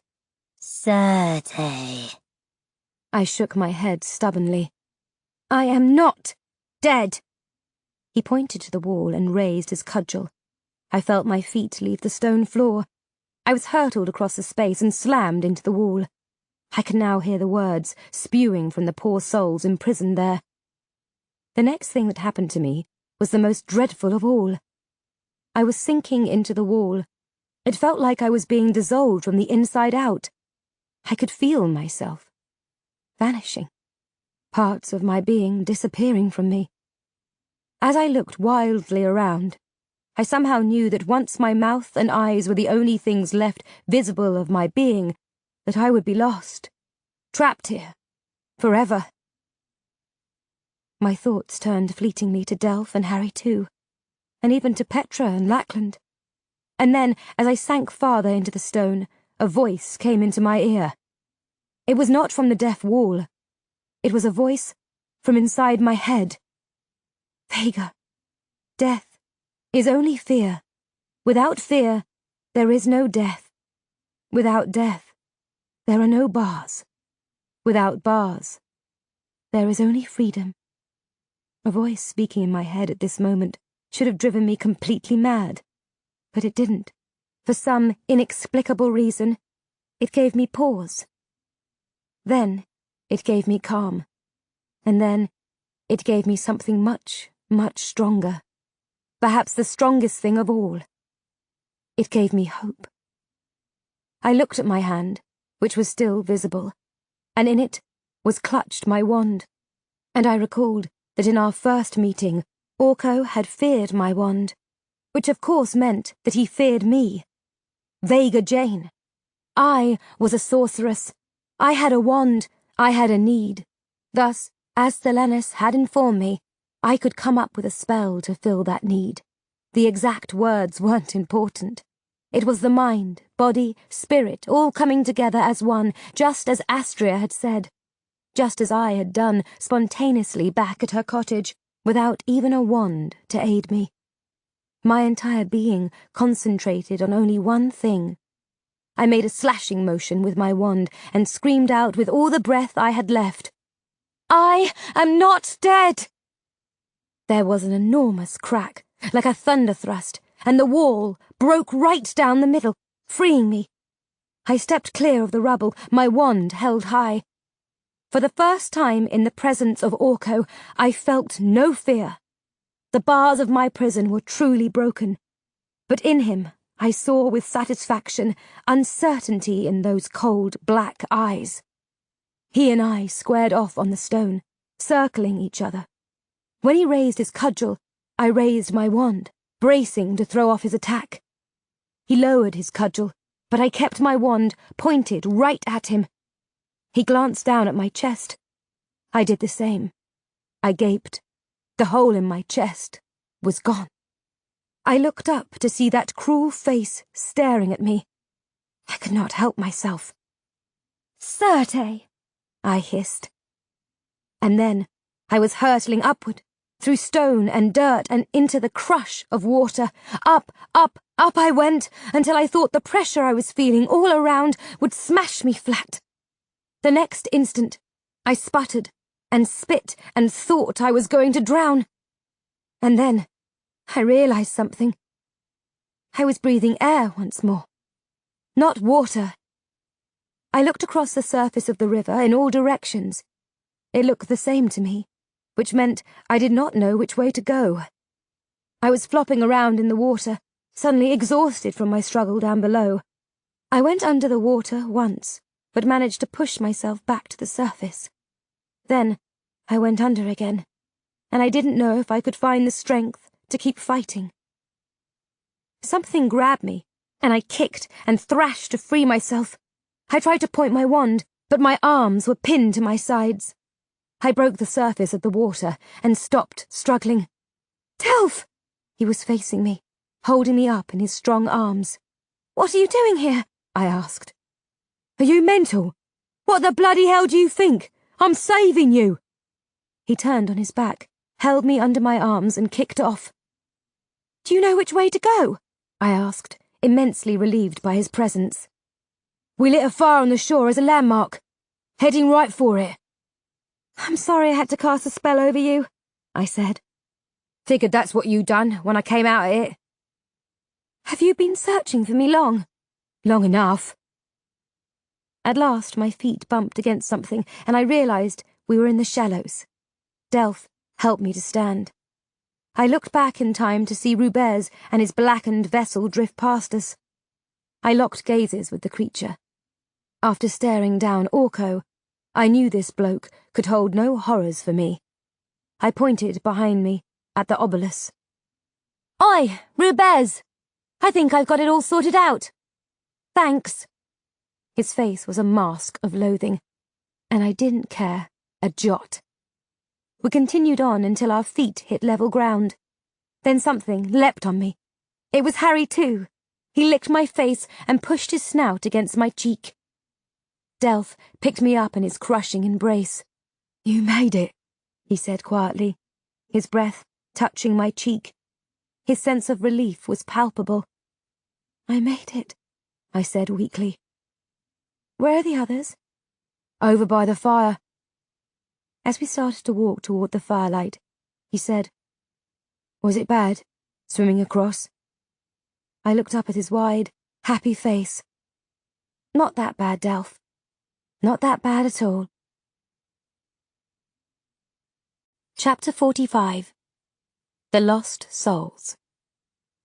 We were in the 5th circle now, the last, and it was not lost upon me that this would be our greatest and, hopefully, final challenge. Petra had offered to take the first watch. Lackland and Delph were asleep. I lay on my lumpy bed with Harry too beside me. I had not told the others what happened to me back in the Obelisk River. What would have been the point? And besides, what could I say? Right. So, anyway, I died from a bloody wound to my chest, but I'm back from the dead now, and everything's just smashing. Would you like to see the spot of my mortal wound? It was quite something. I groaned and put a hand over my face. Then I lowered my other hand to my chest. I had been terrified to do this before, but now I had to. I reached under my clothes until I could feel my skin. I knew exactly where the wound had been. I was scared that I would feel remnants of the awful spot, but my skin was as smooth there as it had always been. I withdrew my hand, but still I felt unclean somehow, changed forever. And, the hardest part of all, I felt immeasurably different from my companions. Delph and I had faced so much in here together, but we had not experienced this together. Only I had, and I thanked the holy steeples for that. I pulled the parchment from my cloak and summoned Silenus. He appeared a moment later. "We made it across the obelisk and into the fifth circle," I mumbled. "And Rubez's payment?" he asked. I took a slither to describe in detail what had happened to me. "I died, Silenus. I was becoming part of that wall." "But you fought back and gained your freedom. That is a significant accomplishment, Vega. Never forget that." Astria said she knew little of the fifth circle, except that my ancestor, Vega Jane, created it. Apparently, he was keen on dark sorcery. Anyway, she mentioned that it might be the circle of lost souls. Silenus stared worriedly at me. "Lost souls are a tricky business, Vega. Very tricky." "How can a soul be lost? Despite what Astria said, I thought if a body died, so did its soul." "Oh no.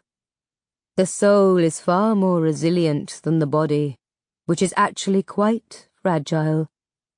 The soul can live without the body, and, truth be known, the body can live without the soul.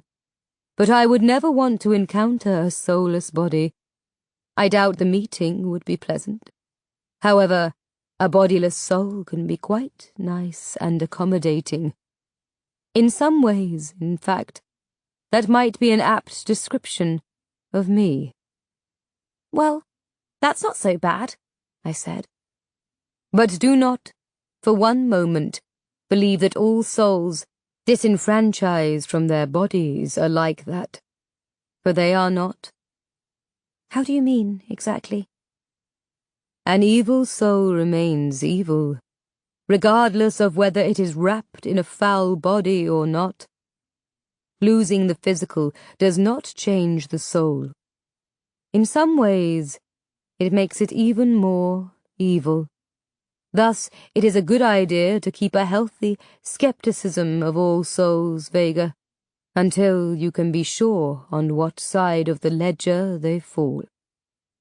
"And how does one tell that?" I asked, wide-eyed. "Well, a good indicator is whether they try and kill you or not." I had a sudden idea and took out Petra's wand. "You said you could tell if this is a Maladon's wand?"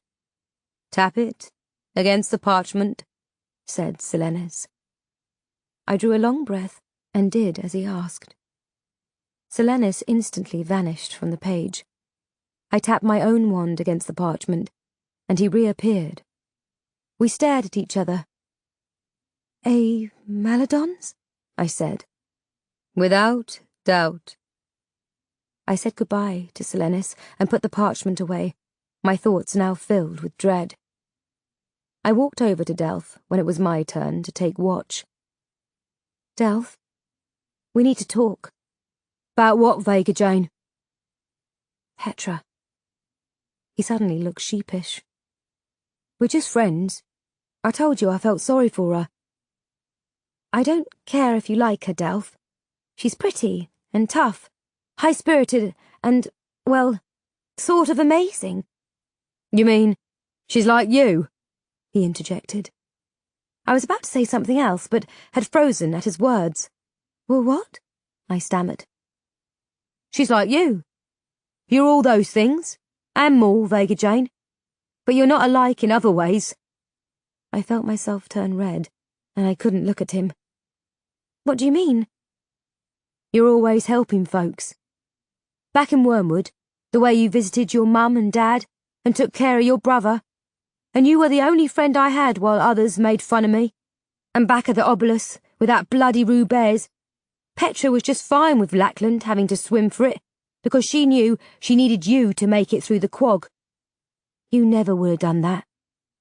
We looked at each other for a long moment, and then we both reached out at the same time and gripped the other's hand. I wanted to do more than that. I wanted to kiss him, but he said, "You wanted to tell me something about Petra." I looked at him and then slowly let go of his hand. "It'll keep. Get some sleep," I added. After he left, I sat there thinking.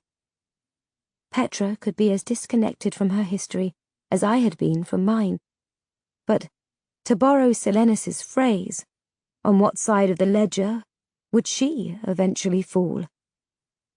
I knew at some point I would have to answer that question.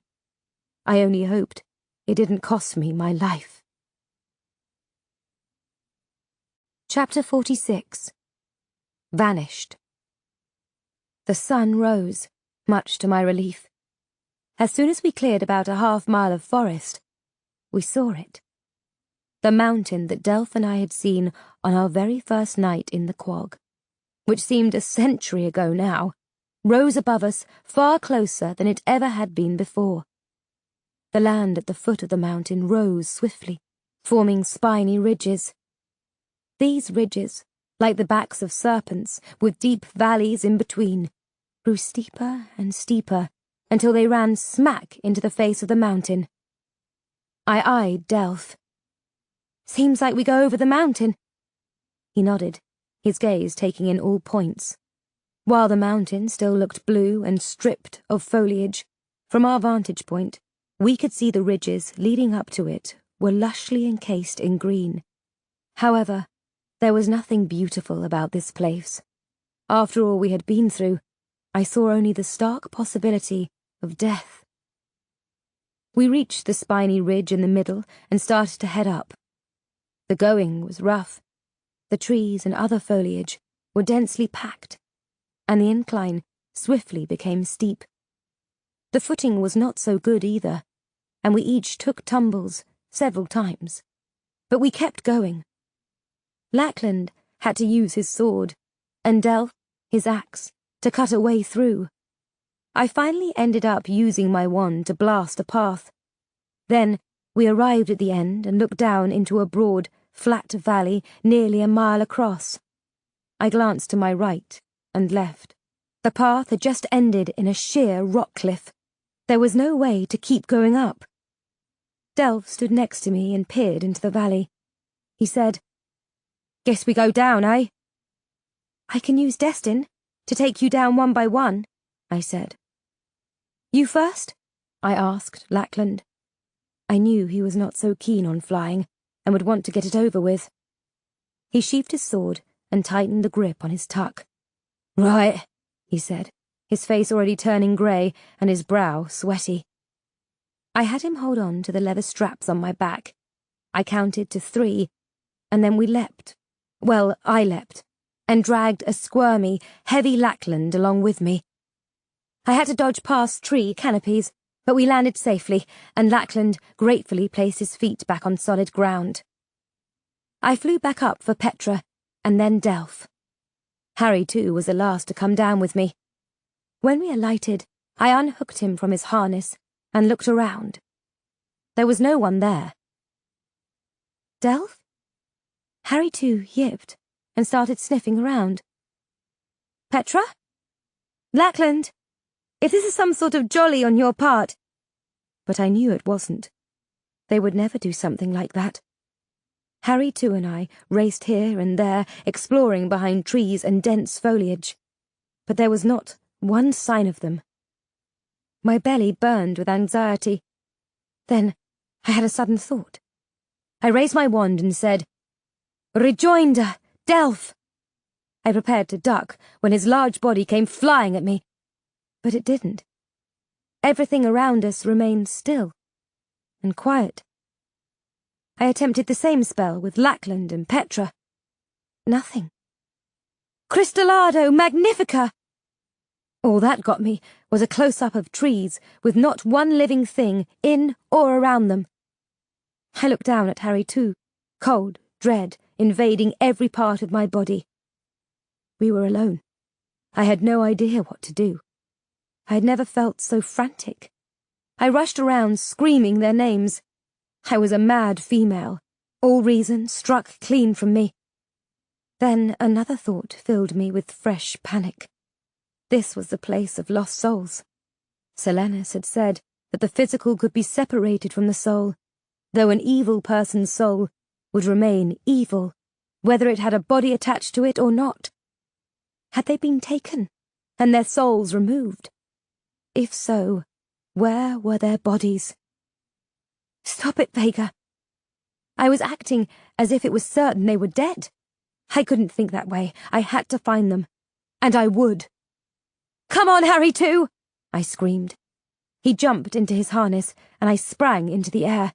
We soared along, and I did long banking movements to the right and left as I kept my gaze below, looking for any sign of my companions. I saw nothing, and my spirits plummeted, and my nerves once more threatened to run away with me. The longer they were gone, the more it seemed they would be gone forever. I could barely breathe. I was so scared I couldn't even cry. It was like I had been struck by the same spell I had used to freeze the Jabbit back at Astria's. As I looked up, I saw it materializing. At first I thought it was another storm blowing up because I had been flying for so long. Only it wasn't a storm. I would have preferred a storm, actually. The sky was suddenly blackened with flying things. As one drew close to me, I could see that it looked like an Inficio, only far smaller, about the size of Harry too. But there must have been thousands of them, and they were all bearing down on us with clawed wings and screeching cries. I went into a dive. I could feel my canine's rigid body against my chest. I could sense the things right behind me. I even felt the tugs on my cloak as one grabbed it with its claws. I sped up and disappeared through a canopy of leaves. I was praying the creatures would not follow us down here. My prayers were not answered. I zoomed along the ground with the swarms closing in. I pointed my wand behind me and cried out, "Engolfiado!" A surge of water shot out, and as I looked back, I saw it slam into the wall of creatures, knocking many of them down and scattering the rest. But I knew they would regroup and be after us again. Up ahead, I saw it. I had no other choice. I pointed my wand at the huge double doors of the massive stone building that had just appeared in my line of vision. Ingresio! The doors sprang open. I looked back. The swirl of foul creatures was feet from us. I could see their razor-sharp claws and beaks, and the murderous looks in their eyes. Harry too and I zipped through the doors. Pointing my wand behind me again, I cried out, "Securius!" The doors slammed shut and bolted. A split second later, I could hear hundreds of thuds against the thickened doors as the clawed creatures slammed into the wood. But thankfully, the doors held. I landed and let Harry too out of his harness. My chest heaving, I watched the doors just as I had back at Stack's in Wormwood when the pair of Jabbits was after me. That door had not opened. It didn't look like these would either. But those foul things out there, had they attacked Delph and the others? Had they carried them away somewhere to... I couldn't think it. I felt the tears now rush to my eyes. It felt like my heart had been ripped clean from me. I managed to regain a bit of calm and looked around. The place reminded me of Stack's with its high ceilings, stone stairs, white marble balustrades, and arched columns leading into other rooms. I started up the stairs to see what was on the second level, when I heard it. "May I help you?" Halfway up the stairs, I whirled around, trying to locate the source of the words.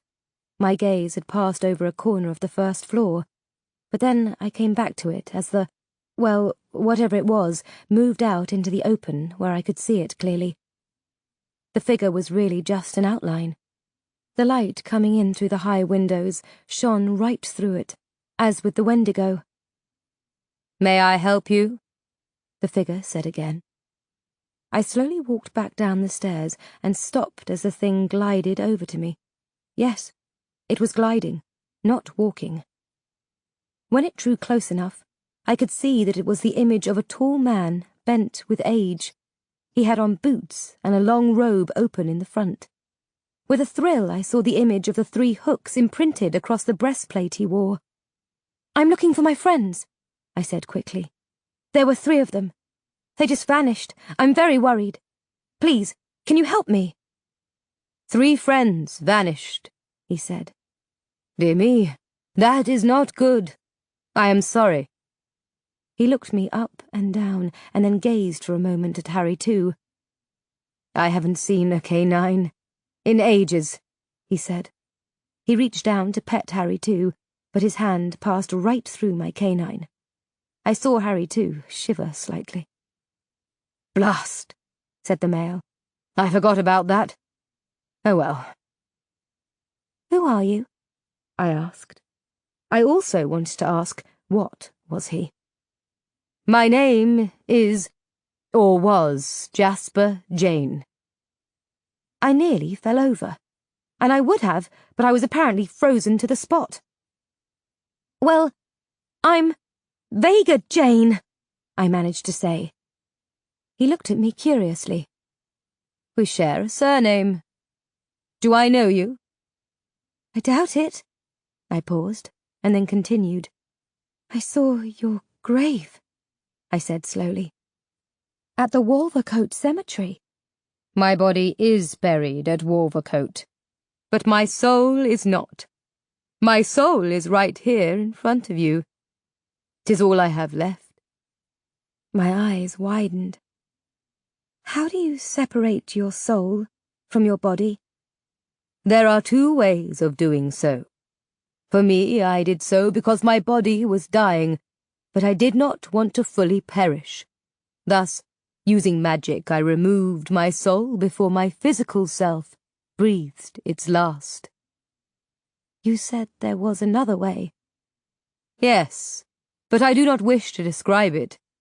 It is too horrible." He suddenly saw the ring on my finger. "Where did you get that?" he exclaimed. "It belonged to my grandfather." "What does it mean?" I asked. "The mark?" "It is our trinity, our mantra. Peace, hope, freedom. Precisely in that order." "Look, I need to find my friends. Every sliver that passes—" I gulped. "I'm not sure I can help you. Not sure at all. You see, it's really not my place to help those trying to pass through here." "I know that, but Astria changed her mind. She trained me up to escape here, to take up the fight once more against the Maladons." This all came out in a torrent. He looked stricken. "Astria, I helped you to leave here? Fight again? I can scarcely believe it."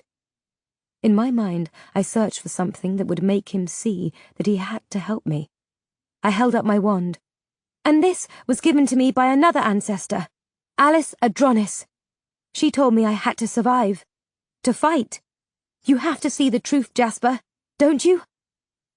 Jasper was now staring at me, open-mouthed.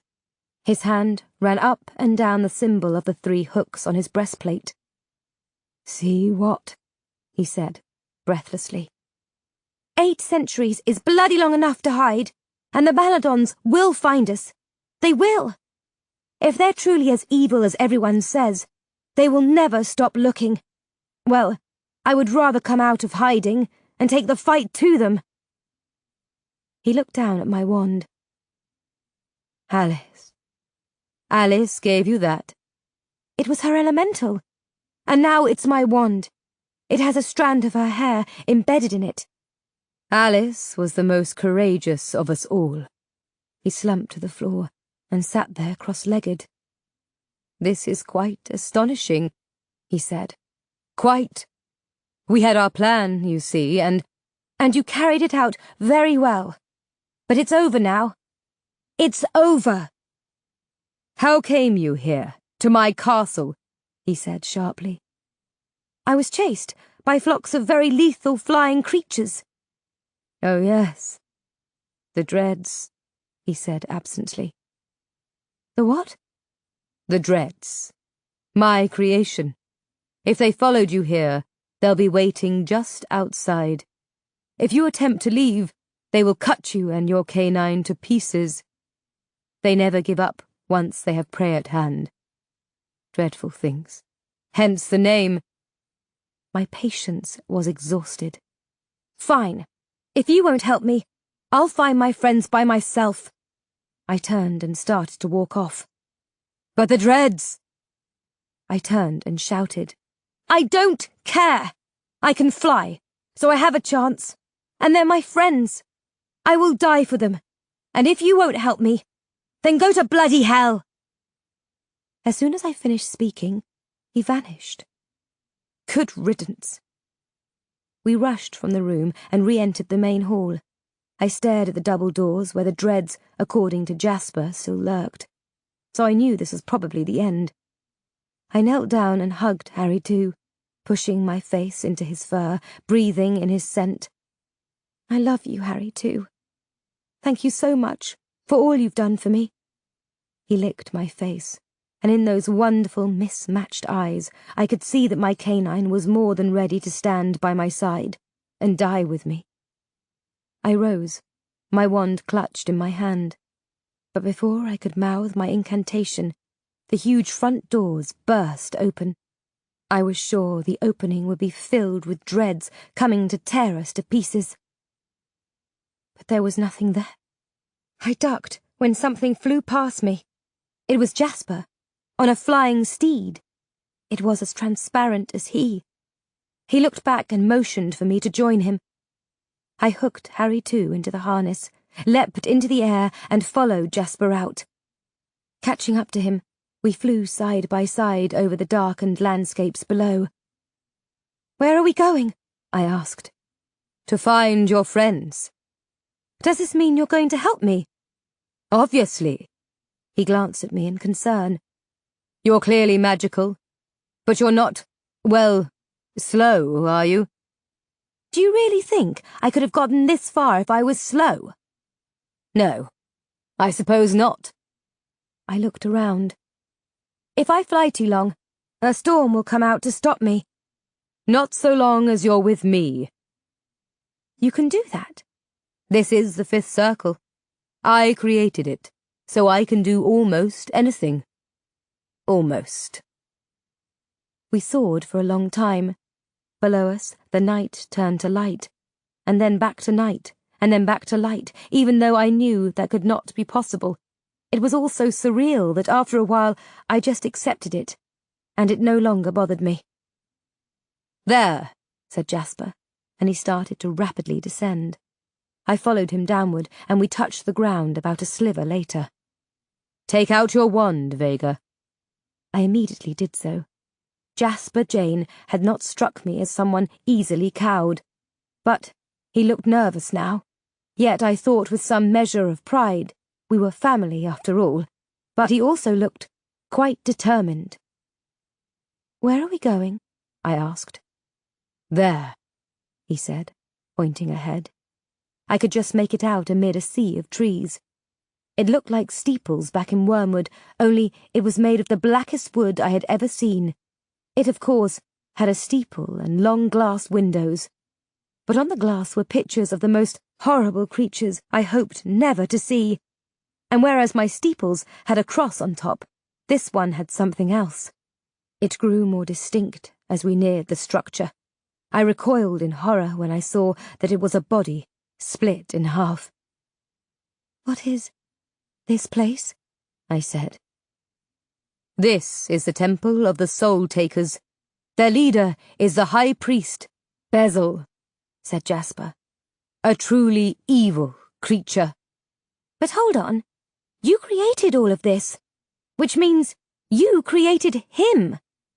My job was to prevent escape from here, and also entry into here, said Jasper. I could not do so without conjuring dark forces powerful enough to achieve both goals. Once created, these species evolved. They have had 8 centuries to turn even more diabolical. They forcibly split the souls from the bodies of those unfortunate enough to cross their path. devouring the latter to nourish themselves and then turning the souls loose to wander aimlessly. That is the second way to sever your soul from your body." "How did you think of such a thing?" He looked at me. "I based it on the Maladons." The horror of this left me speechless. He said, "Your friends are assuredly in there. If you wish to leave them to their fate, let me know now, and we can turn back."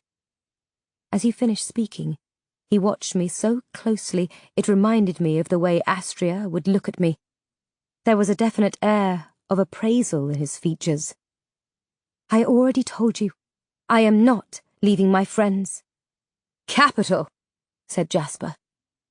"But how did we defeat these blokes?" "I can do nothing to them," he said. "What? Then why did you come?" "To show you the way. It will be up to you to defeat them." My spirit sank. "Can you at least give me advice on how to do so?" "You need to trust your instincts, Vega, and your heart. That did not serve our lot particularly well against the Maladons, but that is not to say we should not trust our heart. After all, it is the one thing we have that the Maladons do not. Good luck." "Wait, I have one more question." He looked at me expectantly.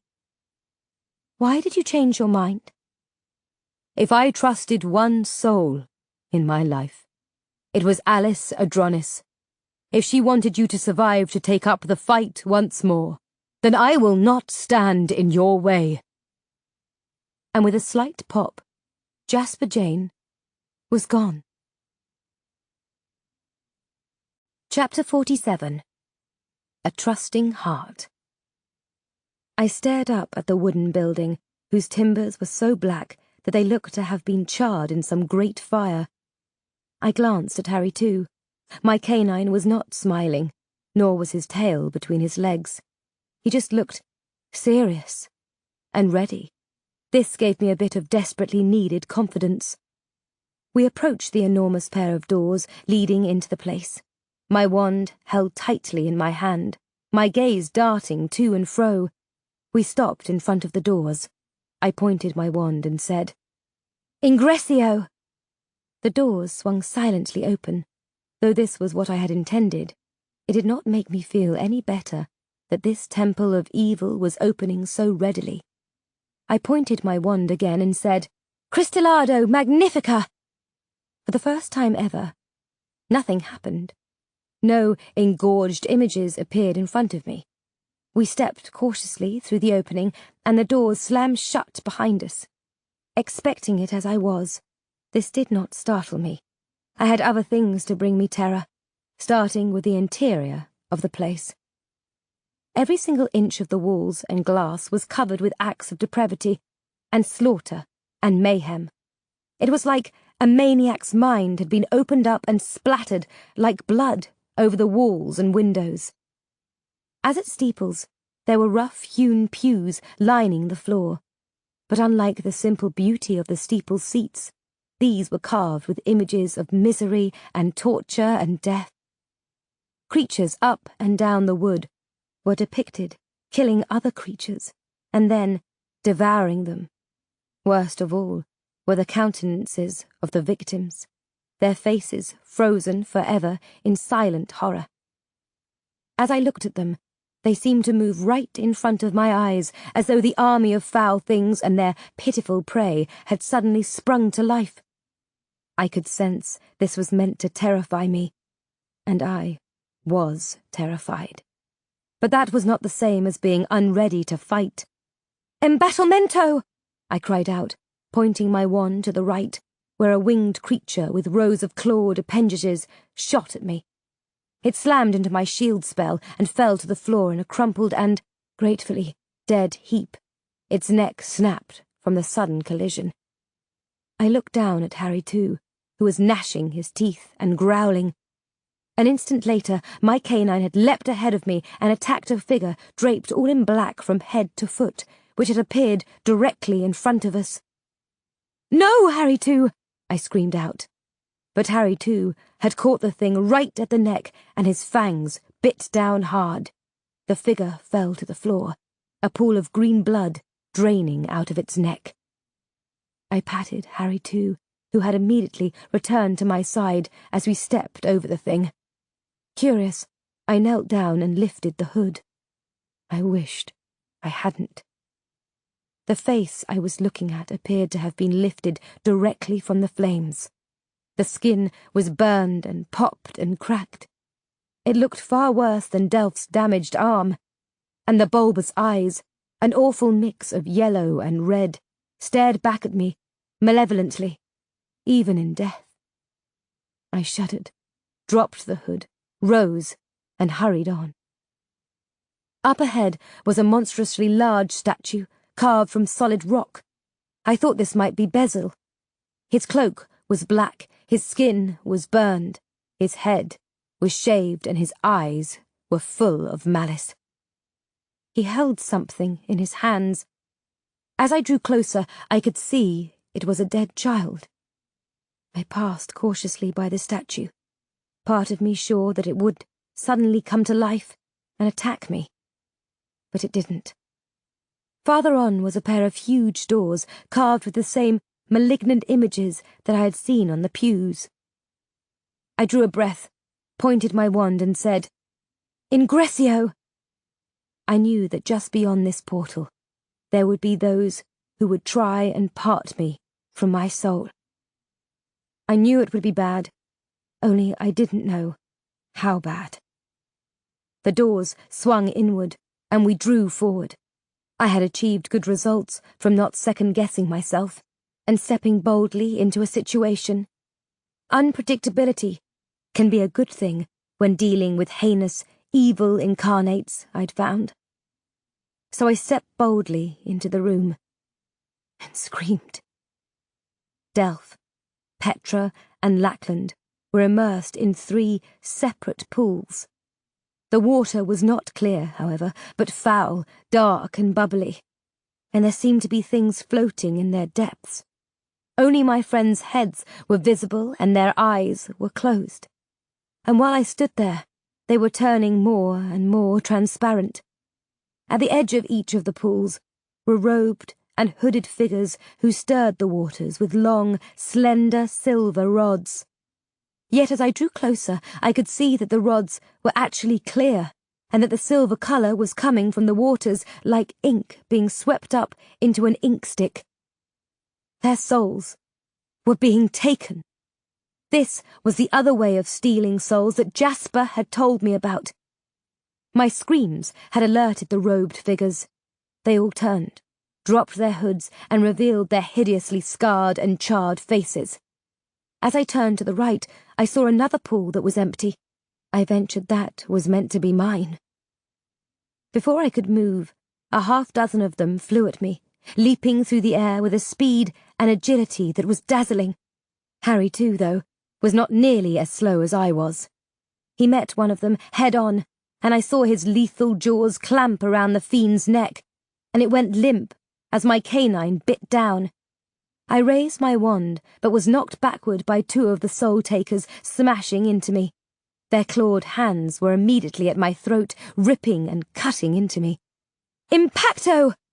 They blasted off me, flew across the room, and careened into 2 of their fiendish brethren who were charging at me. They all fell into the pool containing Lackland. 4 more were at my side in a thrice. Harry, too, launched at another and toppled him, tearing at the creature's throat. "Jagada!"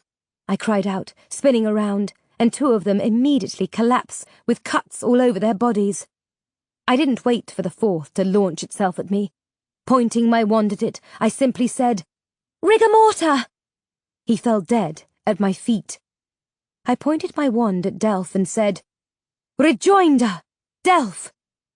He flew from the waters and soared across the room, crashing into 2 other soul-takers who had rushed into the room, knocking them out. I grabbed at his arm. "Delph! Delph! Wake up! Wake up, please!" I heard Harry, too, whine, and I whipped around and shouted, "Engulfiado!" The powerful torrent of water hit a pair of soul-takers, who were dragging Harry too across the room, with such force that it smashed them into the stone and killed them. "Delph, please! Rejoinder! Petra!" Petra soared out of the waters as another pair of fiends attacked me with the long rods they had been using in the pools. One of the rods collided with my face, and I felt blood spurt from my nose and cheek. "Embattlemento!" The rods shattered against the shield, and suddenly Delph and Petra awoke. "What the—" began Delph. Petra slowly rose, gazing around, taking it all in, and then looked at me. Lackland was sinking deeper into the depths of his pool. The soul-taker there had not left to attack me. He was still swirling the rod in the water. Lackland was nearly out of sight. His soul nearly separated. From another doorway, a dozen soul-takers emerged, all armed with weapons, and charged us. I looked at Petra, our gazes locked for an instant, but in that short time, much was communicated. Her look was pleading. She knew I had taken her wand. She knew. Part of me didn't want to, but the other part of me realized it was the only way. I fished in my pocket, found her wand, pulled it free and tossed it to her. She gripped it and turned to face the regiment of demons coming at us. I did likewise, raising my wand and shouting, "Impacto!" A moment later, Petra screamed the same incantation. The combined spells produced a force of unparalleled power. The soul-takers were not merely blown off their feet, they were disintegrated. I turned to look at Petra and smiled. She returned it, weakly. Then she was hurled off her feet and back into her pool, where she immediately was pulled under. Next, I was being thrown through the air and landed in the fourth pool, and under I went as well. I opened my eyes, and though the water was dark and foul, I found I could see clearly enough. That was not a good thing. I knew who was facing me. Bezel, the bloke from the statue. His cloak was blood red, and there was a heavy chain around his neck with a metal disc at the end of it. The symbol engraved on the disc was that of the body torn in half that was on top of his bloody temple. Now I knew it represented the separation of the soul from the body. He held a knife in each hand, his expression murderous. I had lost my wand and was looking desperately in the water for it. Suddenly a hand shot down into the pool, grabbed Bezel by the chain and wrenched him completely out of the water. I found my wand and used Destin to soar upward and back into the room, coughing and sputtering as I flew. It was quite a sight to behold. Delph was slamming his fist into the side of Bezel's head, but Bezel was far more powerful than he looked. He lashed out at Delph and knocked him heels over arse. I aimed my wand at Bezel, but never got the spell off. 2 soul-takers attacked me. As I fought them, I tried to keep Delph and Bezel in sight. They were having a titanic struggle, tossing each other across the room, raining blow after blow on the other. As I fought off my remaining soul-taker, Delph ripped one of Bezel's knives free and slashed him with it. The demon sprang back as green blood surged from the wound. Delph did not wait a moment before pressing his attack. He was on Bezel like a garm on prey. 2 enormous punches to the head, which I seemed to feel from across the room, and the bloke's eyes closed and his head went limp. Delph picked him up and tossed him back into the pool of water, where he quickly sank. "Yes, Delph!" I screamed in joy. He looked at me, battered but grinning as I finished off the last soul-taker.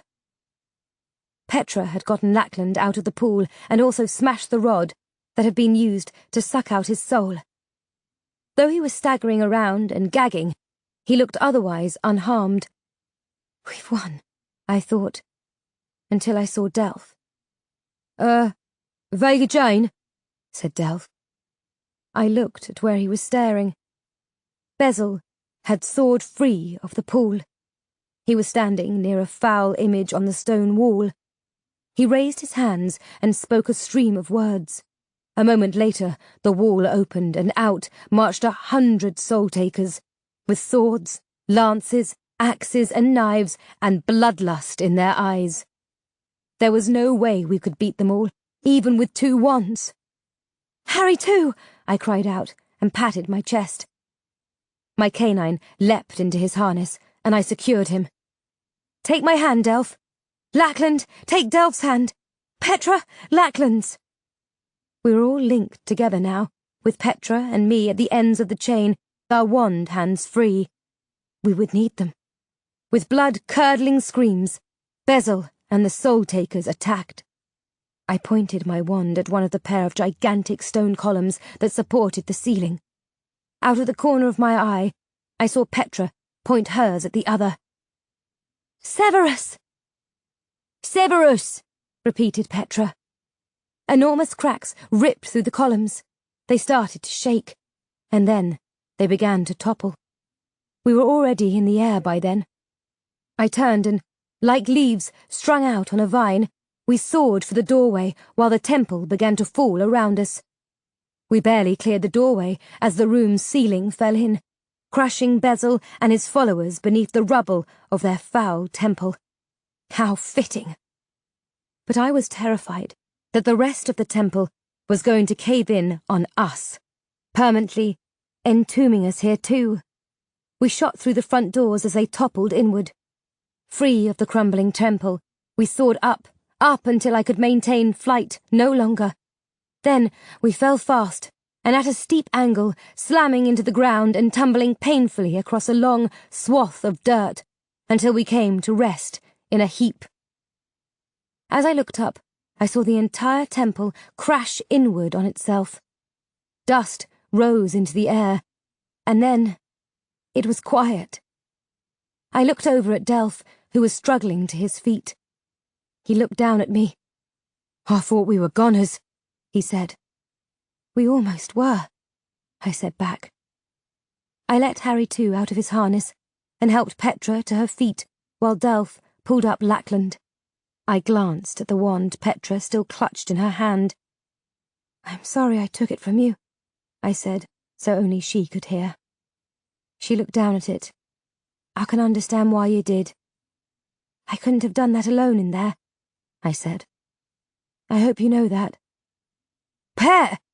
exclaimed Lackland. "Where in blazes did you get that thing?" Petra looked at her wand, obviously unsure how to answer. "I had a spare," I said, drawing an incredulous look from Delph. "Oh," said Lackland. "Well, thank all that's bleeding wonderful for spares, eh?" I was startled to find that we were at the foot of the Blue Mountain. Once we cleared it, I reckoned the end of the quag would be right on the other side. "How did you find us?" asked Delph. "I had help. From a friend." Lackland said, "Well, should we be on our way?" I glanced up sharply at the mountain. What was left up there to try and stop us? I looked down at my wand. It seemed so tiny and insignificant, yet it had served me well all through the circles. I could only hope that it had enough magic left. Chapter 48. The Last. We covered 5 miles, all nearly vertical, until we were so weary we could no longer lift our arms and legs. We made camp on a small plateau that allowed a view across the quag, or it should have. I turned to see where we had come from. I had never really looked behind me while here. I had always been concerned about what was ahead of us. But nothing was back there except darkness, even though it was still light. It was like staring into the heavens on a starless night. There was just nothing. I shivered involuntarily. I looked over at Delph, who was helping Petra make the meal. They were both scarred from their time here, Delph with his arm and Petra her hand. No doubt their minds were scarred too, as was mine. I observed with a pang of jealousy that they worked well together, seeming to read the other's mind. We ate our meal and drank our water. None of us spoke. It was as though the battle with the soul-takers had robbed us of something important, and we were all trying to figure out what. Lackland carelessly rubbed his injured face. Delph rolled up his sleeve to examine his burned arm. But when I looked over at Petra, she was simply looking at her wand as though she had never seen it before. I knew how she felt. The weight of a wand in one's hand carried with it expectations and a certain responsibility equal perhaps to the tonnage of the mountain we were on. Petra took the first watch, and Delph and Lackland lay down on their beds. I followed Petra to the perimeter, where she would take up her post. I glanced at her wand and decided to come to the point. I was, above all, a practical wug. "How many spells do you know?" I asked bluntly. She seemed taken aback by this, but I plunged on. We didn't have time for niceties. "The rigor mortis spell is not something you do your first time," I said. "And the other spells you used, though I said the incantation first, your wand movements were spot on. So, how many spells do you know? It's important." It was like I was trying to determine how many mortar rounds we collectively had left to fire at our enemies. I was under no delusion that the fifth circle was finished with us. I had relied on Petra's magical ability to escape the soul-takers. I knew I would need it, and her again. She said sharply, "What does it matter? I couldn't save my family from the lichens, could I?" I pointed at the bit of fingernail housed in the bottom of her wand. "That was part of your uncle, wasn't it? It's not his wand. He made this wand and gave it to you, didn't he? It's your wand." She had used my wand to kill, but it had damaged her. She wielded her own wand with ease and skill, which told me plainly she had used it before. She looked down at the wand and gripped it more tightly. "So what if he did? So how many spells?" "A few. A few more than the ones we already used. He wanted to teach me more, but the night the lichens came, we were off getting water. A garm attacked us and killed him." She looked at me fiercely. "And I killed it. That was the first time I used the death spell. My uncle told me I had to feel something more than hatred or loathing. And you had to feel it with every bit of your mind, body and spirit." She nodded dumbly. I thought it interesting that we both had lost loved ones to a garm, she her uncle, and me my first canine, and that we had both used our first death spell on a garm. She looked at my wand. "You can do loads more than I can." "Well, I was properly trained up," I said, watching her closely. "Can you properly train me?" she said eagerly. I had been expecting this request, but I still wasn't sure how to answer it. I looked over at a distant spot. "Point your wand that way. The incantation is one you've heard me use before. Cristallado Magnifica." I showed her the proper wand motion. She readied her wand. "Focus your mind, body and spirit," I said, "and let that combined energy flow through your wand." Blimey, all of a sudden I felt like Astria Prine. Petra did as I instructed, but failed the first 3 times. She did not grow frustrated, however, as I had when attempting this. She asked more questions, and I gave more answers, and on her 6th try, the landscape that was miles from us was now mere inches from our faces. She looked over at me and beamed in triumph. I returned the smile, though not quite as enthusiastically. Then we both gazed at what we would be facing the next light. "Is that smoke curling up?" she said. I squinted to see better, though I shouldn't have had to. The image was right in front of me. Still, there was something distorted in the picture that made it difficult to clearly make out the details. Perhaps Petra had not performed the spell exactly right. "It looks to be," I pointed to a spot, "and that might be a little shack where the smoke is coming from." "So, someone lives there?" she said, sounding puzzled and anxious. I could well understand that. For who would want to live in the 5th circle? "I guess we'll find out soon enough." I had an idea and said, Maybe we can avoid climbing this mountain. Maybe we can fly to the top. I thought you said that wasn't possible. It might be now. How'd you figure that? As someone once told me, in here, anything is possible. As I turned to leave her, I stopped. Petra, did your uncle ever mention the term Maladon to you? I wanted to see her first and true expression. No, she said. What does it mean? It's not important. The next light, we packed our tucks and I buckled Harry too into his harness. I wasn't going to ferry the others one by one, not after what had happened last time. For all I knew, others like the Soul Takers were lurking around. We were going to stay together, die together or survive together. Not alone. Never again. We held hands in a line like last time, and then I kicked off, and we soared clumsily into the air. Petra was bringing up the rear with her wand held ready in her free hand. We soared along, and I have to admit that the view from up here was spectacular. Closer up the mountain was even more bluish than it seemed from far away. Parts of it were covered in foliage, but other sections were bare rock, where for some reason apparently no plants would grow. So far, no dark clouds formed, and the air was nicely calm. I looked down below and spotted once more the curl of smoke that Petra and I had seen using the magnification incantation. From up here, I could make out more details. The shack we had also seen previously was small and made entirely of blue stone. I bent my head forward, and we flew lower. Now I could see a patch of blue dirt through the trees, and then I spotted him. He was a small male, slowly trudging across the dirt toward the cottage, carrying a stack of wood nearly as large as he was. This was presumably fuel for the fire that was the source of the smoke. He was dressed in old rugged trousers, a checkered shirt and, I could make it out as I dipped us lower, a red cap, whose peaked top bent over a bit. I didn't fancy an encounter with another creature in the fifth circle. I thought we could simply fly to the top of the mountain instead.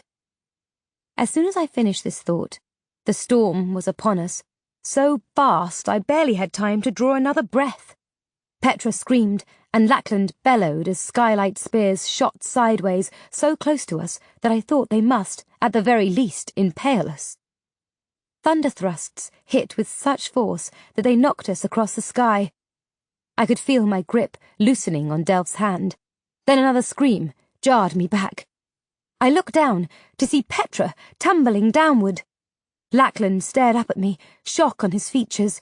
She'd have slipped. It had been him screaming, not her.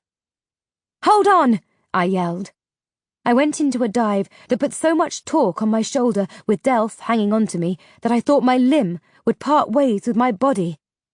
I saw that I would not reach her in time, but then I didn't have to. I pointed my wand and said, Lasado! The thin light exploded from my wand tip, encircled Petra's waist, and I whipped it upward. She soared toward us. Lackland, grab her foot! He did so, and held on. I don't think she's conscious, he cried out. Her eyes are closed. Is she breathing? I shouted. My first thought was that she had indeed been hit by a skylit spear. I don't know. I think so. I aimed my head downward as the storm raged around us. We slammed into the ground far harder than I had intended, but I was up in an instant and knelt next to Petra. She was on her back, her eyes were closed, and her features were screwed up in pain. Petra! Petra! I slapped her face with my hand. Her eyes popped open, and she looked wildly around. What? Where? You? Are you hurt? I looked her over and saw no obvious injuries. My gaze went back to hers as Delph and Lackland peered over my shoulder, their faces anxious. I said, You nearly died. We just caught you in time. She slowly rose and touched her head. I guess I blacked out. The last thing I remember was, Hello? We all whipped around and stared at the thing that had spoken. It was the little male with the red-peaked cap. We had landed near his shack. As I looked around, I could see it and the curl of smoke barely 20 yards away. "Who are you?" I asked. He looked at me with soft brown eyes and a very friendly countenance, which immediately put me on my guard. Friendly did not really exist here. I well knew that. Cunning and murderous, yes, but not friendly.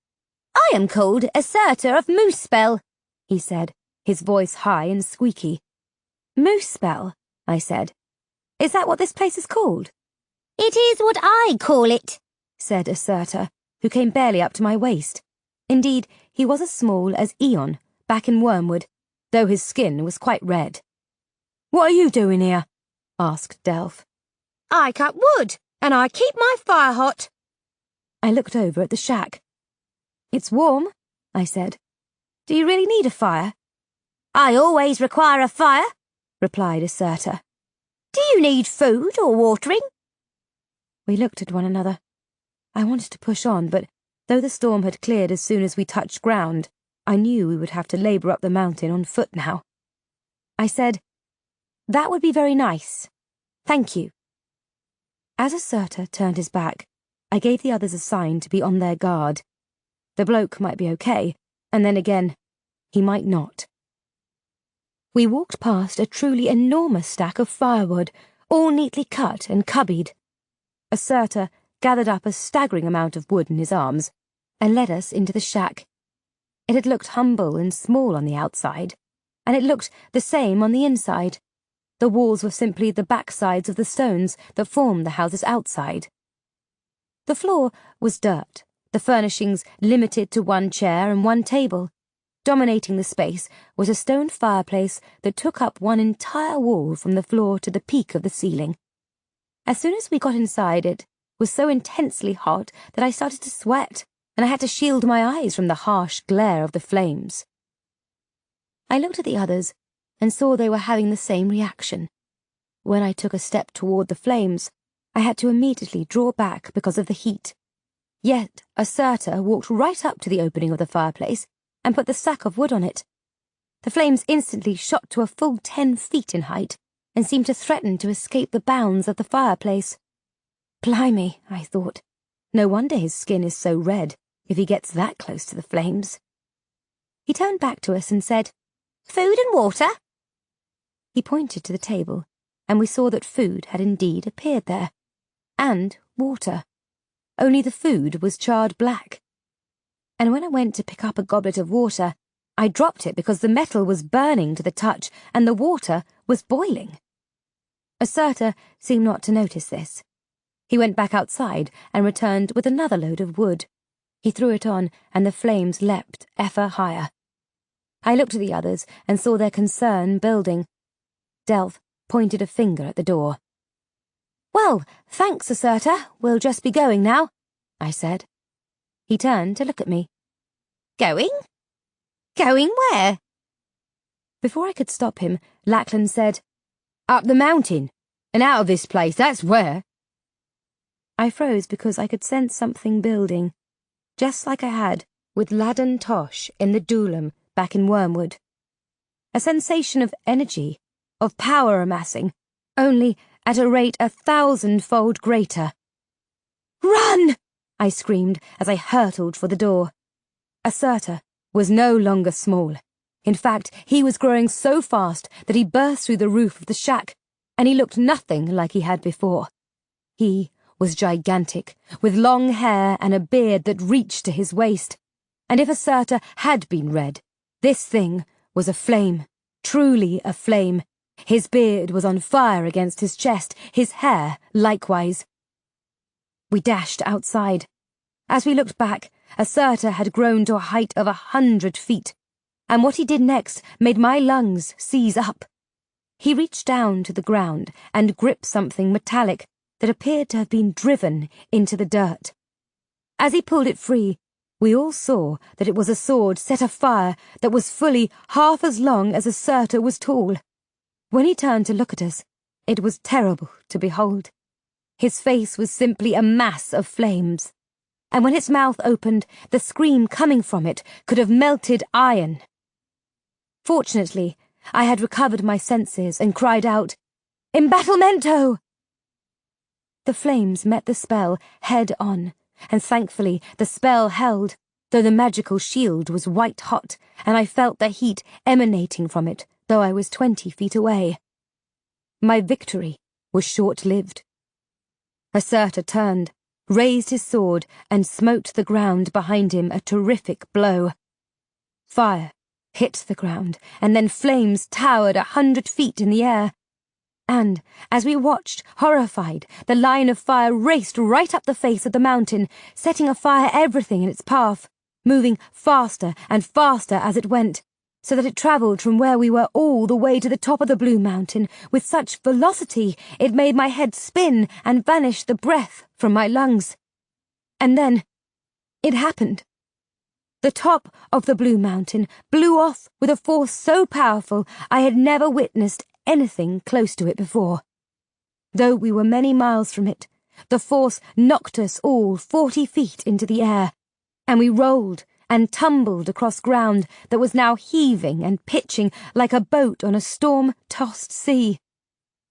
When we finally came to a stop and managed to look up, the entire mountain was on fire, and a wall of flaming mass was roaring down the long slope right at us.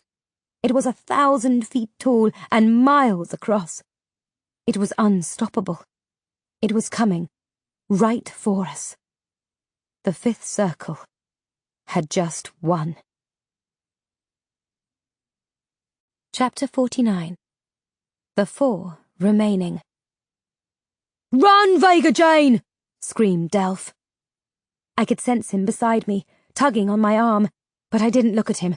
I could hear over the roar of the mountain of fire heading our way that Lackland was fleeing down the side of the mountain, screaming for us to run as he went. From the corner of my eye, I could see Petra on her knees, her head bowed, awaiting the end. At my feet was Harry too. He was doing the same thing I was doing, staring at fiery death coming our way. I looked at my wand and knew, despite its considerable power, that it would not be nearly enough. The flame from Acerta's mouth had nearly buckled my shield spell. What was coming now was 1,000,000 times more powerful. My engolfiado spell would simply turn to mist in the face of it. I had Destin around my waist, but I could not fly us high enough to escape the flames, and as I continued to watch, the most amazing thing happened to me. My panic ceased, and a peaceful calm took over. I don't know if it was simply resignation that my life would be ending momentarily, or something else entirely. As Delph kept trying to pull me away, my feet seemed to become even more deeply rooted to this spot. This was my last stand. I would die here, or I would survive here. It would be one or the other. This I clearly understood. I put my hand in my cloak pocket and withdrew the fin. I don't know what made me think of it, for many thoughts were flashing through my mind at that point.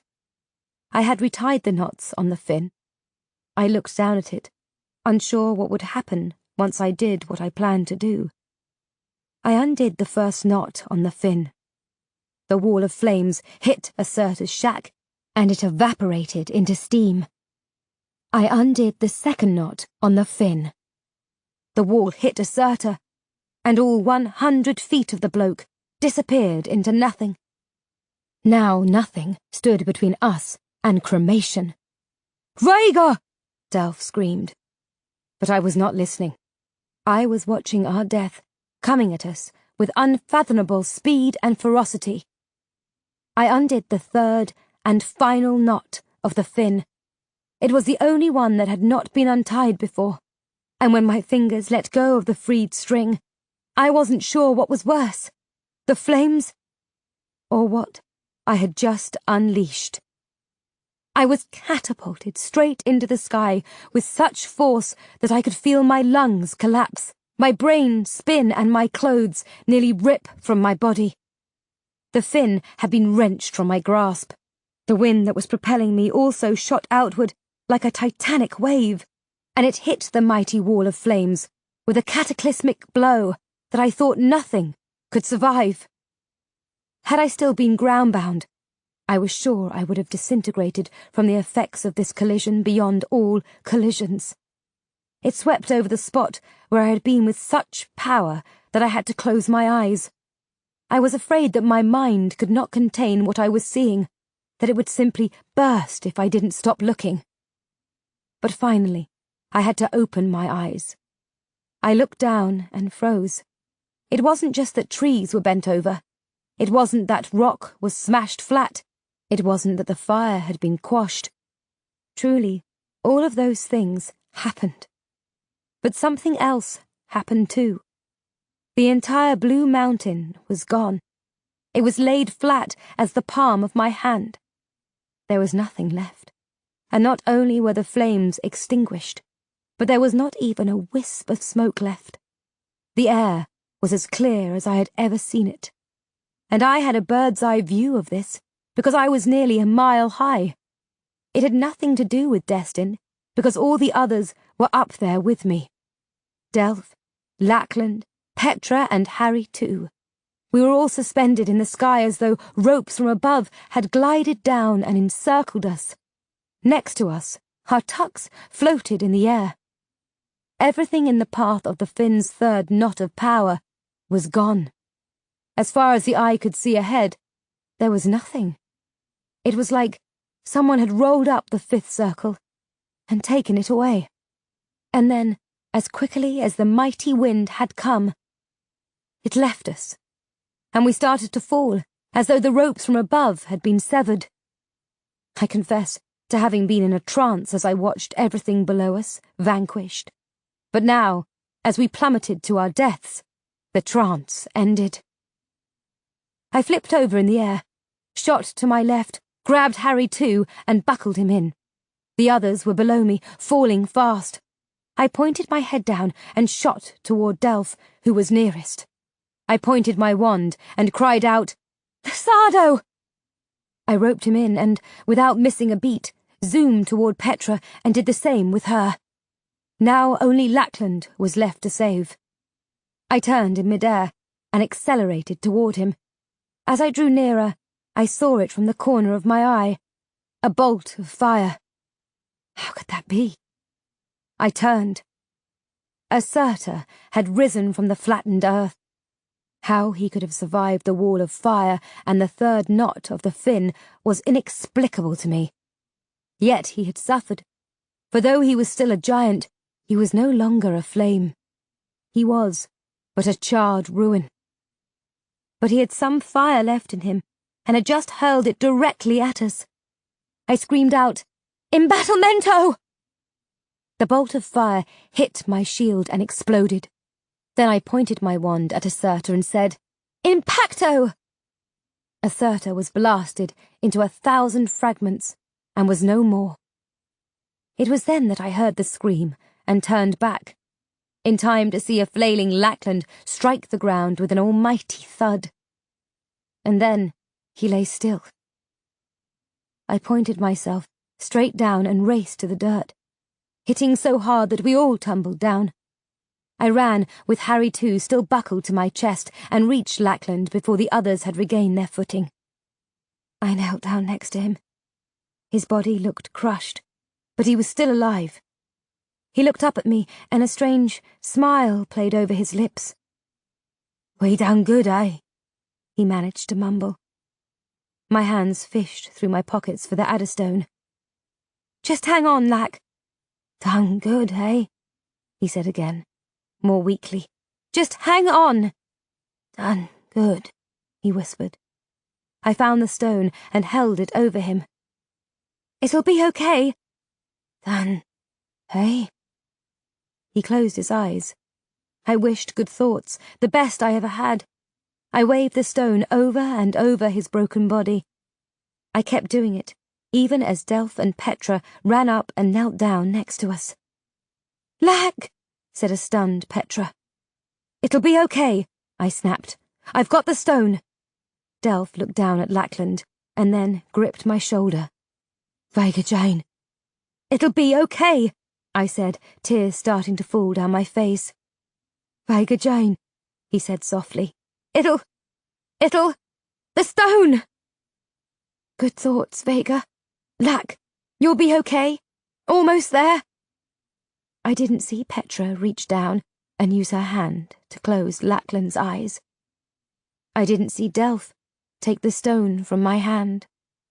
I didn't see Harry, too, lie down next to Lackland and nudge his hand with his snout. I didn't see any of this because I had closed my eyes. I had closed my eyes because I knew if I kept them open a second longer, I would never move from this spot ever again. That I would just die right here, right next to Lackland, who had just died. The stone could not bring back the dead. I knew that. I had always known that. I felt Delph gently help me to my feet and turn me away from the body. We'll take care of it, Vega Jane. You'll be okay. I went and sat on the ground, my back to them, as they dug the hole and laid Lackland's ciphers into it. Harry, too, sat next to me. His snout nudged my hand, but for the first time ever, I did not pet him when he did so. The sacrifice that everyone had warned me about had just come, in the form of a mortal blow to one of us. Death was all around here, but we had always managed to just skirt it. I had known the odds of all of us getting through the quag were abysmally small. Astria had told me that, but she needn't have. I had not known Lackland long, but I had known him long enough, and his loss ate at me in the way that such a loss always does, in a way that such a loss always should. When the last bit of dirt had covered his remains, Delph and Petra rejoined me. "He's done," said Delph quietly. "He's done." I opened my eyes at last and looked up at him. Tears stained his face. I looked at Petra and saw the same there. I looked back at the mound of dirt. I rose and walked over to it and looked down. I pointed my wand, and a chunk of charred wood flew forward and planted itself at the head of the mound. Using my wand as an ink stick, I wrote the words on the wood. "Here lies Lackland's ciphers, a good friend, to the end." Then I placed a shield spell over the mound to keep his final resting place safe. I turned and looked ahead. With the mountain no longer in the way, our path was quite straightforward now. Though nothing was quite as straightforward as it appeared, was it? Certainly not in this place. I grabbed my tuck from where it had fallen to the ground and hoisted it. I passed by Delph, Petra, and Harry too. I was changed now. I was different. I could feel it in every crevice of my being. I had been the leader, yet a reluctant, hesitant, unsure one. Then I had grown more confident, piling victory on top of victory. Thorn and the circles. Now, something else had happened, something catastrophic. One of the ones I had led, who had trusted me to get him through this safely, now lay dead. Yes, I was changed, completely, and forever.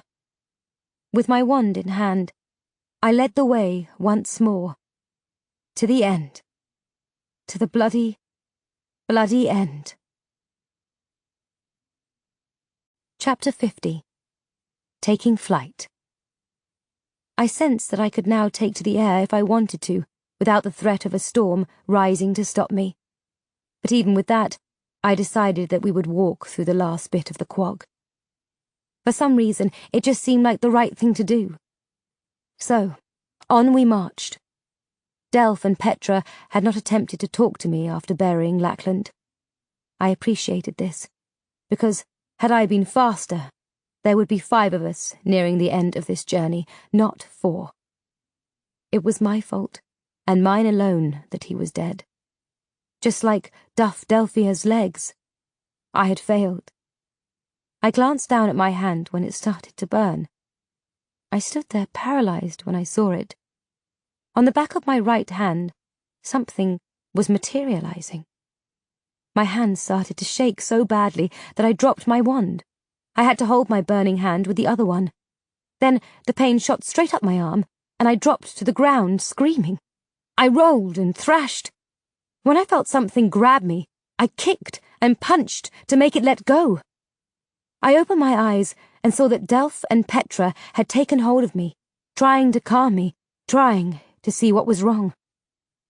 And then, just like that, the pain was gone. My hand and arm felt normal.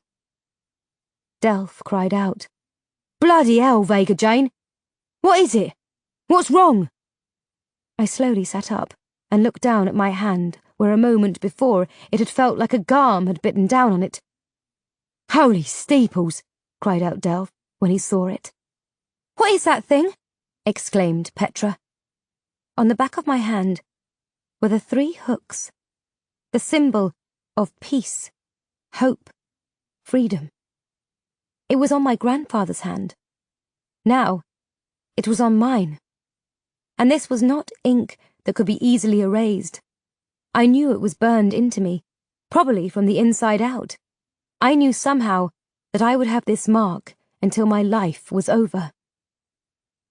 I rose on shaky legs and retrieved my wand where it had fallen. "It's just a mark," I said calmly, though I felt anything but. "But, Vega Jane," began Delph. "I'm fine," I barked, and then said in a normal tone, "I'm fine. Did you expect that I would escape this place without some sort of scar? Both of you have yours. And Harry too." I tried to say this in a joking way, but I knew my tone rang hollow. This was not a normal scar or wound. This was something more. Far more. I felt like I had just been branded, and I'd had no say in the matter at all. I hated this place. I truly hated every square inch of it. "Let's get on," I said. "Let's just finish this." For 3 lights, we walked across a vast plain. It was inconceivable to me that a majestic mountain had rested here for over 8 centuries, until it was toppled by a peg of unknotted rope, leaving only flatness in its wake.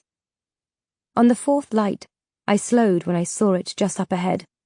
A shimmering glare, as though light was being reflected off something. As we drew closer, our pace slowed even more. After all we had endured, I did not want to rush headlong into something that would leave us paces short of our goal.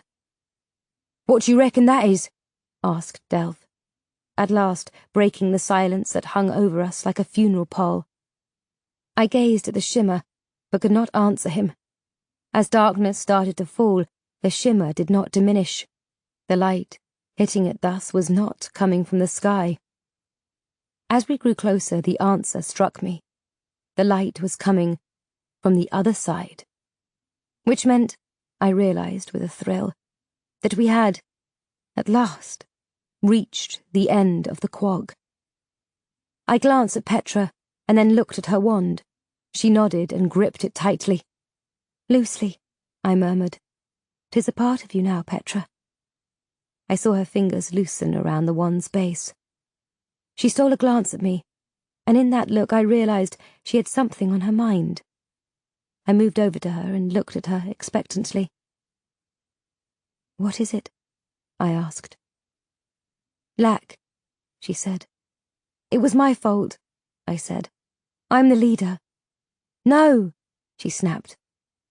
"It was my fault." "What?" "You were saving us from that flame bloke. I had my wand. I could have saved him." She looked at her boots. "But I didn't. I froze. I bloody well froze. And now he's dead. Because of me." She sat down on the ground and started to sob. Delph looked over at us anxiously, but I waved him off. I sat next to Petra, trying to think of something, anything, to make her feel better. Do you know why I came into this place? I said at last.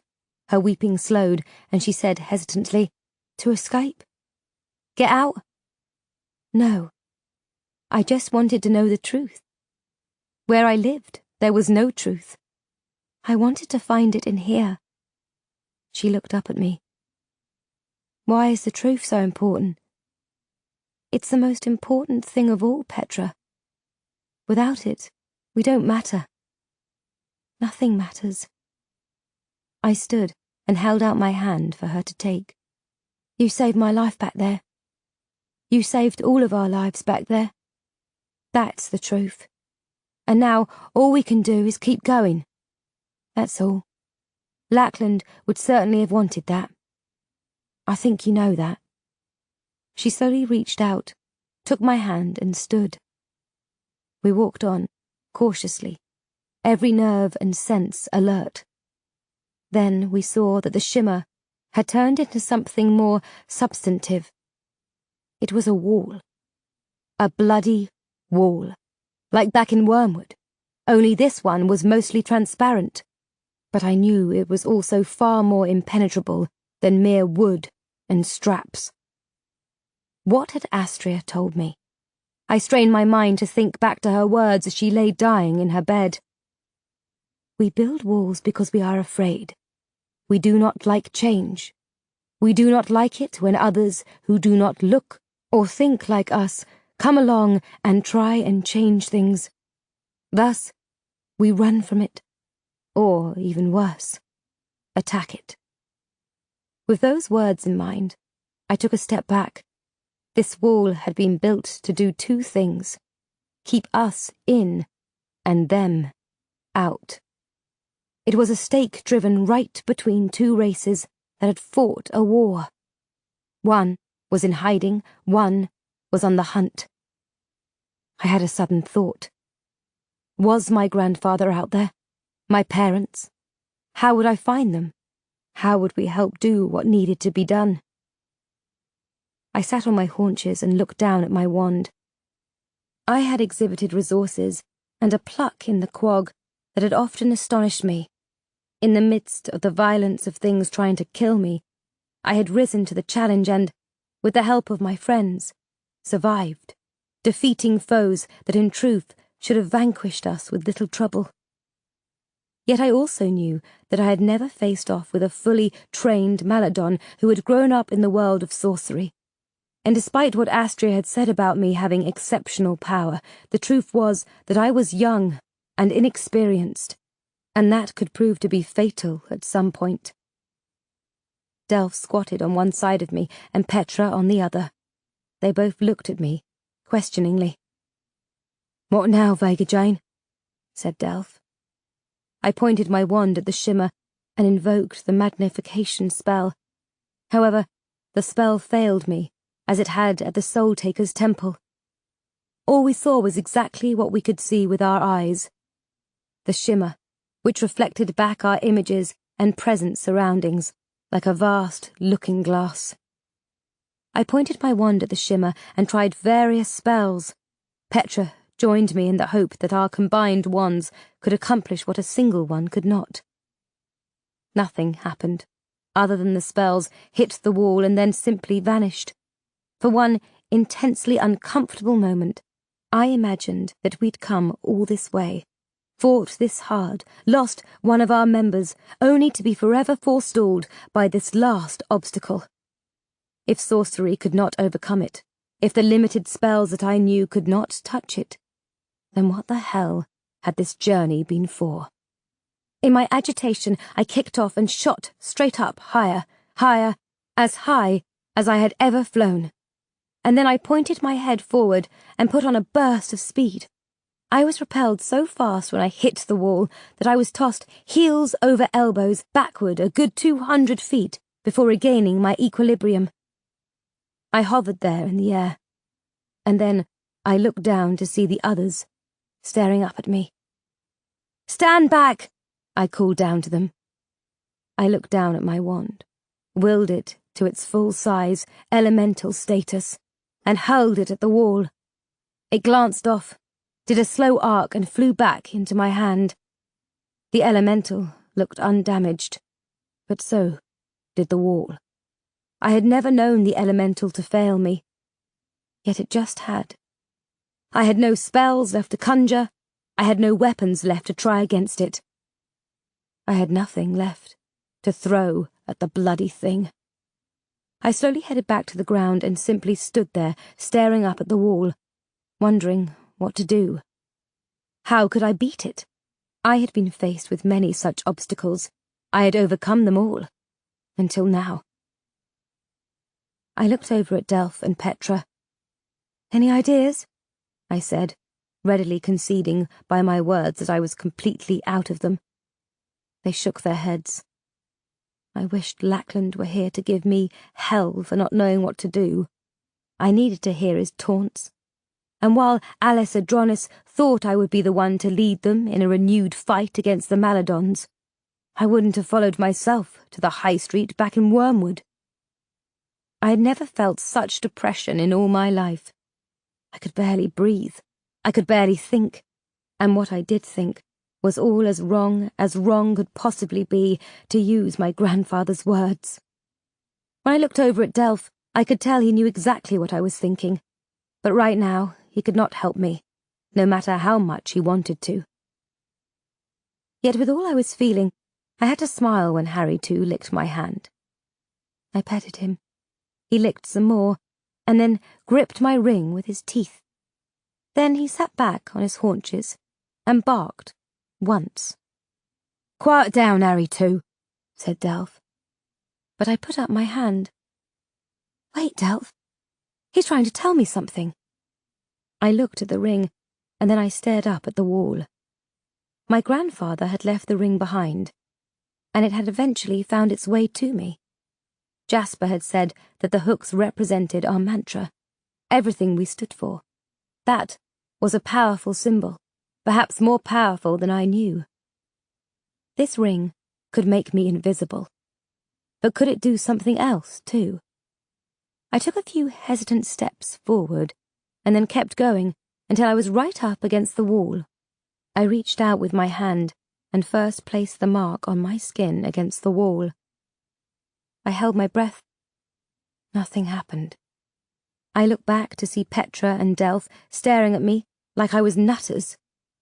Then I turned back around and placed the ring against the wall. I started to hold my breath, but never got the chance. The wall instantly moved under my hand. It started to shimmer and wobble and pulse, as if it had been turned into a liquid. And then a slice in the skin of the thing opened up.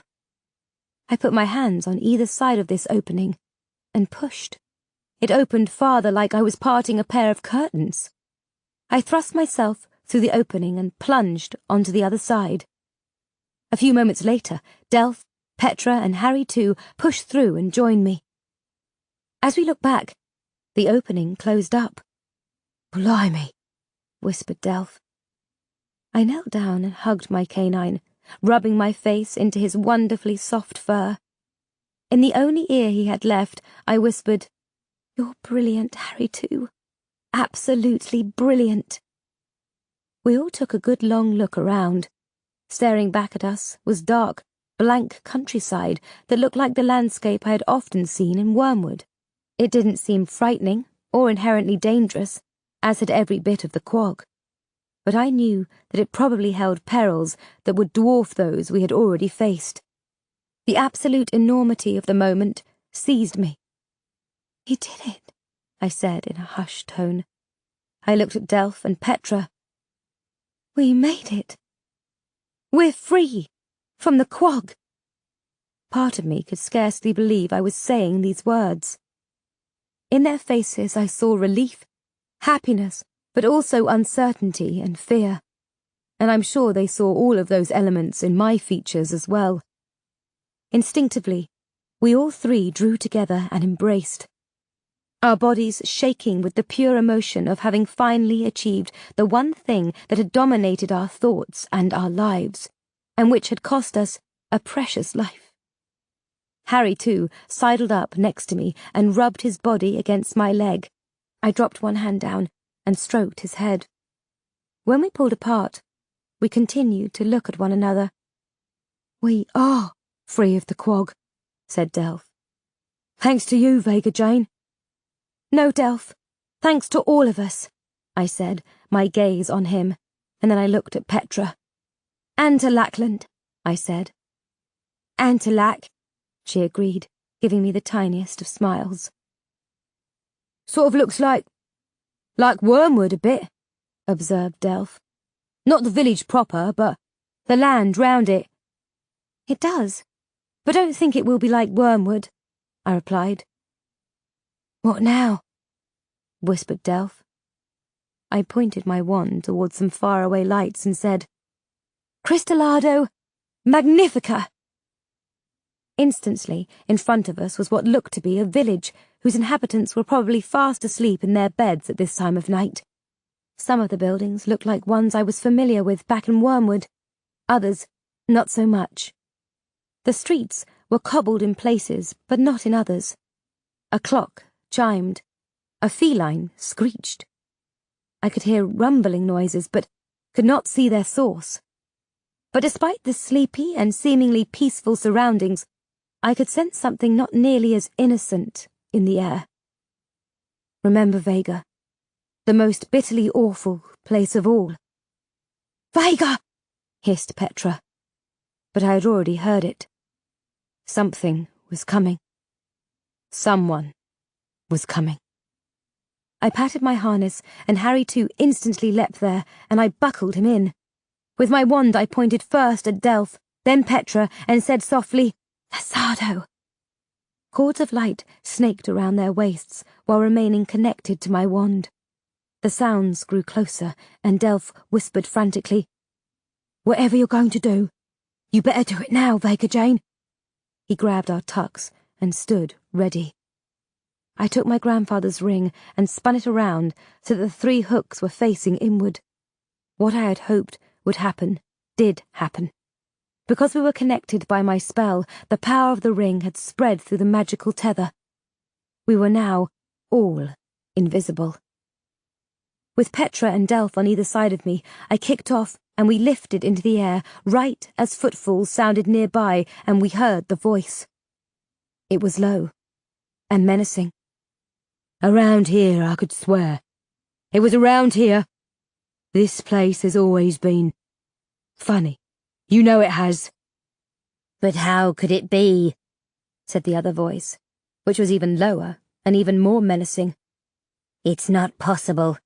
I'm telling you, it's not possible. Not after all this time, eh?" Well, blokes, it was possible. In fact, it was the truth. We had escaped the quag, and we were here, wherever here was. We soared upward and set out toward the distant lights, and, in doing so, took another step forward to all that lay ahead. Like Jasper Jane had said, peace, hope, freedom, in precisely that order.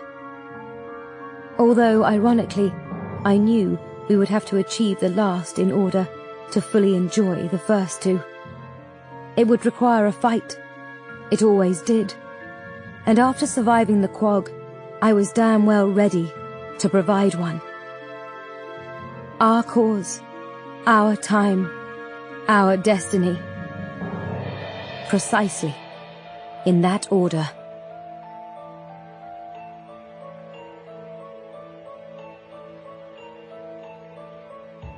This is Fiona Hardingham. We hope that you have enjoyed this production of The Keeper, Vega Jane, Book 2, by David Baldacci. This program was produced at Dion Audio and directed by Sebastian Zettin. Executive producer, Paul R. Gagney. Text copyright 2015 by Columbus Rose, Ltd. Production copyright 2015 by Scholastic Inc. All rights reserved.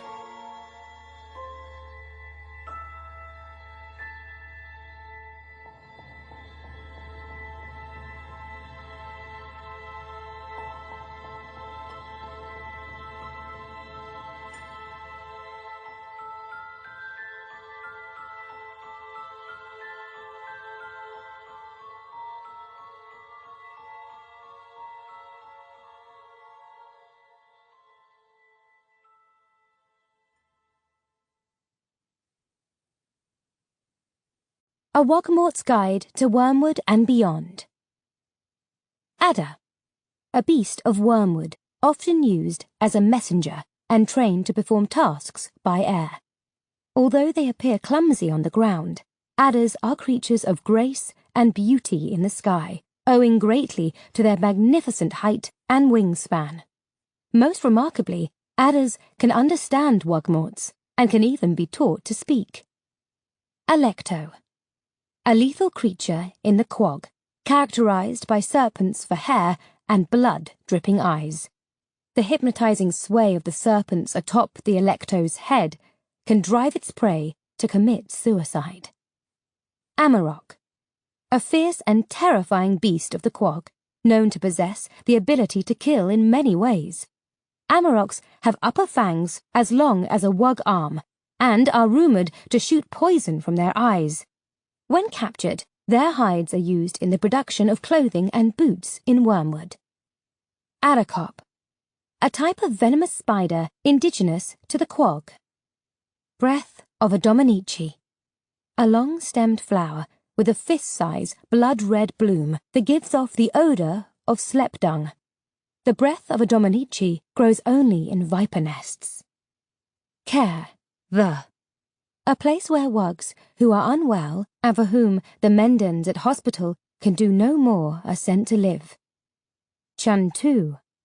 A flying beast in the quag comprised only of a head. The Chantu is said to wildly attack its prey in the hopes of using its body parts to replace the ones the Chantu does not have. Spawned over the centuries by the intermingling of different species, the Chantu is characterized by a foul face with demonic eyes and jagged fangs, and flames for hair. The Chantu is primarily found in the Mykenmoor. Colossal. An ancient race of formidable warriors, of an origin largely unknown to the average Wogmort. The average Colossal stands about 65 feet tall and weighs nearly 7,000 pounds. Council. The governing body of Wormwood. Council passes laws, regulations, and edicts that all Wogmorts must obey. Crida. An exceptionally large creature used in Wormwood to pull the plough of tillers and transport sacks of flour at the mill. The Crida weighs well over 1,000 pounds and is characterized by horns that cross over its face and hooves the size of plates. Cuckoos. Small bird-like creatures that inhabit the third circle of the quag. Brilliantly coloured as if small bits of the rainbow are embedded in their feathers.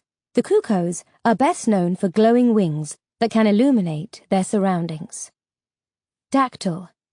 A stacks worker whose job entails shaping metal with hammer and tongs. Doppelgang.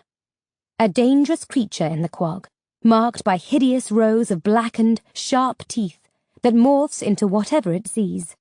The power of the doppelgang lies in its ability to trick its unsuspecting victim into injuring or even killing itself, since striking the beast in its altered form is tantamount to striking oneself. Dread. A black flying creature in the fifth circle, created by Vega Jane. About the size of a canine, dreads are characterized by their screeching cries and clawed wings that they use to cut their prey to pieces. Duellum. A twice-a-session competition occurring outside of Wormwood proper that pits strong males between the ages of 15 and 24 in matches against one another. Viewed by many wugs as a rite of passage, duellums can often be brutal. Ecos. A small creature in the quag, exceptional for the mats of grass that grow on its arms, neck and face, and sprout from its head. The ecos have small, wrinkled faces and bulging red eyes. Event. A mysterious occurrence in Wormwood that has no witnesses. Wogmorts presumed to suffer from an event disappear entirely, body and clothing, from the village. Excalibur. A rare type of sorcerer born with extraordinary magical powers already intact and a profound knowledge of Wug history embedded in his or her mind. It may take years for an Excalibur to become aware of his or her innate abilities. Finisher. A worker tasked with finishing all objects created at stacks. Finishers must show creative ability at learning, as the requirements for the job range from painting to kiln-firing items intended for the wealthiest wugs of Wormwood. Fin. A magical element consisting of twine knotted in 3 places and looped around a tiny wooden peg. The untying of one knot brings a force of wind powerful enough to lift objects off the ground. Untying the second knot produces gale-force winds, and undoing the third brings a wind of unimaginable strength with the ability to level everything in its path. Firebird. A huge flying creature in the quag, known for its colourful plumage and sharp beak and claws. It's said that the firebird's feathers are so brilliant they can be used to provide light and warmth. A firebird can be a harbinger of tragedy. Freck. A huge, fierce beast of the quag, characterised by an extensive snout and fangs inches longer than a wug finger. The bite of a freck has been known to drive its victims mad. Farina. A wug-like race indigenous to the quag, made nearly extinct because of continuous attacks from beasts. The Farinas are descendants of a group of wugs and maladons who became trapped in the quag while migrating from the great battlefields to the village of Wormwood. Garm. A large beast of the quag, 13 feet in length and nearly 1,000 pounds in weight. The Garm is a hideous creature, its chest permanently bloodied, its smell odious, and its belly full of fire that can cremate its victim from several feet away. Wormwood lore maintains that the Garm hunts the souls of the dead, or guards the gates of hell. Gnome. A creature of the quag known for long, sharp claws that allow it to mine through hard rock. The gnomes are characterized by deathly pale and prunish faces and yellowish black teeth. Grub. A peaceful creature that lives primarily in tunnels beneath the quag and can eat through rock faster than most any other species. Twice the size of a creeder, the grub is known for its strong, expandable hide, long, slithery tongue, enormous, jagged teeth, soft, slippery body, and eye colour that differentiates males, blue, from females, yellow. High Street. A cobblestone street in Wormwood proper, lined with shops that sell things wugmorts need, such as foodstuffs, clothing, and healing herbs. Hob. A creature in the quag about half the height of an average wug, characterized by its thick frame, small but powerful jaw, stout nose, long peaked ears, spindly fingers, and large, hairy feet. Hobs are typically amicable creatures that speak wuggish and make themselves of assistance in exchange for small gifts. Hyperbore. A blue-skinned flying beast indigenous to the quag, characterized by a lean, muscled torso and lightly feathered head. More closely related to wugs than any other creature, the hyperbore may serve as an ally or enemy and responds favourably to respect and kindness. Hyperbores set on their prey quickly, beating them to death with their compact wings and ripping them apart with their claws. The hyperbores live in nests high in trees. Inficio. A large, fiendish beast indigenous to the quag that can expel poisonous smoke potent enough to kill any creature that breathes it. The Inficio has 2 massive legs with clawed feet, a long, scaly torso with powerful webbed wings, a serpent-like neck, and a small head with venomous eyes and razor-sharp fangs. Jabbit. A massive serpent with over 250 heads growing out of the full length of its body. Although jabbits rarely leave the quag, little can halt their attack once they are on the blood scent. Jabbits can easily overtake wugs and have fangs in each head full of enough poison to drop a creeder. Learning. The institution youngs attend until the age of 12 sessions. It is at learning that youngs gain skills necessary for work in Wormwood. Light. The time of sunlight between one night and the next. Loons. A boarding house on the high street. Lichen. A beast of the quag covered in long, straight hair, whose bite turns its victims into its own kind. The tall, powerfully built lichen walks on two legs and wields its sharp fangs and claws to attack its prey. Maladon. From the wuggish word for terrible death, an ancient race whose highest calling is to inflict terrible death on others. A sessions-long war between the Maladons and Wugmorts forced the Wugs to found the village of Wormwood, around which they conjured the quag for protection. Maniac. An evil spirit that can attach to a body and mind, driving a Wug irreversibly mad with every fear he or she has ever had.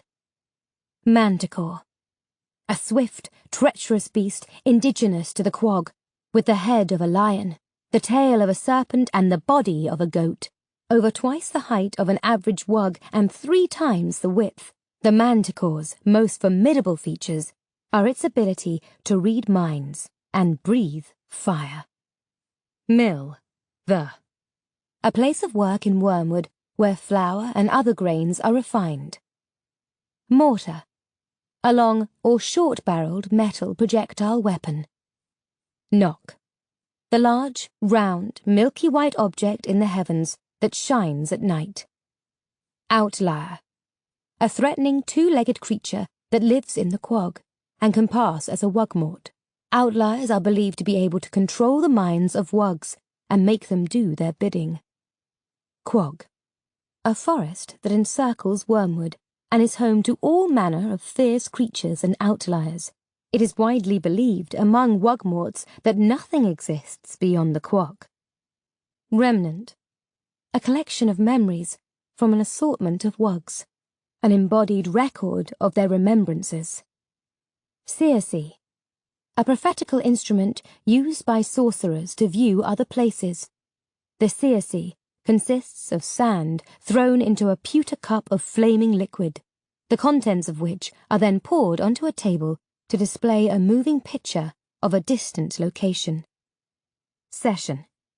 A unit of time equal to 365 lights. Slep. A magnificent wormwood creature characterized by its noble head, long tail, 6 legs and beautiful coat. It is said that sleps were once able to fly, and that the slight indentations noticeable on their withers now mark the spot from which their wings grew. Sliver. A small unit or brief period of time. Stacks. A large brick building in Wormwood where items for trade and consumption are produced. Steeples. A place the majority of Wugmorts go every 7th light to listen to a sermonizer. Unicorn. A noble and gentle beast characterized by a brilliantly white coat and mane of gold, with shiny black eyes and a regal horn the color of silver. The soft horn of the unicorn is known to defeat all poisons, but can only be obtained by convincing the unicorn to surrender it freely, or by killing the beast outright. Valhall. The prison of Wormwood, set in public in the center of the village. Wendigo. A malevolent spirit that can possess whatever it devours. This ghastly, quasi-transparent creature lives throughout the quag, but is predominant in the Mykenmoor. Signs that a Wendigo is nearby are a vague feeling of terror and a sense that the facts stored in your head are being replaced by residual memories of the prey the Wendigo has devoured. Whist. A large, domesticated hound of Wormwood, known for its impressive speed. Wugmort, Wug for short. A citizen of Wormwood. Audible hopes you have enjoyed this program.